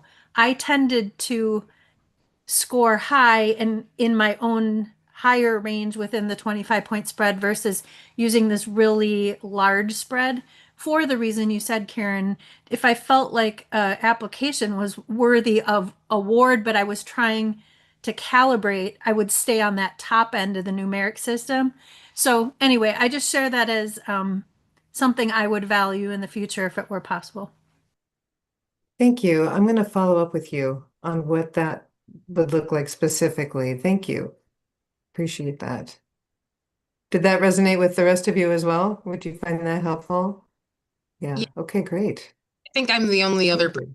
multiple times, but yeah, it's like from year to year, it's like, oh, I was really easy. Like I was very generous with my scoring. And then the next time around, like I was cutting people to the bone and I felt really bad. I mean, Based- from year to year, kind Yeah, of depends, kind of you know, like- and as long Yeah. as you are consistent, it fits into Yes. the average and it works okay. Yes. I have just emailed you the list of applicants from top to bottom. I'm also going to share my screen for the public record piece here. but I didn't want to have to keep scrolling up and down because it wouldn't fit on one screen. So Lashandra, I did not send it to you. Yikes, I'm going to do that right now. And then going to give you guys a moment to take a look at this, and then I'm going to share it on screen. But first, I'm going to share it with Lashandra. Okay. And George, I'll share it with George. Oy. The one that I sent you, I hope, is the one that has, pardon me, I can't talk and do this at the same time.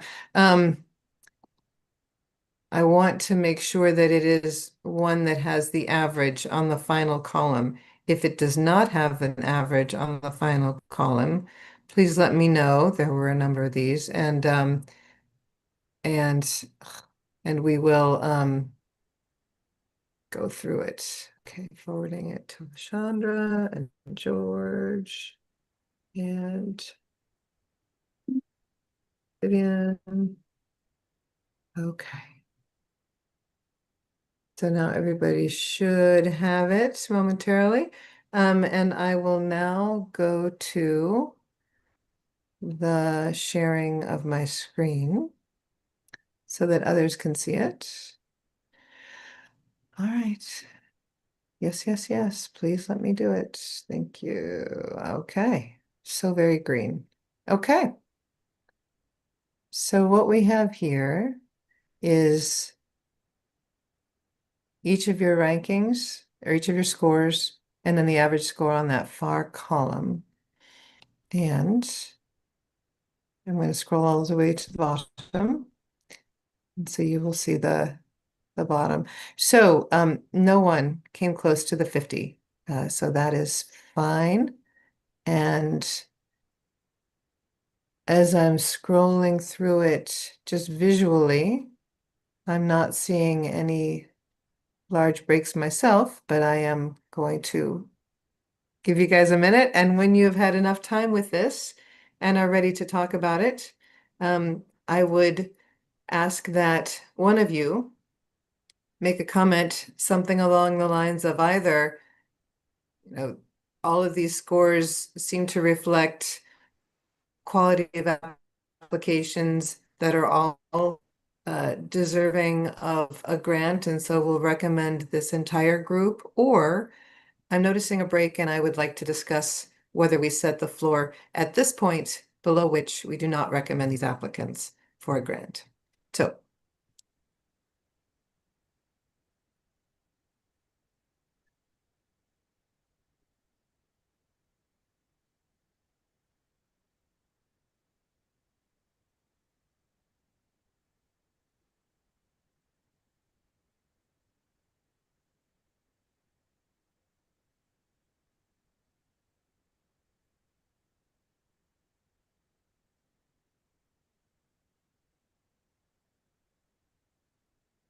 This is Chris, and I would like to recommend that they were all strong applications, some stronger than others, and I do think they're all worthy of a grant. all right, discussion from the rest of the panel. And have you seen this enough that I can stop sharing so that we can see each other again? I have it. Are you all comfortable with that, given that you have it electronically? Okay. Alrighty, good. Karen, can I ask a clarifying question? Yes, please. The difference between setting a break point and having everyone above it and all receiving grants, does that impact the grant size for those above the line? If we were to have a cut space versus taking the whole list, does that impact everyone, I guess is what I'm asking?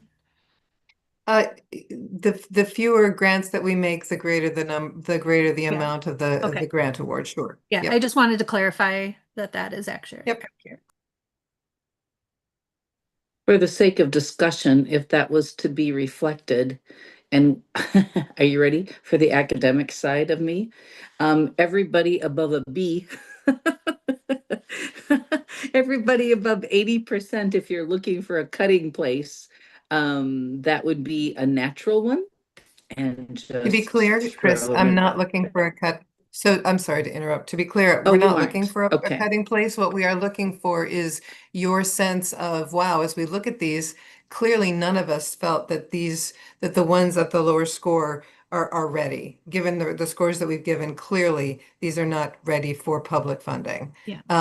Sometimes the panel scores have lifted that information up. And so it is clear. So we're not looking to you to just sort of arbitrarily say, well, if we have to put a cut in somewhere, let's put it here. You don't have to put one in at all. But you have the freedom to, if you feel that one or more of those at the bottom are clearly problematic for various significant reasons. I didn't think anywhere.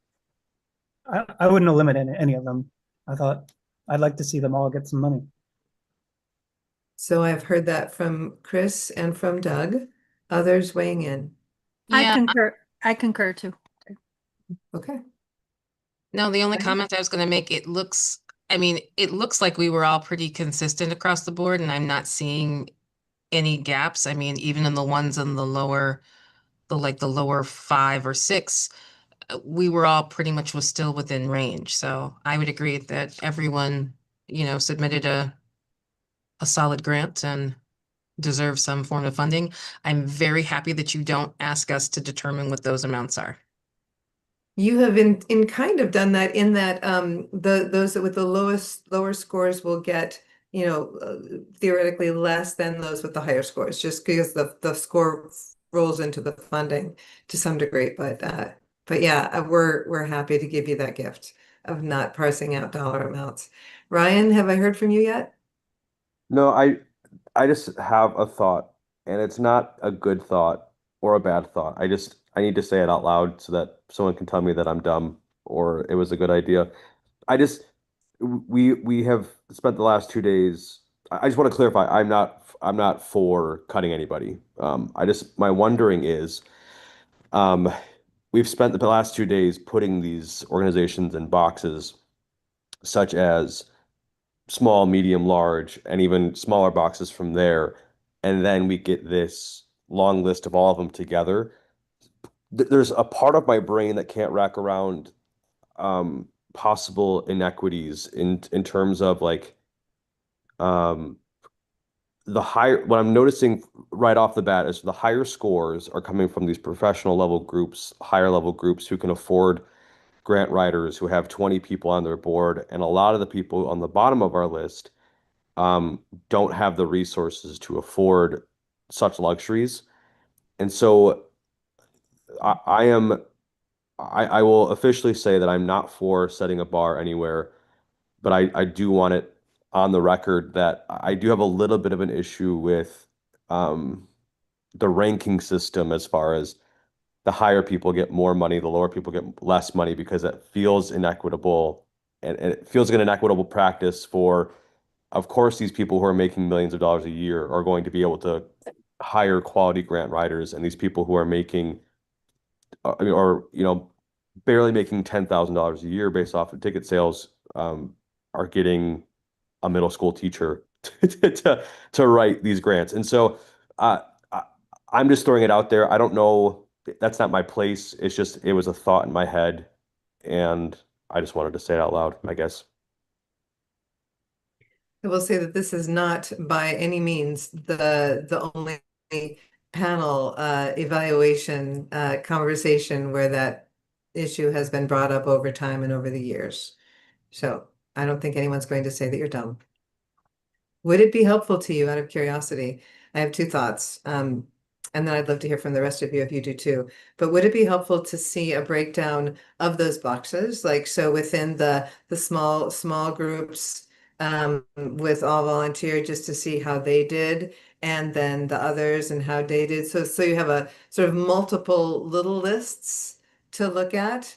I would say though that what you have done is taken the same criteria and you have judged the applications against that criteria. You have not judged them against each other. You have had a very clear process where you've looked at how are they doing according to these criteria. And the larger organizations have some additional criteria that they have to meet and some additional support materials. The smaller have fewer. These are ways that we try to balance that equity issue. Having said that, we are always working to figure out a better way of doing this. So if you have some thoughts on how that might happen, that would be great, either now or, down the road in the next few days while it is still fresh. That would be helpful too. We are very clear from the beginning that need is not a criterion, because need is relative. And so that's not one of the criterion that we ask you to judge against.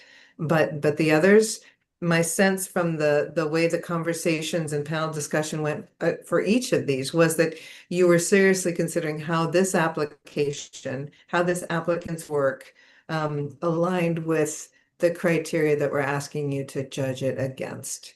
So you're not comparing the littlest one to the largest one and saying, Psh, well, they clearly didn't do enough. Didn't hear that at all. Clearly not true. It's a good reminder. Thank you. Yeah.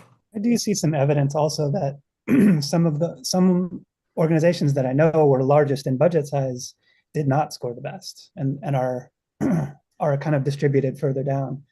And I kind of, I'm looking at some of those and I'm like, yeah, I remember that they were, one of the multi-million-dollar budget organizations, and they are towards the bottom. I mean, there's one example of that.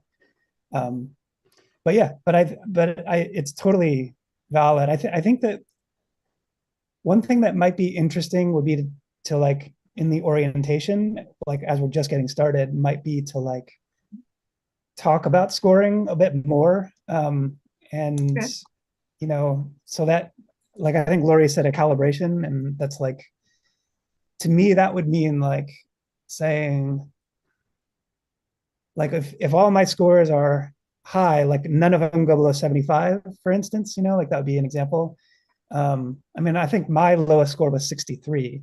And I see like some other people's lower scores were like, well, not that much different than that. So, but that's kind of a good example of like, what's a high score, what's a low score? And like, when are we going to say, I mean, are we going to give any hundreds? A few people did, I didn't at all, but anyway, so I don't know. So just that calibration discussion could be interesting, and having a little bit more of that at the beginning might help.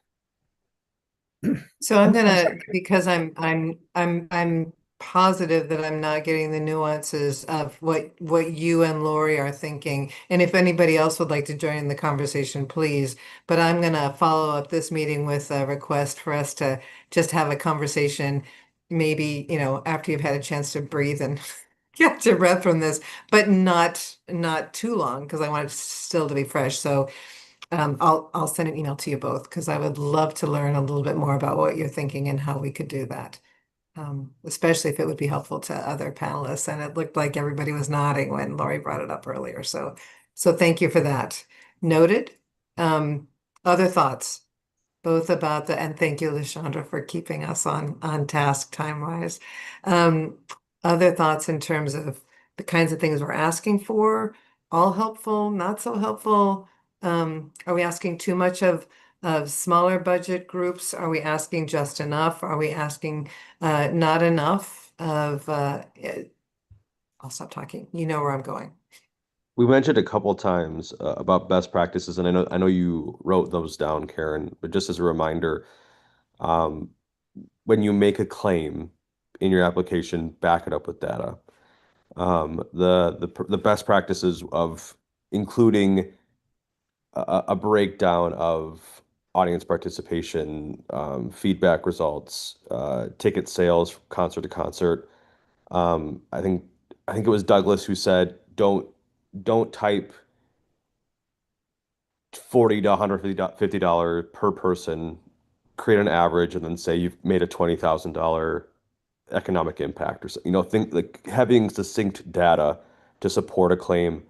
Like if you say you do diverse repertoire, what does diversity mean to you? First of all, what does all that entail? And then my last comment on scoring was that I based my scoring off of what Jillian had said in the orientation, which was just to keep it consistent with you. And so every organization that got points off, it was always the same points. It was never like a 0.5 or a extra point here and there. It was always 5 points off for this, that, and the other. So that was helpful for my calibration. What Jillian said during orientation, which was just keep it consistent for you, and then kind of go from there. Thank you. Can you talk with me and Monica, I haven't heard from you and I want to make sure that I get your voice in this mix. And I would love to hear your thoughts on scoring the artistic quality of applications when you haven't heard their work. I made an assumption that that was really challenging and awful for you. And unfair to ask you to do that when you didn't have what you needed. But I don't, that was me sitting where I am. And I would love your thoughts on that. Was I right? Was I wrong? Did it not matter? I guess if that is a criteria for these grants, then that's very important for me and participating, just trying to contribute what I can. I hear amazing artists every single day. I see a lot of organizations trying their hardest just to do amazing work, and they might not have all of the funding that an extra, like the size of the CSO, has to throw at the guest artist. That doesn't mean that they're not completely valuable to their community. And so I think for me, there were times where it didn't really even matter to me that I heard a sample, because I could see just with their responses, the work that they're doing, and that they are valued in their community. And just because, they didn't have a orchestra of 120 that all graduated from Juilliard, to me, that's not where their value lies. So that's kind of what I thought. And for me, the whole process was interesting. I'm a person who likes to be told what the rules are and then follow them. And there was a lot of ambiguity in this process for me, where I had to kind of create my own ideas of a rubric. And I was worried that that would align with the rest of the panel. But I think that's actually the beauty in this. We all came very different specialties, and all of those voices were represented. So things that I missed, a lot of other people were there to catch. And I might have judged one organization a little bit more harshly than somebody else, but I think that those averages all ended up working out. Thank you. Thank you. Other thoughts as we come to the close of this particular portion of the process? You'll be getting an evaluation form from me. I'm not going to ask you to deal with that for probably another few days. Getting it in before Thanksgiving might be good, since it's still going to be kind of fresh for you. But we'll pick your brain that way. But Jillian, were you just going to say something and I talked right over you? That's okay. I just had two thoughts that I wanted to make sure that I got in. Because as like Monica was saying, with the samples, I know you said that you only require them to submit one, but maybe some clarification, or even just like a suggestion of yes, we only need one sample.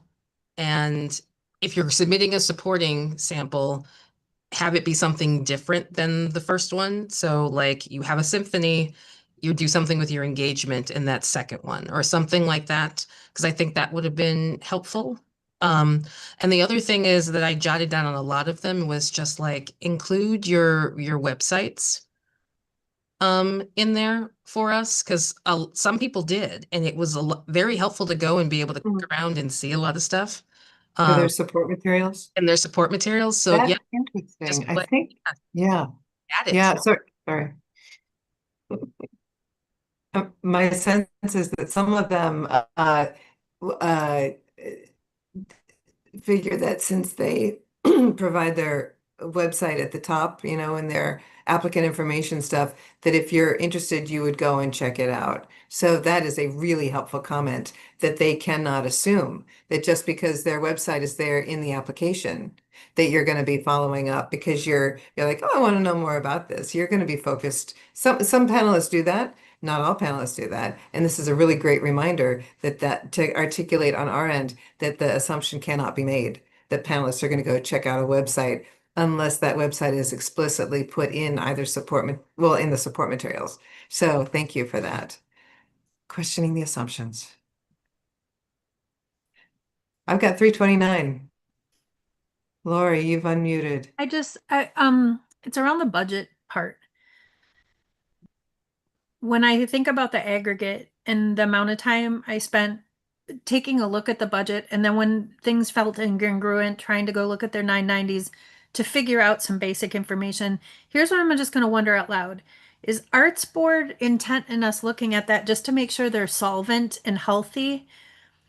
If that's the case, I wonder about maybe asking the question differently around assets and liabilities or something, because like for some of them where their expenses were far exceeding revenue, but then they had other resources to draw from, it skewed things as the organizations got larger. I mean, if we're talking about a organization that's only got a $40,000 budget versus some of these, $3, $5, $6 million organizations. I want to make sure I know in the future upfront what the intent is of us reviewing that, because I felt like I spent a lot of time, but then wasn't sure what to do with the information, like how it impacted anything. So it would be just helpful to know in the future what the Arts Board wants us to look at related to budget, and then just review how we're asking that question. Thank you. All right. Making a note. I wanted to comment on the issue of how much we ask for from these very small organizations, because it's very near and dear to my heart as somebody who ran a really small organization and who serves clients that run really small organizations. Like, they all have other jobs usually. I mean, that's almost always true of most of my clients, and so it's asking a lot in some cases. So I think that requiring a shorter narrative from them is a good idea. But then the other side of that is asking them to collect that information and to have a count of how many people came to your programming. Otherwise a lot of them just wouldn't do it. It's just my experience. A lot of them don't do it, and I have to get my clients to really, do it. I think they don't want to do it because it's they don't count their audience. They don't keep data about their programming as much as I wish they should, or they wish they did. And so it's very common among small organizations that they need to keep data.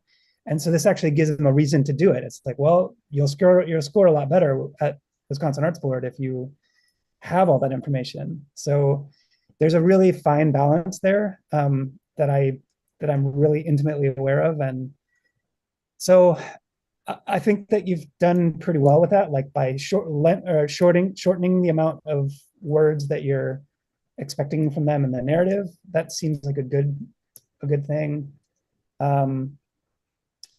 Yeah, I wonder if people that are submitting get kind of intimidated by the sheer variety of different stuff they could submit in the supplementary materials. Maybe that's something that's happening, but I don't know.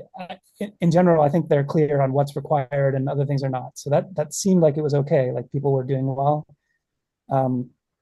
Yeah. So I don't know, but it's just the thing that I notice, and it's something I think about a lot. So thank you. We do too. And so I appreciate that.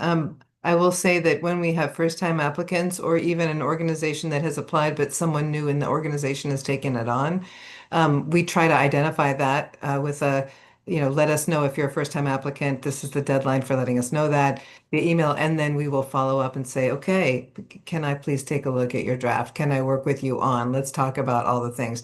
And we also have a tutorial for first-time CNP applicants on the YouTube site to kind of demystify the process a little bit more, but always thinking about that. And always also thinking about Lashandra's note there to honor the time that you all have already given. Thank you for that reminder, Lashandra. I will follow up with you, or please follow up with me if you have something else to share.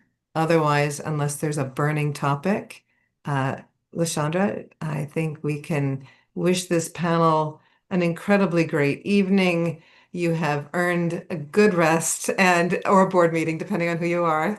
Hang in there, Ryan. Thank you all so much. This has been wonderful. So appreciate you. Okay. Thank you Thank all. Bye-bye. you. Thanks, everybody. Thank you. Nice to meet you all. Nice to meet you all as well. All right, looking to stop the live stream. All right. And just wanted to check in with you before I'm bouncing out. Am I on again tomorrow? You Or are is it the not. day Hi, after tomorrow? Lashandra. You're on Hi. Friday. Friday. Okay.